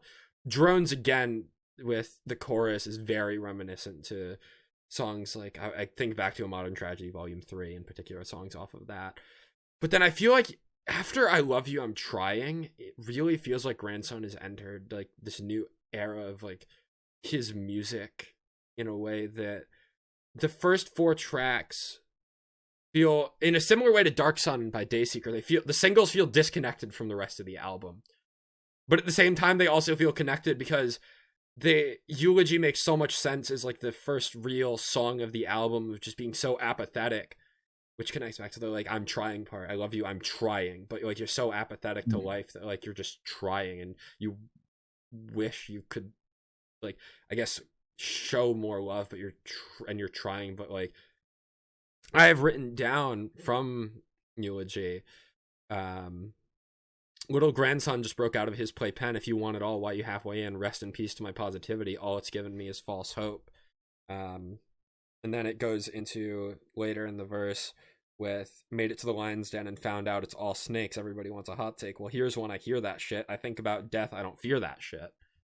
And I was reading up about it, and the line of if you want it all, why you halfway in connects to that part where it's like, you want all these great things in life, but if the idea of suicide is in the back of your mind, you always have a plan B, so you have no reason to really be like fully committed to it. Because you're just halfway in, even if you really want it, the other half of you is just on the idea of just like apathy and ending it all. And do you get more touches on that in, especially Murderer later in the album, but this entire album, it's very raw, it's very emotional, it's just, this album makes me feel a certain way that I've said multiple times, I can't describe it, but this is a very special album to me, and I wish I had better words to explain it, but every song makes sense where it is. Every song has a moment that I really enjoy. It all flows together perfectly. There's a variety. No song feels like it's doing something that was already done on the album. Everything feels intentional. It feels like an album, like a true album that there's a story and a message and a meaning. And like, yeah, other albums have this one just is different to me. This one, I'm just going to ramble off some lyrics from songs that I really enjoy. I Love You, I'm Trying, the title track. The delivery on I Keep Letting You Down, There's No Denying, I Love You, I'm Trying, I Love You, I'm Trying. I Said It Gets Better, We Both Know I'm Lying, I Love You, I'm Trying, I Love You, I'm Trying. And then at the end of the song that leads into this big drop, which I fucking love. Which is, I Love You, I'm Trying is actually my favorite song on this album. And I have, like, compared to my other favorite songs on, like, Slow Burn or Brand New Me or even, like, Monster to Me by From Ashes to New, like, I have not listened to the songs on this album nearly as much as some of the others albums on this list, but this album makes me feel so much more listening to it front to back. When the Bomb Goes, which grew on me a shit ton after hearing it live. That song goes fucking crazy. It's way better live than in the studio. I will tell you that much. It sounds like a live song. Yeah. On the inside, felt like an outcast, was ready to give up, and deep down started to doubt that if I spoke too loud, that my voice might crack, shout into the void, and the void shouts back, and then all the instrumentation drops out. We are not alone. Can you keep a secret? Because you never know when the bomb goes. It's just basically just the idea of like, I don't know when I'm gonna have my next, like, I guess episode is the way I want to say it. Like, I don't know when I'm gonna like freak out from all these problems that I'm going through type thing. In Enough, the next track, how many last chances will I get? How many times can I let you down with regret? How much can I ask for till you walk out that door? Speak now or hold your breath. Which ties into the whole I love you, I'm trying. This album, there's a subtle reference to Branson's in a long distance relationship throughout this album, which is a true fact. He is in a long distance relationship, and obviously being a touring musician is part of it. But he just like me for real. Yeah. Murder it's a very cheesy, on the nose song, but it has some of my favorite lyrics on this album. Sad to reflect on the lack of respect that I have for the things that I have. I'm a wreck. It ain't gonna change for a bag or a check. The hole in my soul keeps racking up debt. And then the ending of Murder, you get the gunshot sound effect where he basically kills himself in the lore of like the story, hypothetically. This song is definitely exaggerated to what he actually feels. He's said that, but the end of the song it goes into the idea of musicians that have committed suicide for all the mental problems they're going through. We ignored his cries and pleas until we posted his RIPs. It's ironic that attention, he got high for it. To live forever, he had to die for it, or so he thought, because a couple of months go on, forgotten for the new kid in town, so forth, so on. Another sob story when a star can't handle it. Lost angel fallen in Los Angeles. And then that brings you into an interlude track, which leads into Heather, the by far saddest song I've heard all year. Dear God, this song is it is so fucking painful. This is dedicated if you put me on your playlist, if you showed up to the stages, if I never get to say this, I'm proud of you for all the shit that's drowning you and all the noise surrounding you. Hope you find what I found in you. Which after this entire album showcasing all of the thoughts that goes through Grandson's mind, whether it's exaggerated or real, Heather being about the relationship between the fan and the artist and wanting to be able to deliver hope to people and not being able to, and then but also realizing that like it's as much as it's a song for the fans, it almost feels like it's a song for himself as well, and it's just so beautiful. Then you get to the closer, Stuck Here With Me, which ties everything together so perfectly with all these problems, but at the same time all this success. Step 1, gotta find a way to get the fuck out of bed. Step 2, gotta find a way to get the fuck out my head. Step 3, gotta wake up, do this over again. And then in kind of the chorus, pre-chorus, whatever you want to call it, if I could switch on the count of 3, I would do it, but I'm stuck here with me. Oh, I wish there was someone else I could be. I would do it, but I am stuck here with me.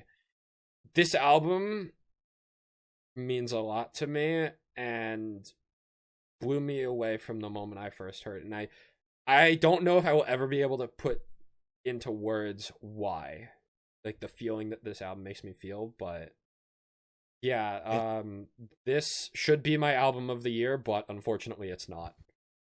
I so badly want this to be my album of the year. It's a shame that the English language is so limiting. No, seriously. It's in terms of like expressing like emotion. Oh, absolutely. It is extremely limiting. I laugh, but you're 100% right. Either limiting or you get like anxiety or you get all that common language that feels like it's been beaten around the bush already. I guess part of the reason why I laughed is because it feels like we go so long with these episodes. We have so much to say about all our favorite pieces of music, and those words still can't even come close to how we want to describe them. No, exactly. Like, I don't know how long I just rambled on that Grandson album, but like it was a while, and I still couldn't piece together exactly why I love it so much. I honestly think it would be, this is a little bit of an aside, I guess, but I think it would be really interesting to take a look and take the average of our discussions for each of our albums sequentially and see if the time we talk about them goes up on average for each of them as we progress through our list. Yep. Anyway. With everything out of Okay. the way on the Grandson album, let's figure out what Justin's number 2 album Do is. we have Justin's number 2 correct? Let's find out. You guys want to guess it? No, No. we're gonna celebrate or We've stolen your thunder in the 10 through 6. yeah, Or you gotta the 10 speak. through It's your 4. time to shine, buddy. It's your time. Cool. My number 2 is Daydreamer by Dead Lakes.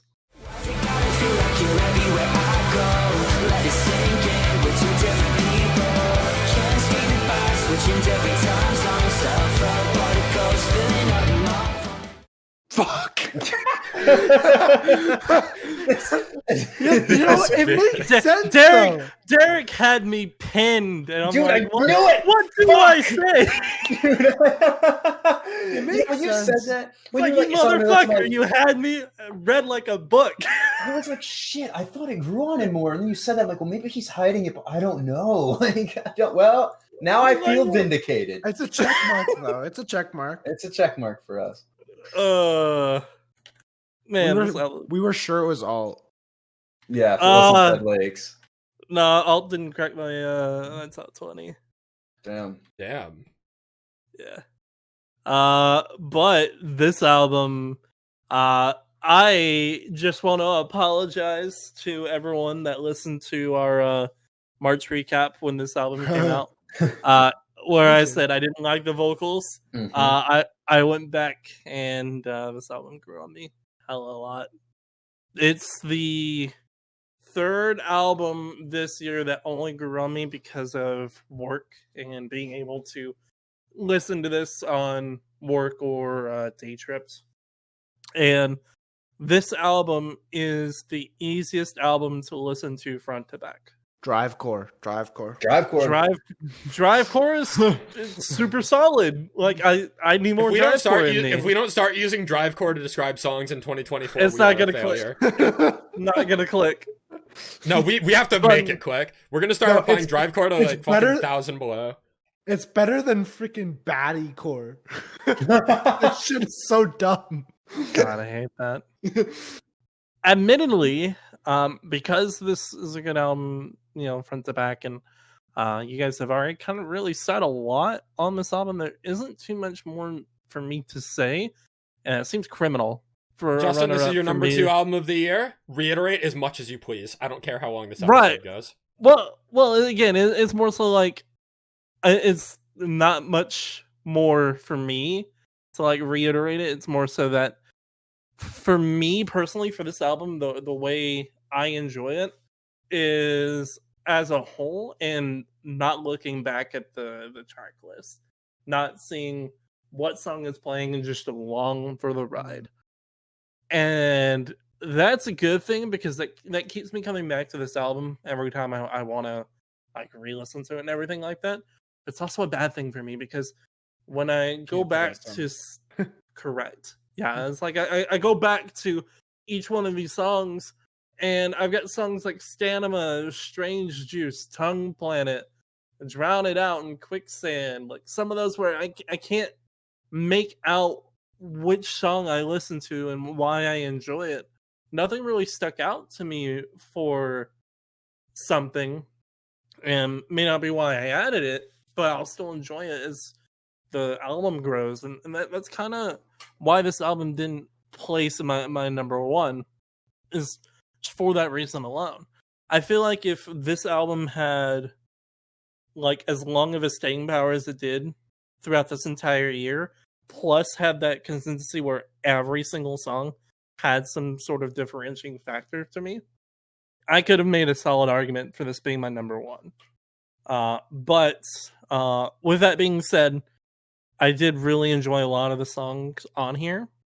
The ones that I saved and that I constantly go back to are Wrong Way, Onyx Drive, Ad Nauseum, and Deceiver. A special shout out to Believer. That's probably one of my favorite interludes of any album. It works so well in this context. I wish it was a full 2-3 minute song, just because it's got a really good vibe to it. But alas, it still works and still transfers into Hold Back pretty well. Wrong Way It's got a really good bounce to it. It's really catchy. It is probably my most played song of this. Onyx Drive, while one of those songs I didn't really click with immediately because of the title not being in the song, so I didn't really recognize it. The chorus stuck with me. Don't want to waste my youth for another night. Had to jump no parachute to learn that I could fly. Taking every view like it's the last time. Gotta say goodbye to my past life. That really stuck with me, and just his delivery on that chorus alone is really, really good. Deceiver, as a whole, that song really surprised how good it is. It is my favorite closer of the year, like by far. As it should be. The second verse really carries the song for me, with the feature of "This is the ending I didn't want to see. I can't help but feeling that you're just going to leave. Self-sabotage, you push it all away. The farther we fall and falling in the sins, and knowing this ends you or me. Just a minute, we're not right, and I'm not fitting in these four walls or in your feelings. I'm better off without you in me. Who am I kidding? I'll regret it. Won't be you, so I'll just say it. You need me, so you just can't take it, pretending you doubt." And then transitioning into the chorus just so well in that song. Ad Nauseum, one of my other most played songs of this album. The chorus has really good energy to it. Why's I gotta feel like you're everywhere I go? Let it sink in. We're two different people. Can't escape it by switching to different time zones. Self-help articles filling up my phone, and I'm still dreaming. I guess all I need was fresh eyes, mellow in 03. Yeah, maybe I just need to start believing. Ending the track on that chorus too worked really well. All that being said, for my introduction to Dead Lakes, I think this is a really good introduction. I hope in the next project that they do, the singles stick out for me more, because I didn't really have the hype going into this album, and that's probably why I kind of shrugged it off, especially with it releasing in March when we had a lot of catch up to do. That alone, like, kind of made this album suffer for me a little bit, and I didn't really get into it till like May or June of this year. But with all those negatives, you bring me a masterclass in an album that's done perfectly top to bottom, flows into itself almost like an Ouroboros, I imagine it. It's just it's so well done for a debut album. It's incredible. I am excited to see where this band goes. I am along for the ride now. He's ready for the drive core. Yup. I think without a doubt, this is the album that the four of us can agree on the most. Yes. Look, after Nightlife kind of fucked me up and got me into more vibey vibey music, I need more drivecore in my life. That's got this energy. Everybody could use a little bit more drivecore in their life. All right, Derek. I love that we're sticking with this. It's all coming together. Oh, all right. It's time to rip the Band-Aid off. This is cute. You're hurting either me or you're hurting Jacob right here. Yeah, right. No, he could not be. My number 2 album of the year is "Take Me Back to Eden" by Sleep Token.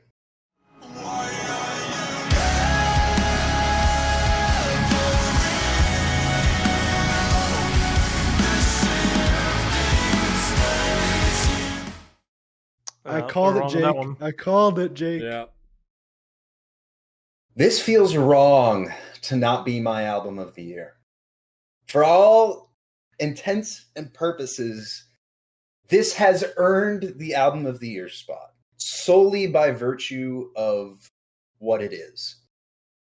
Also, again, if I start repeating myself, just type something in chat because I have no notes on this and I might double up on it. But I really feel like Sleep Token stumbled upon something really interesting with this, in the sense that for all the people who talk about how boring Sleep Token is and how boring this album is, because by God, they have come out of the fucking woodworks on Twitter for album season. There's nobody making music like this. Nobody. I mean, you can make certain comparisons to other bands, but at the end of the day, Sleep Token is Sleep Token. And while I feel like in my limited, or more limited, I should say, experience with them, Sundowning and Tomb felt very uniquely Sleep Token and also unique in the genre. This, to me, feels uniquely Sleep Token, but brings in the pop elements that they needed to explode the way that they did, as well as the general production and artistry. And I feel like The Summoning, which I know, Jacob, was your album of the year, and you said might be your favorite song of all time. Very valid, by the way. I respect the hell out of that take. I think, to me, this album shows what Sleep Token was missing. I think they needed a little bit more variety. I think they needed some more variation in the instrumentation in terms of what instruments they brought in and when, and what musical aspects, if not instrumentation. I think, honestly, there's so much to say about this album. What really, I think, is ultimately the selling point for this is that so many of these tracks feel like their own experience that contribute to the album experience as a whole. Like, I mean, Ascensionism, obviously the title track, Take Me Back to Eden, Summoning, The Apparition, even, I guess, Chokehold to an extent, Vor, Euclid especially. Like, these all have distinct identities and take you on journeys within the individual track, which really keeps you invested the entire time you're listening to this. And that takes moments where maybe the vocals aren't as varied, or I should say the vocal delivery, or even songs that are more one-noted, like Do You Wish That You Love Me, which is one of my favorite songs on here. I don't understand all the hate for it. I think it's fantastic. Same with Are You Really Okay? That you are invested front to back on an album that on paper, I feel like you should not be invested in, or like the average person is. This is an hour and 3 minutes long, and there's just so much going on, but instead of detracting or being distracting, it just adds to the overall album experience. I think what I really appreciate the most is the inclusion of certain trap elements on this album that really provide not only like a vocal variation, but a genre distinction too. That this is another one of those albums that I put 3 question marks on my sheet for genre-wise, and then I think there's an LOL after it too, because I really had no fucking clue what to call this genre. But whatever it is, they've melded so many of these individual parts together and created something honestly phenomenal. I would really describe this as a generational album, and maybe not for our generation specifically, but for the scene at least. Like, this is an album of the decade. And there's so many individual moments on here that stick with me. For instance, the second verse on Granite, with the delivery on Never Mind the Death Threats, and rather be 6 feet under than be lonely. The build on Are You Really Okay? On Ascensionism. Let me grab that really quickly. Hold on. Why can't I find that? When it drops into Who Made You Like This? Like that line in particular with the instrumentation in the background. The Apparition, Why Are You Never Real? The delivery on that is something that like just pops into my head randomly no matter what I'm doing. The end of Take Me Back to Eden with I Will Travel Far Beyond the Path of Reason, Take Me Back to Eden is like, that's I think the biggest selling point on top of everything else is that almost every single song has that one moment where you just sit back and you're in awe that you just heard that, and that makes listening to the rest of everything else that's fantastic worth it for that somehow even better one moment. And it's all capped off by Euclid, which was, you know, I won't spoil it, but one of my top 5 songs of the year. And just an experience in and of itself when you already think that it can't get any better than that. And I really did not, surprisingly, give this album maybe more than 10 to 15 listens this year, I don't think. But contrary to the Chime album, which would be the closest that I could compare the experience to, Chime, I think, had me a little more invested in the story itself, which I'll get to in a second. But that the difference is that more of these songs I feel like are strong individually, whereas like the floor for the Chime album is like the weakest songs, like an 8 out of 10. The weakest song on here is easily a 9. And that is like the closest to The Death of Peace of Mind or Color Decay that I feel like experience-wise, floor-wise, like that we got this year. I think the one thing that stopped this from being album of the year is I don't understand the story, and it's because of Rain. Rain, to me, I don't understand it. It's a great song.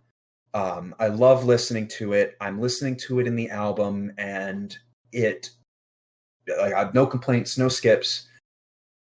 I can't tell if it is about a person or a substance or some secret third thing, but everything else on this album, I feel like I could conceptualize and have it make sense in a story for 3, maybe not 3, at least 2 theories I have about what this album is about that I could justify throughout most or all of the rest of the album. Rain is the one that, in terms of the track listing, subject matter, I don't get it. And that takes me out of an otherwise conceivable story.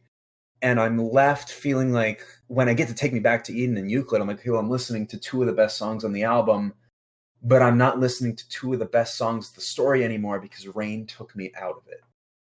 And I don't know if that's, like, for lack of a better word, a skill issue, and like I'm missing something really obvious. And I have a feeling I'll get to hear more about that later. I think from like I kind of went over this in our review.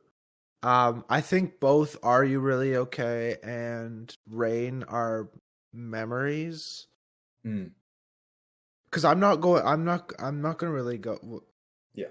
Yeah, I'm not gonna go too deep into it, but I think that's what my theory is on it anyway, and I think it, like, I haven't really changed. My opinion on it hasn't changed since May. So, like your opinion of the story of the album or of Rain? Okay, so then I'm going to go with my theory on what this album means, because it's different than what I think you proposed it and I agreed with it. And I still think that when I say the 2 theories, I think that one is extremely plausible. I think that Granted is about a literal car crash and he died, not her.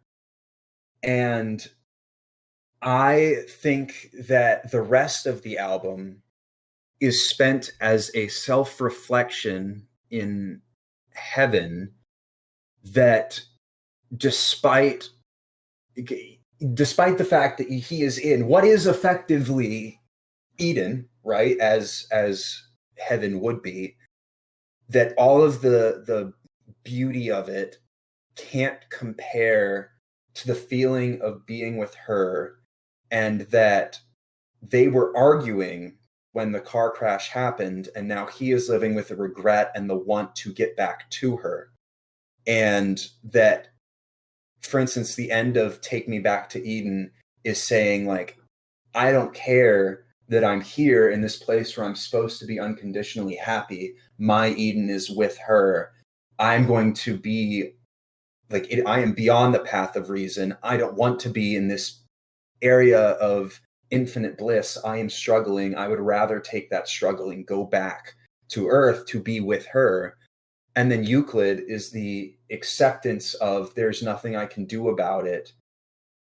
And he's reflecting on that. I don't mean to bash on your, Yeah. your theory. Yeah, no, go for here, it. but I could be wrong. I think the problem with that is you're Mhm. ignoring the other two albums. That is my biggest thing is I do not have the context of Tomb and Sundowning because I did not enjoy them nearly as much, nor have I revisited them. My theory is coming solely from this. I do not have the trilogy context at all, which is an admitted flaw in my theory. But if I were to take this as a standalone, like, I don't know, that's the more I listen to Euclid, the stronger that theory got for me. But I mean, at the end of the day, I think that in and of itself is a testament to the artistry of this album, that not only like I'm gonna trust you, I'm wrong, I still got it. Remember, it's music. right. It's subjective. It's subjective. Well, that's what I'm saying is like you can get two completely different stories out of you know what Nick Nocturnal thinks of Rain, right? You know what Nick Nocturnal thinks Rain is, right?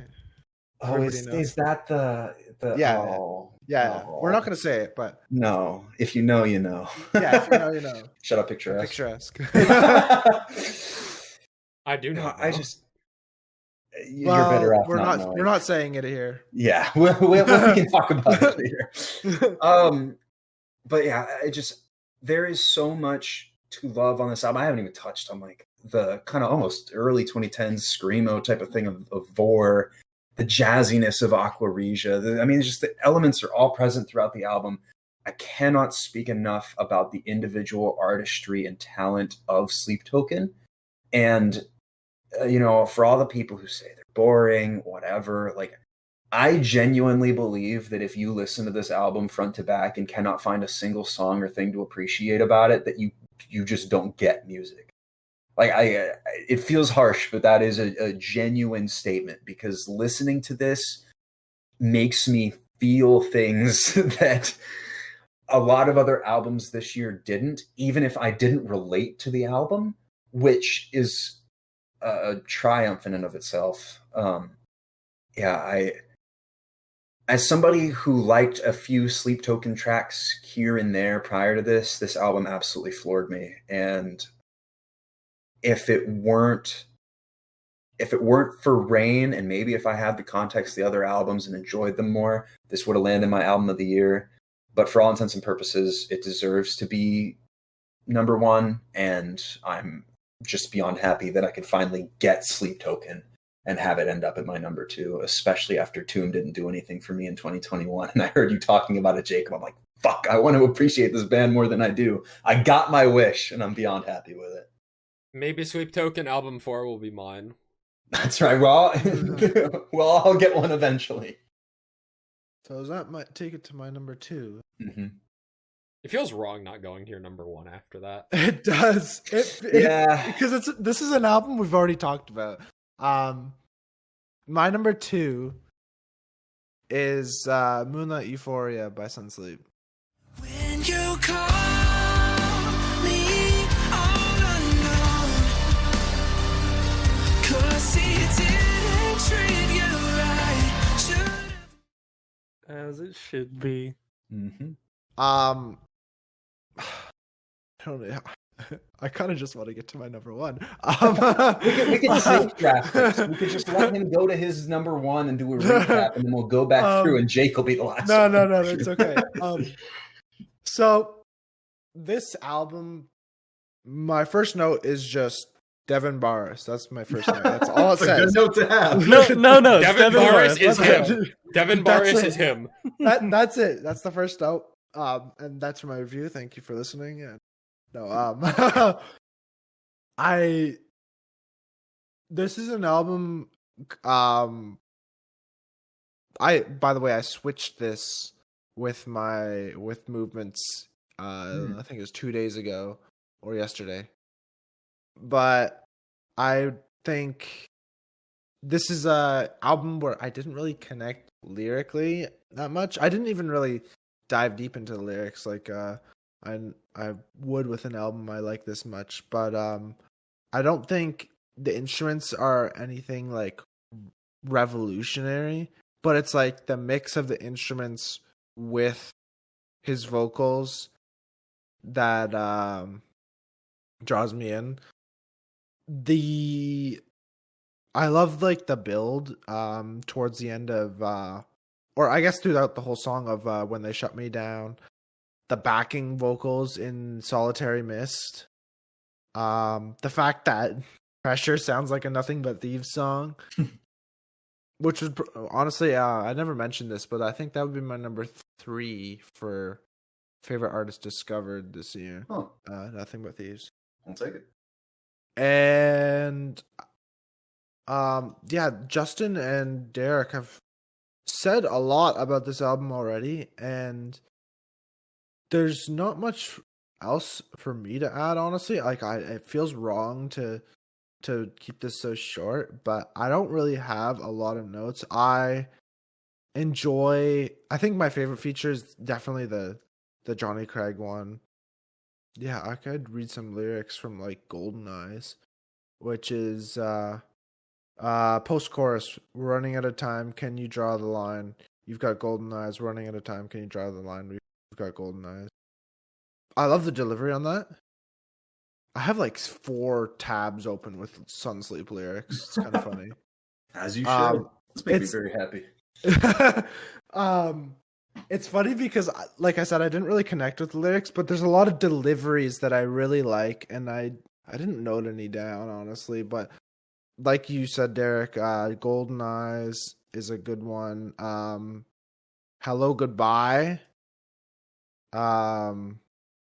is another, like I guess it's just the delivery on like when he says hello goodbye to me, honestly, and then he just goes goodbye.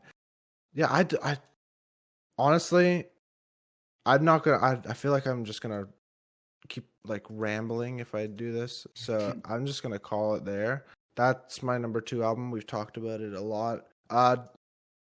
Maybe did you guys ever talk about Moonlight Euphoria, the song? Actually, not really. I feel like I touched on it. The only time I ever mentioned it was talking about like the 80s synth vibe. I never talked about it as a closer or anything. I mean, I don't think about it as a single. I don't remember it as so. Yeah, it was the single that announced the album, but yeah, it wasn't too much. I did also want to bring up Medication. That's the vibe of Medication is also a really good one. Yeah, bro, I think the front of the album is so strong. Absolutely, it is super up until like Live Again, and then like the end is strong as well. I feel like the weakest songs are actually When They Shut Me Down and Rain. That feels wrong to say about When They Shut Me Down though, because it seems like everybody's hating on it, but it's good. I think it's the weakest song, but it's still good. My second favorite, all good. No worries. It's all right. And it's not that it's weak, it's just everything else is so front heavy. Right. Yeah. This album feels like a fucking enigma because like it's not objectively more to delve into than certain other albums, and like it's not doing anything really like new, but it's just done so well. Everything's so good. Yeah. Well, it's also like not a ton of stuff like it was done this year. Mm-hmm. Like I can't really name an album that really compares with the production on this. I also think like I said, Devin like I said, Devin Barris is like a joke, but it's honestly true. Mm-hmm. Like his vocals make this unique apart from other things that sound like it. Now, does this give you the drive to listen to his solo stuff? I've been waiting for us to record this episode so I can listen to the EP because I still haven't done that. Oh, you're in for a trip. Yeah, you're gonna be like, oh, they make rock too? Okay. It is. I mean, the fact that he self-produces everything, if you like the way that things are produced and mixed and the way his voice sounds here, you're gonna love his solo stuff. Devin Barris has been the fucking GOAT for years, and nobody has put any respect on his name, and I have been waiting and sitting, and now everybody's got it in their top 10. I'm like rubbing my hands together, I'm kicking my feet a little bit. Yeah, okay, well, my bad. We know it's your number Yeah. one, Jake. Yeah, Jake, what the fuck? I already put the Jake's check mark number next to it one. on your list. Like, Yeah, with that being said, I think, Jake, you can give us a recap of your list. Are we recapping the runner-ups as well? Sure, why not? Sure. Go for it. All right, fuck it. My runner-ups, number 12 was Red Hook, Post-Hard from Living Hell. My number 11 was Dead Lakes, Daydreamer. My number 10 album of the year, Archetypes Collide with their self-titled album. Number 9 was Retrovision by Honey Revenge. Number 8, Blackout by From Ashes to New. Number 7, Shame on Me by Catch Your Breath. Number 6, Blue Blood by Phantom Elite. Number 5, Ultraviolet by As Everything Unfolds. Number 4, Slow Burn by Conquer Divide. Number 3, Brand New Me by Concrete Castles. And number 2, which should have been my album of the year, but wasn't. I mean, even Grandson himself said it. This is the rock album of the year, I'm sure of it. So why the fuck hasn't anybody heard of it? The reason why no one has heard of it is because my album of the year exists. Which is, 1 second. I have a Frisbee to show you guys. let's go. My album of the year is A Call to the Void by Hot Milk. Hungry carnivores live last night's a curse of modern life. 'Cause they touch me when I'm sad and limp. Bite my nails, Yeah. Choo-choo, We have motherfuckers. The Hot Milk have hype the- train has arrived at its final destination. We had the top 4 right, just in the wrong order. Mm-hmm. We had them all in the wrong order. God, guys. We got them, though. Well, we got them all. Jake, remember when you sent us your list with everything blacked out with the captions? Yes. When you were like, this should be my number 1 album of the year, but it's not at number 2, I thought that was you saying, like, I've waited this long for the debut album from Hot Milk, and now it's finally here, and it's not making my album of the year, but it should off of, like, merit alone, you know? So that's why I was convinced it would be number 2. That's the exact same sentiment, but for Grandson, and it not being a debut man. album. But yeah. Dare I say this is potentially my new favorite album of all time? Damn! Wow. You do dare. This is this album is either top 3. I can't confidently say it is better than The Death of Peace of Mind. But I can also say this is the closest an album has ever gotten to dethroning Primrose Path. I don't know if this album is better than The Death of Peace of Mind, but it is also closer to dethroning my album of the year than The Death of Peace of Mind was. If that makes sense? Mm-hmm. I don't know if it makes sense, but Nope, you're spitting. this album, I'll go ahead and say it now. When I said, talking about Concrete Castle's Brand New Me, that was my album of the year for a while. By a while, I meant about 13 hours. I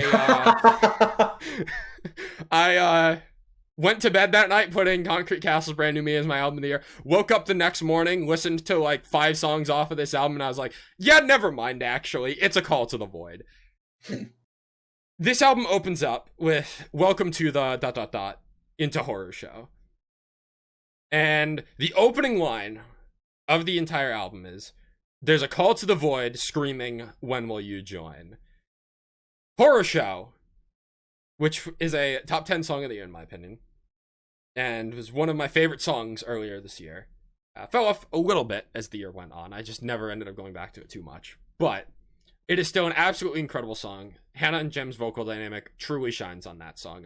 I'd almost argue more than any other song. Well, yeah, more than any other song, I think their vocal dynamic shines on Horror Show. I could argue potentially Over Your Dead Body and the final 2 songs on the album, but Horror Show is one of the strongest displays of their vocal dynamic.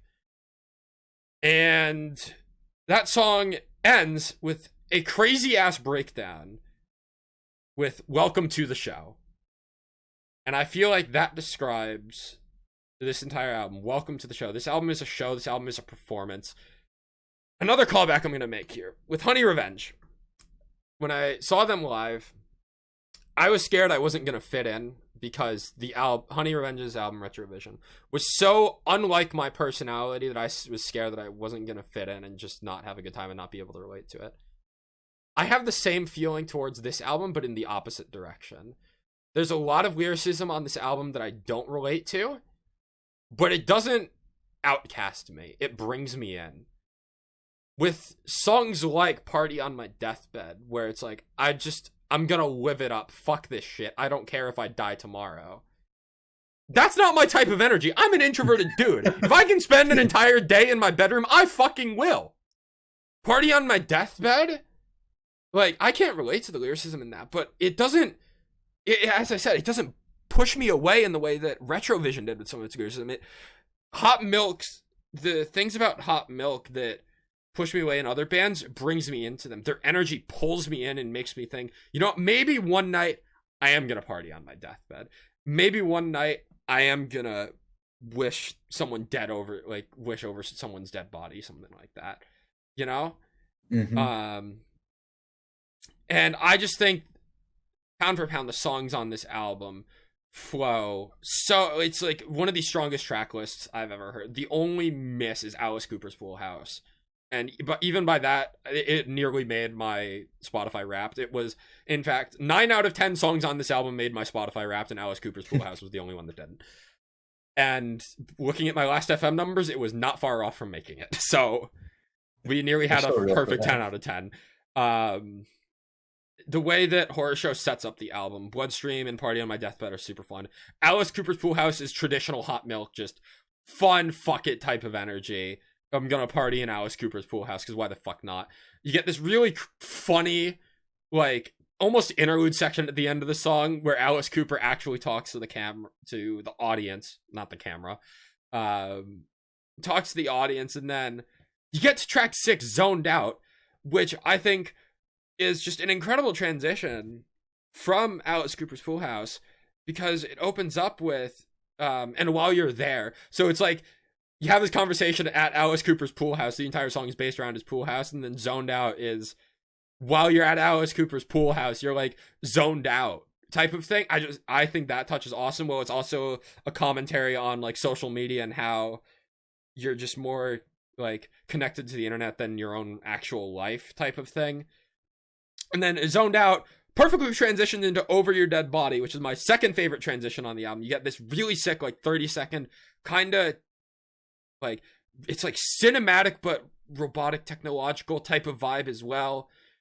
And it perfectly transitions into Over Your Dead Body. There's like a drum build up at the end of Zoned Out, and then Over Your Dead Body just hits it. And oh my god, that song blew me away, and it still does. And I feel like maybe I robbed it by not putting it in my top 10 and having 3 Hot Milk songs in my top 10. It is unbelievable song, and if Horror Show isn't the best display of Hannah and Jim's vocal dynamic, it's this song. The way that they trade lines in the chorus is art, and Jim's delivery on the breakdown in the song was so unexpected but so fucking cool.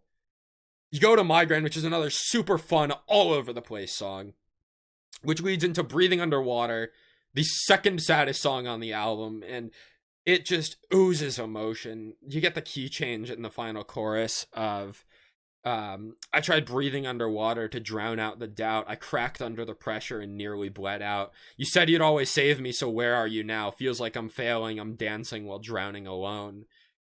Which I feel like ties back to Party on My Deathbed, of like you're partying on your deathbed, but you're also drowning in all this self-doubt at the same time. Which is like related to a migraine, because that's like getting pain in your head. It's just everything in this album ties together. You get to the final 2 tracks, which I think is really what sets this album apart from any other album of the year I've ever had. Miracle was a fine closer from The Death of Peace of Mind. Chemicals by Normandy was a fine closer. Sorry, Derek. Dude, both of those are like, I just like visibly shook and recoiled, but it's okay. It's your number one, it's your album of the year discussion. I'll allow it. It's fine.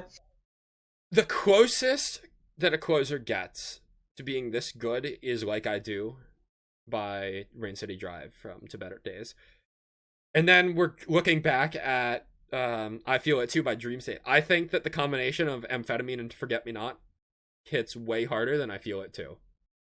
And given that I Feel It Too is the closer to my favorite album of all time, I think that speaks wonders to how much I feel about the way that Amphetamine and Forget Me Not closes out this album. The Amphetamine on its own is an absolutely incredible album, but the way that it seamlessly transitions into Forget Me Not is it's just otherworldly, dude. I cannot get enough of it. It feels like it feels wrong listening to Amphetamine and not hearing Forget Me Not after it. But at the same time, sometimes I don't want to hear Forget Me Not after, because it is such a sad song about Jim's grandparents or grandpa or grandma, I don't know exactly who, but someone in his family who's dealing with dementia and like doesn't remember who he is anymore.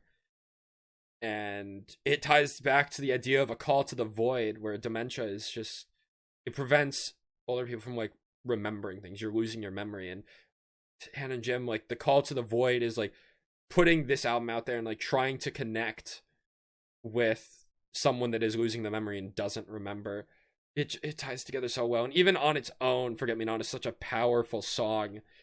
And with all the lyrical ties, or with all like the thematic ties, I mean, it also ties together lyrically with one of my favorite vocal deliveries on the album. I mean, I have so many of them, but Hannah's delivery in the second pre-chorus of "It Follows Up Jim," who says, "I swear this house isn't hollow, but the walls are refusing to speak. Where you go, I can't follow. Gotta let you rest in peace." Just followed up by Hannah saying, "So into the void you go, I surrender to all my beliefs. Because where you go, I can't follow. Gotta let you rest in peace." Oh, fucking chills, dude. Fucking chills. And then, as the song fades out, final lyric of the song goes full circle. There's a call to the void, which is the exact same line that the album opened up for. It's just, everything in the middle is perfect. The opening is perfect. The closer is perfect. If I didn't have such an emotional attachment to Primrose Path, I think this is my new favorite album of all time. There's, it's just, I felt very similarly about I Love You, I'm Trying by Grandson. Both these albums are near flawless, but the individual songs on this album honestly kind of blow I Love You, I'm Trying out of the water. Like, I would take Horror Show, Over Your Dead Body, Amphetamine, Forget Me Not, Breathing Underwater before I take anything off the Grandson album, probably. This is the debut album that I was cautiously optimistic for. Had to get in one last time for the year. After The King and Queen of Gasoline last year, it was a dip in Hot Mix discography for me, and this debut album was a complete course correction and somehow is better than I ever could have imagined. I don't want to go on too much longer because I feel like I have touched on pretty much everything here, but there are a couple lyrics that I want to mention. One of my favorite lines, I mentioned it in the August recap, but from Over Your Dead Body, "You think you walk on water, but it's piss all over your shoes." Such a Hot Milk line. It's so perfect. Migraine, the vocal delivery in the pre-chorus of "now I'm angry, chopped my head off and it nearly but he killed me," is Hannah's delivery makes that so much better than I could ever try. But Hannah's delivery in Migraine as well, at the kind of breakdown bridge where it's "When will this end? When will this end? When will this fucking end?" There's just so much power and emotion across this album. And yeah, A Call to the Void is my album of the year. One last line, actually. I'm tying this back to Grandson. "When the Bomb Goes" by Grandson. "Shout into the void and the void shouts back." The void certainly shouted back with this one. That is all. For real this time. Justin, give us the recap. Let's go. My 12 through 2. Number 11, number 12, no particular order. Axty Unbreakable and A Foreign Affair Still Frame. Number 10 was Red, rated R. Number 9 was Story of the Year, Tear Me to Pieces. Number 8 was the band Camino, The Dark. Number 7 was Varsity, Levitate. Number 6, Archetypes Collide, self-titled. Number 5, Sun Sleep, Moonlight Euphoria. Of Mice and Men, number 4, Tether. And number 3 was Windwalkers, What If I Break? Number 2, Dead Lakes, Daydreamer. Number 1 is gonna require a bit of a visual impression for the boys. Oh. But if there was no question, my number 1 is The Pain You Desire, The Love You Deserve by Tapestry. Dealing with the pain that you put me through. Everything I've lost after being dragged through this. Look it up. Whoa! What? No way! I showed the image of my top 10, and my 1 through 4 are just Tapestry songs. Oh, wait till you see mine. Wait till you see mine. Yours Wait. fucked. Oh, this is the most emotional album I've listened to all year. Like, it came out of fucking nowhere. I mentioned this in a previous episode, but I literally just found this band just browsing through familiar bands, like for fans pages. I didn't expect to be as gripped by this band as I thought I would be this year. And this was at the time both all the singles have dropped. So I had Descent, I Don't Belong Here, and Hutchinson Terrace to listen to until the album dropped. And all of those were really, really good. I mentioned this also prior that I went back and was skeptical about the album because of their EP wasn't as high as I thought it would be. So I was skeptical going into the album. I didn't put too much praise on it. I did listen to those singles ad nauseum for quite a bit long time, and to say that the album lived up to its expectations for me is an understatement. This is my number one most listened to album. It is produced phenomenally well. It's crazy that this band just came out of fucking nowhere. Debut album, and they rival some of my favorite bands that I've listened to in the last couple of years. I look at the track list and I don't see a single bad song. I see songs that work together in the context of the album. I see songs that I can go back to individually and listen to. You know, bear in mind Static being a interlude into Violent Pictures. This is expertly crafted with heavy emphasis on the instrumentation and the lyricism. The lyrics in each one of these songs is phenomenal. Right off the bat, you go into Hutchinson Terrace, and the first lyrics you hear, a product of love or a mistake of lust. I've never seen the joy in the mold together, only watching the breaking bonds of a tether rip apart, pull away, melt and fade. What do I believe? Am I just a mistake? What do I believe? Holding on to anything I can just to stay safe. And it flows so well. That starting the album really clicked with me and made me enjoy Hutchinson Terrace a lot more than it just being an individual single. I feel like Let Me Leave probably could have been a single, or Chasing Silhouettes, one of those two. But honestly, they both work so well together as non-singles that it really doesn't matter. My favorites being in this, I Don't Belong Here, but I've kind of talked about that one a lot. So my second favorite song by Tapestry is Turning Blind. And if I had to send any song by Tapestry to really grasp them as a band, just someone who had never heard them before, I would send Turning Blind. It's everything that a Tapestry song would be. I think it's that and Let Me Leave are the two that I would put in that category. You've got a phenomenal instrumentation top to bottom in this song. You've got lyrics in the chorus dealing with the pain that you put me through.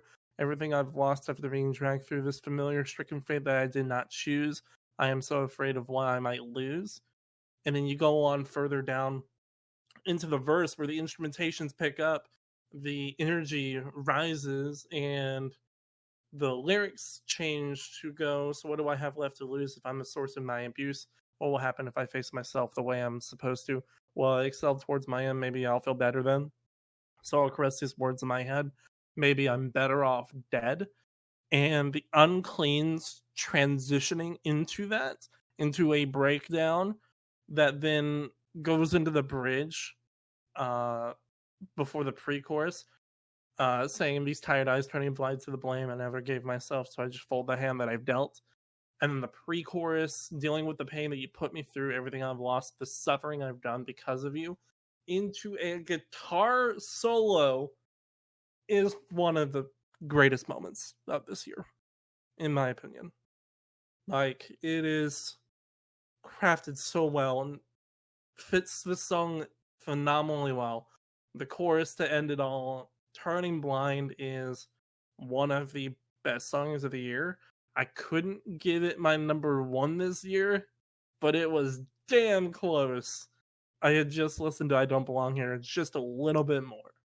And Turning Blind is great. Let Me Leave has a lot of that similar energy. It doesn't give a guitar solo like Turning Blind does, but it does have a really good bridge for Uncleans. That says to never fall, to never break again, escape the debris scattered all around my head.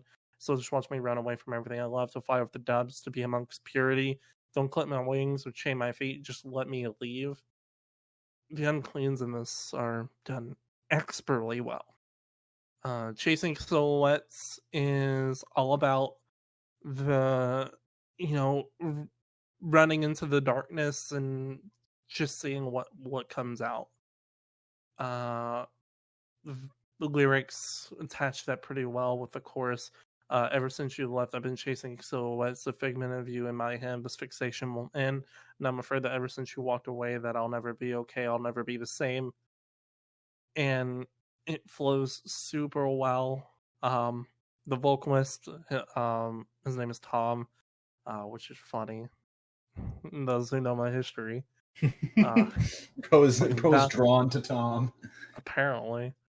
But with this band tours a lot with like Polaris, Thornhill, Make Them Suffer. They've toured with before, so you can see a lot of that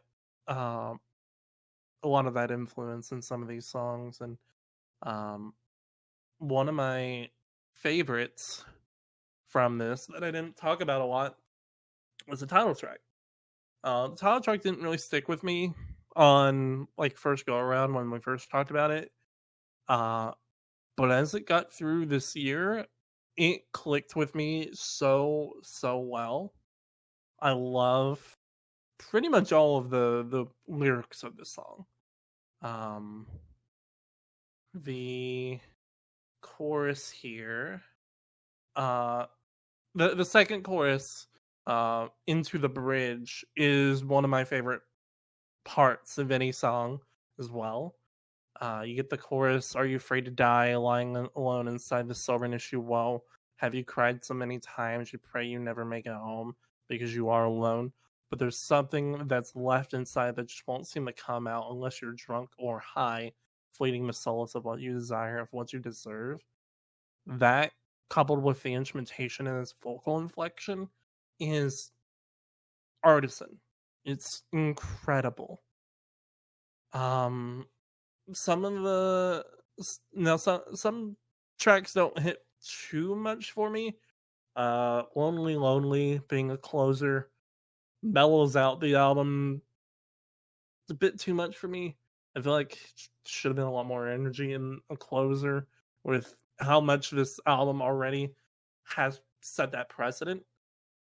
Rive, I felt, was too much of a tone change, but in the context of an album and the message is trying to make, it works, so I fuck with it. Marionette and Violent Pictures are there for me. I'll listen to them like every so often, but I don't go back to them all too much. But those are minor blemishes on an otherwise perfectly crafted album. Descent as well. That back and forth between the cleans and the feature and the uncleans from Jono of Bloom just works so well.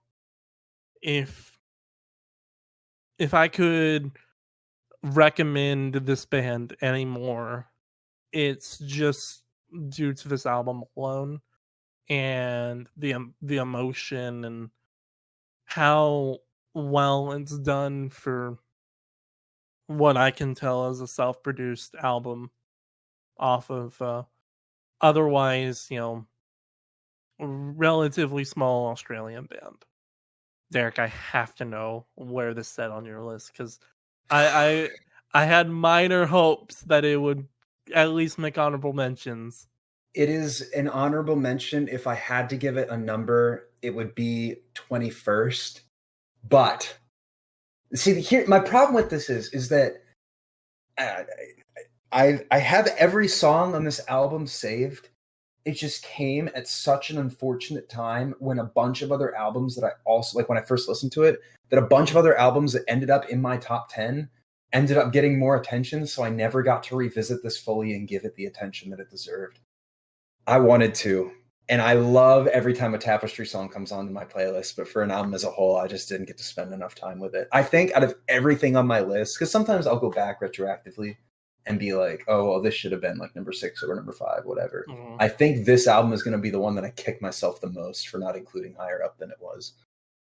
I have it in my doc as one of my 5 honorable mentions past my top 20, but I'll take it. It deserves better. I'll take it. I need to give this album another chance. Yeah, it's as with many other albums we've discussed today. There isn't too much more to me to say. I'm glad that at least, because I know with like Valiant Hearts, I know not a lot of that clicks with people here, but I'm glad Tapestry worked really well, and everyone on the podcast seemed to like it. So I think there's a future where Tapestry is like the next Dead Lakes type of situation. Oh yeah. Well, with all of us being able or being on the same page about it, I agree wholeheartedly. Dead Lakes or Rain City. Mm-hmm. All right. I'm excited to hear this. I have no idea what this is, honestly. Really? Okay. No. I have a hunch, but I'm not like sure of it. Yeah. Let's hear the recap though. All right. At number 12, my first runner-up is What If I Break by Windwalkers. Number 11, second runner-up, Lovesick Deluxe by Don Toliver. At number 10, Evergreen by Paris. Number 9, May This Keep You Safe From Harm by Off-Road Minivan. Number 8, Daydreamer by Dead Lakes. Number 7, Midnight Euphoria by Sunsleep. Number 6, Recovery by To Kill Achilles. Number 5, Wisconsin by Carly Hansen. Got it right this time. Number 4, Aetherborn by Chime. Number 3, Stellaria by Chelsea Cutler. Number 2, Take Me Back to Eden by Sleep Token. And my album of the year, 2023, is Dead Club City by Nothing But Thieves. And I know that we've been so tired lately. Wanna change it like those movies from the old days. What? Did you guys not get this one? No. Really? No. Damn. We thought Invent Animate or maybe Conquer Divide. Let me drop a screenshot for you guys in chat then. You can see where those two ended up. Yeah, I was Nothing not... But Thieves did not come in the conversation at all. Damn. Okay. Well, I really thought you guys would get that one. No, I'm glad we get to talk about this album because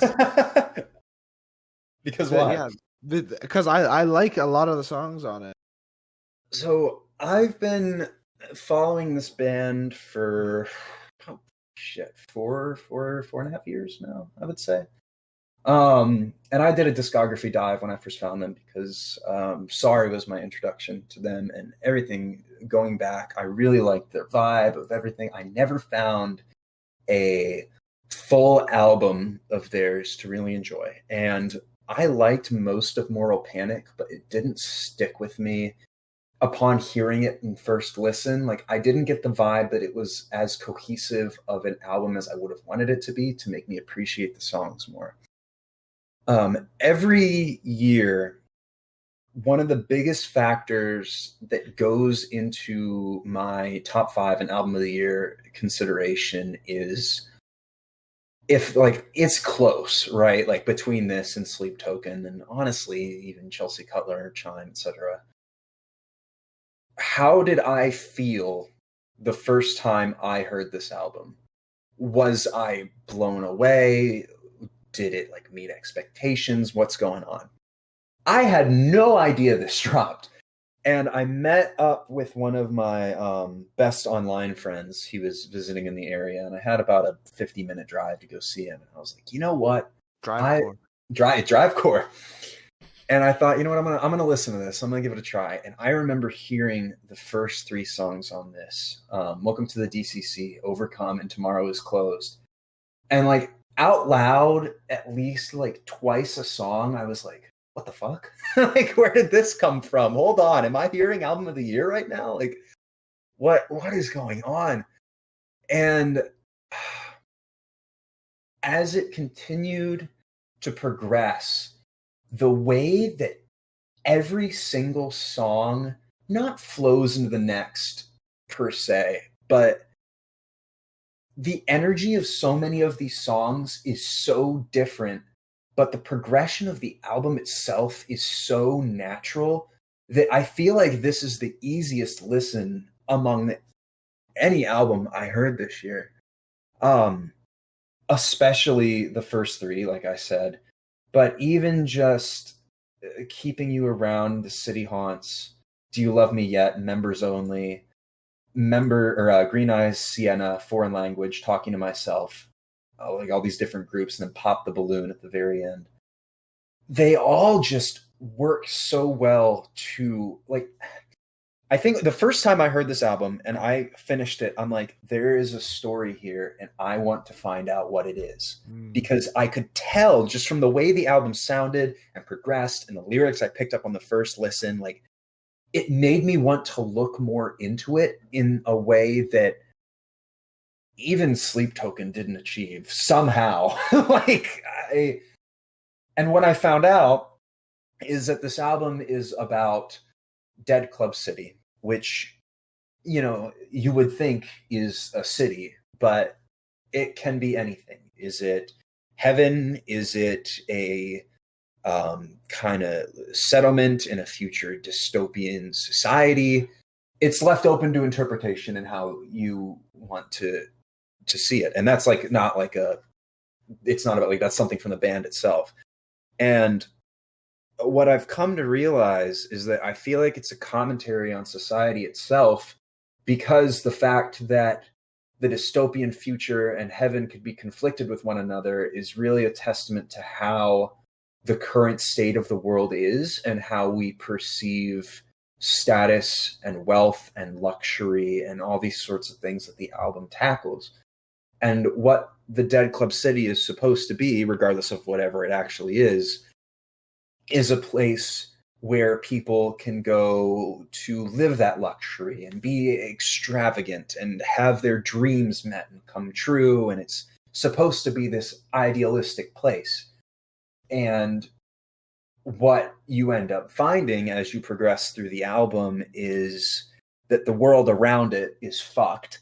And people are trying to reach this place to escape that. But once you get in here, it's still just as cutthroat as the outside world is. It's just, instead of hierarchies being more broad in terms of like classes and everything like that, it's on a much smaller scale.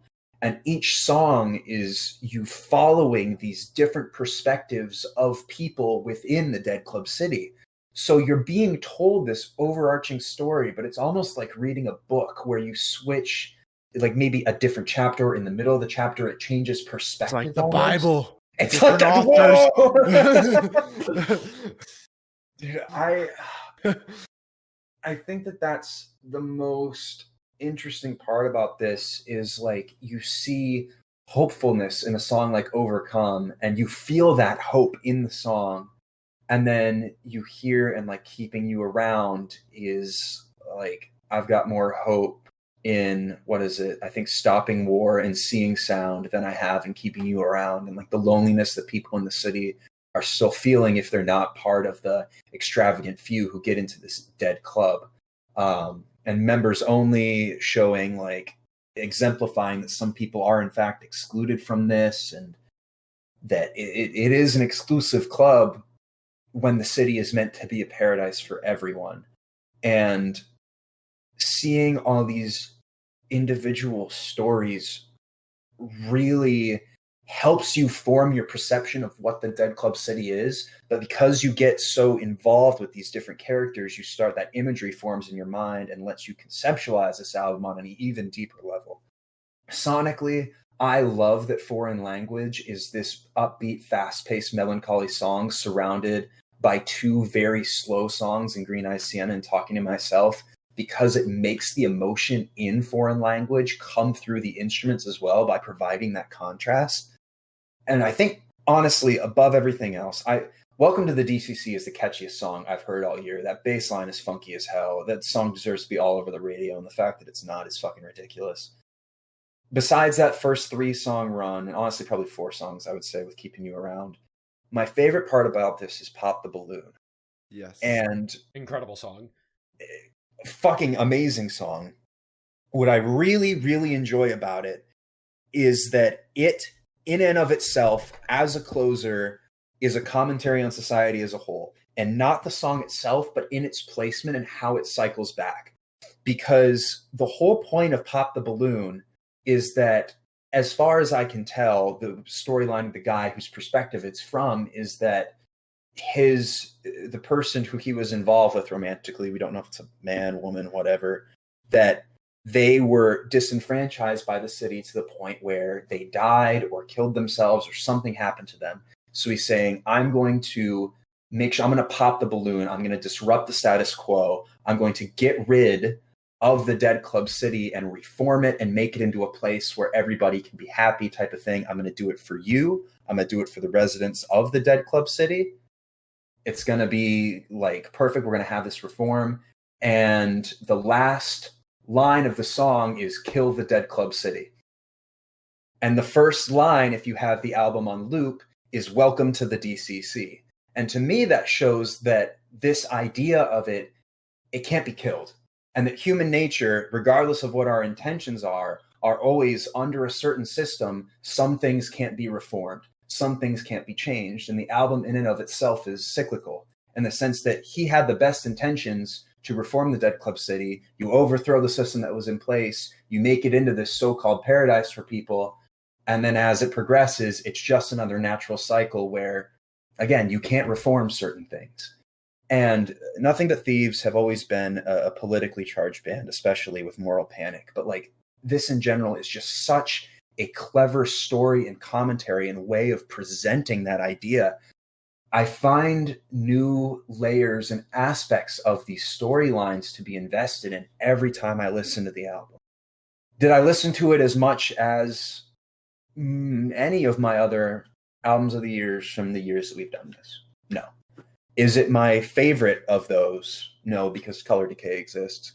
But I think that it is the most that an album of the year has made me think.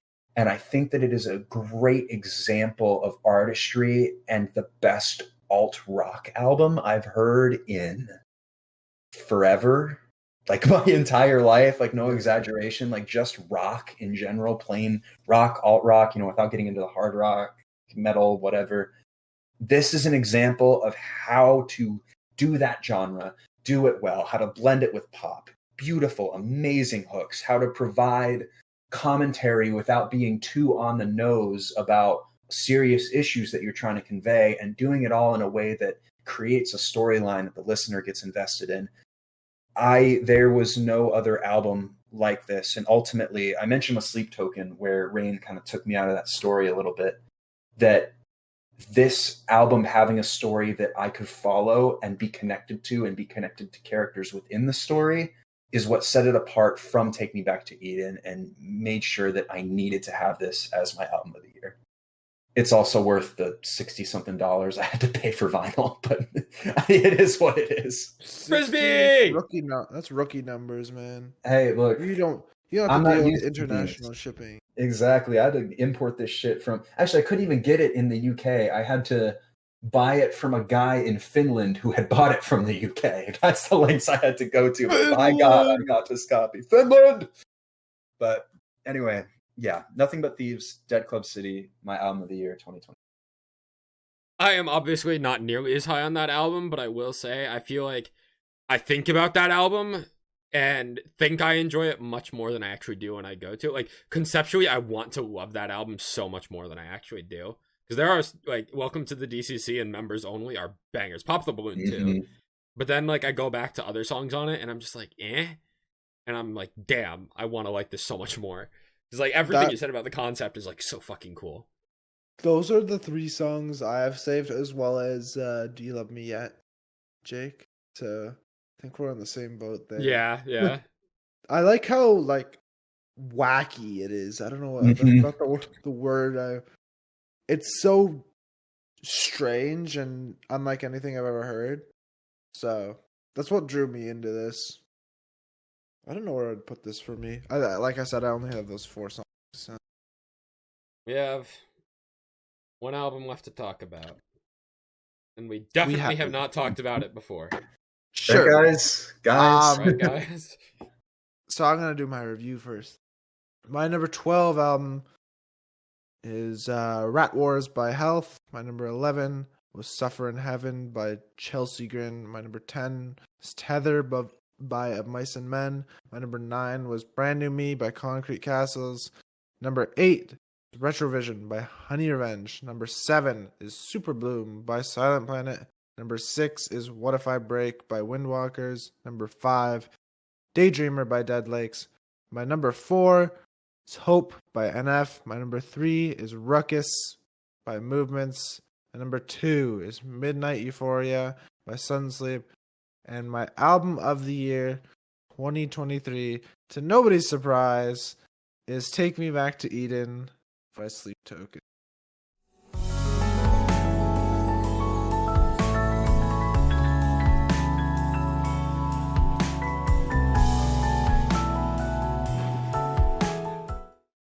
Holy shit!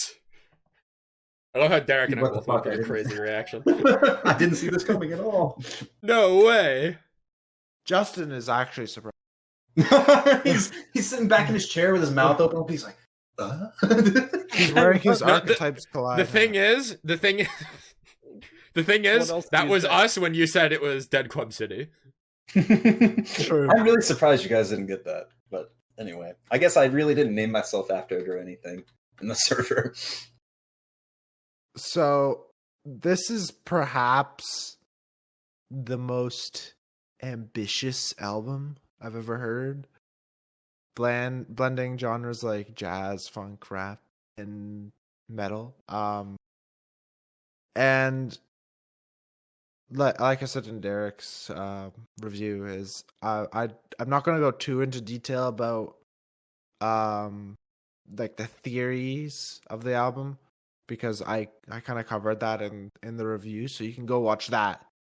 Facts. Plug. It's a plug. I think I'm mostly correct in my theory there, so I don't think there's much I would change, but everything in this is so detailed, and like, for example, like a song that grew on me because of a single detail is Vor, where the whole song is like wet sounding, if you know what I mean. Like it's moist. And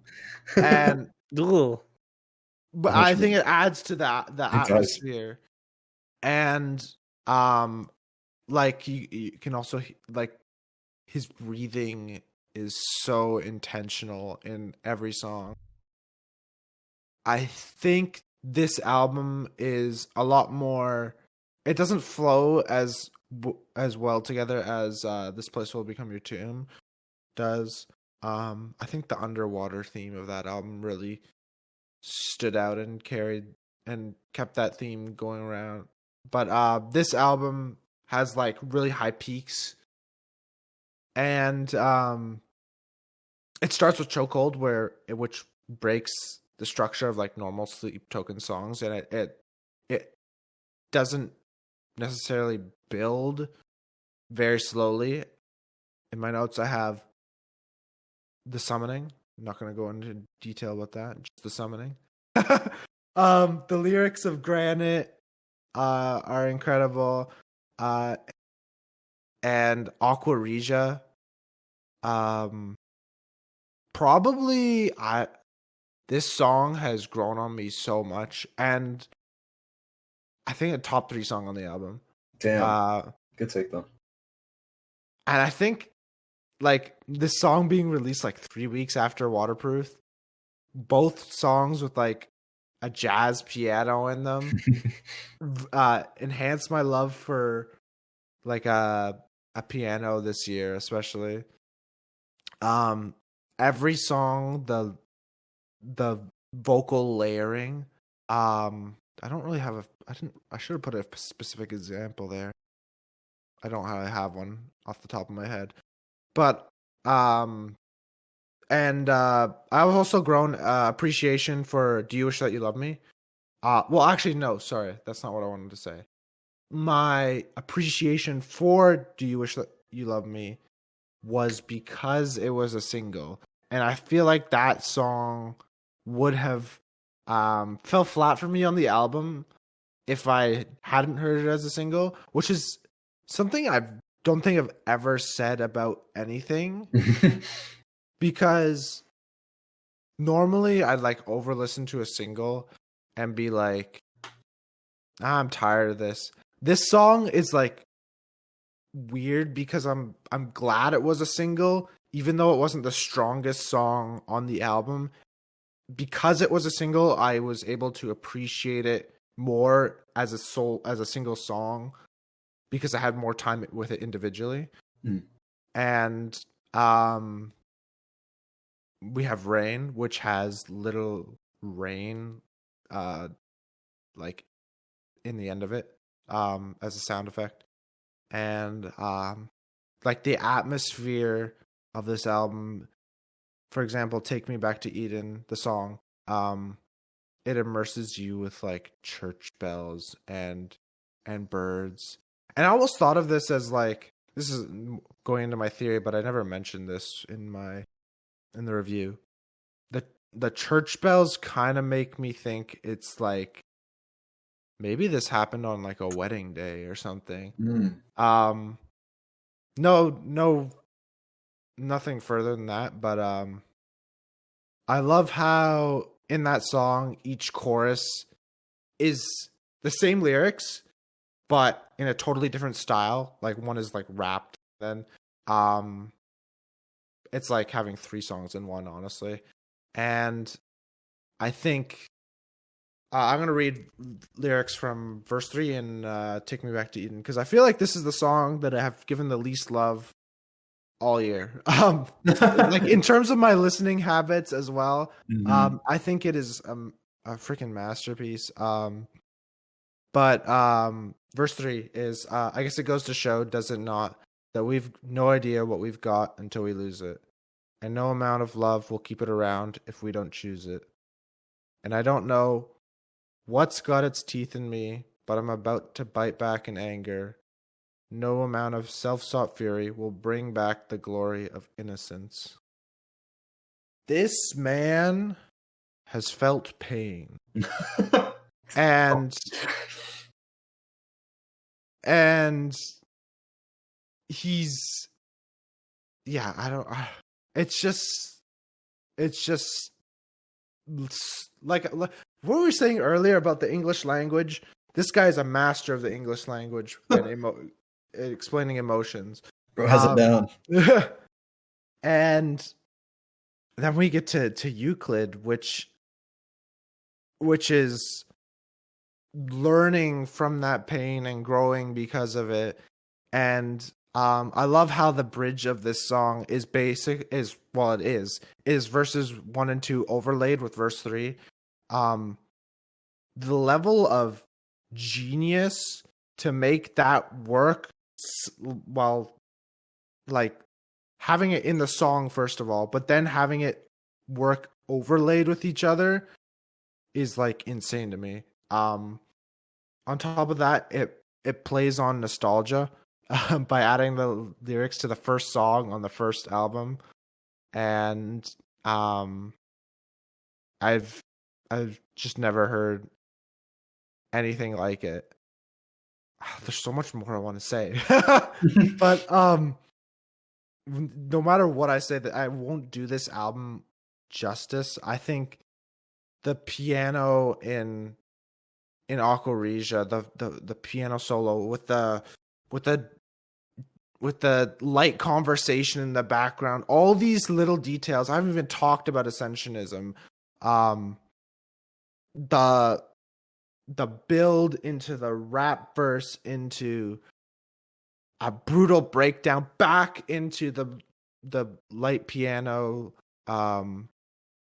all in 7 minutes. And this this album is an hour and 3 minutes, I think, and it needs to be. And I think, and Sleep Token have like broken many modern quote unquote rules of like music with this. I feel like they've always done that though. They've always had long songs, and it works. It works in this. Like the shortest song on here is Granite with 3:45. I think it also gives this band identity. And it makes some of the moments on some of these songs more impactful the more you wait for them. And I said it's not as as good as a whole as Tomb. I think the like disjointedness of the order of the songs, even though like lyrically I think they all work together, like they work in succession of each other, I think the disjointedness of like the styles used really makes each moment more impactful. And this album, especially at the end, it shows back to Euclid, I'd say. It shows pain, growth, beauty, suffering, closure, and beginning all at the same time. And it's literally just overwhelming emotion for me that makes me just so happy to hear. Especially that ending of Euclid. That is all those emotions packed in a single, not even the song. I would say just the latter half of that song. All those emotions are packed into those lines. It's a beautiful, beautiful album. It was my number 13. We thought it might be on there, actually. We were close. We were close. Oh, wow. It did not post how I wanted it to. Jacob's is really big. So we got 10 out of 12 for Jacob, 9 out of 12 for Justin, and 9 out of 12 for Jake. How many did you guys get of mine? I assume 10. 1 second. 8? 9? Really? Well, I thought I was a little more. I always think I'm more predictable than I am, but I think it's because I spend too much time with my list. So yeah, I'm like, this makes sense. We didn't get Nothing But Thieves. We didn't get Paris, I think, was Paris. Yeah, we did not guess Paris at all. And Sleep Token. I said Sleep Token. Wow. I said Sleep Token. We had 11. We had 11, and we had to rush to pick a last one. And I just said Conquer Divide before anyone else could. But... So then, what were the 3 that you guys didn't think was Nothing But Well, no, sorry. I mean, like, what were the 3 that you thought I would have picked that I didn't? Sorry. We had Animate, Conquer Divide, and then we had an empty Windwalkers. Yes. Well, Windwalkers was one of mine. It was my number 12. Oh. No, we had an empty spot. We only have 11. Oh, and that's it. Okay, makes sense. Okay. Yeah. Damn. Is this our longest episode ever? Yes. No, I think the one. No, this is longer. This is longer. Dude, this was like 5 hours. We were at. Yeah, you're probably If anyone's right. still listening, thank you. We appreciate it. I don't know if we deserve your attention for this long, but we appreciate it. We at least thank you for using the chapters that Jake will put in Yes. the recording. I'm kind of surprised at the 3 that you guys guessed for me that were wrong.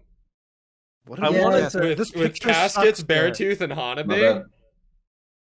I'm Yeah. surprised there was no ad infinitum guess in there. I That thought was- We like, had it. We We had had it. it. We We had, had it, and we removed it. Mm-hmm. I threw you guys off with the Hanabi song in the top 10 songs, didn't Yes. I?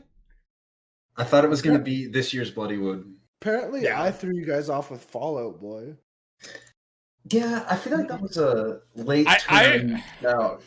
No, it was. I think we only had 10, and that was like me being like, "Fuck it, we need to get something to 12." Fallout yeah. Boy. I think I It think that's it's made really a lot of interesting. sense to include. Wait, you guys got my top 10, but didn't get my 11 and 12. I was shocked to not see Torrential Rain on there. It didn't make it into any of our lists. Full disclosure, it was number 10 over Paris for me, up until like 2 days ago. And then I knew that I couldn't kick out either of my runner-ups, so it just got relegated to 13th. It was it's my number 15. I don't know where it is. What album are we even talking about right now? Torrential Rain. Torrential Rain. Oh, that's in my top 20 probably. I think. Okay, so pretty solid across the board, top 20. What a And fucking. why don't you wrap us up, Jake? Well, Thank there you was for one thing I listening. wanted to do. Okay, go, but Justin. Oh, I- yeah, I do don't- it. Well, it was going to be like what albums were we anticipating next year, but I think that's going to be better for the December recap. Well, it's not going to be issues Yeah. against stars again, that's for sure. Yeah. I think we do that December recap. It's gonna We be do a that. fun Sounds good to me. Recap. Hey, that gives you a reason to stay tuned because this Facts. train has no brakes unless Derek loses the internet for 3 months. Oh God, don't remind me. Not again. This episode should be going out on December 31st. So if you're listening to this in 2023, shout out. You got to it just as it drops. If you're listening in 2024, let us know what your favorite album of the year was. Let us know what your top 10 list was. Let us know which of us had the worst or best takes. Jake. And with that, be sure to follow us on social media at Hivemind Radio _ on Instagram and Twitter. Subscribe to us on YouTube at Hivemind Radio. Follow us on Spotify at Hivemind Recap Podcast. Thank you for an awesome 2023. We still have our December recap before we fully put the books on 2023. But the year's basically over at this point. December recap is like an honorable Garden mention. is about to drop the best song ever. I know. Right. Fuck's sake, he is releasing one, so we'll see. You guys are fucked. It never ends. That's going to do it. Justin, Derek, All right. Jacob, thank you for Whew. everything on this one. A ton Did of it, fun. Squadron. We made it. We survived.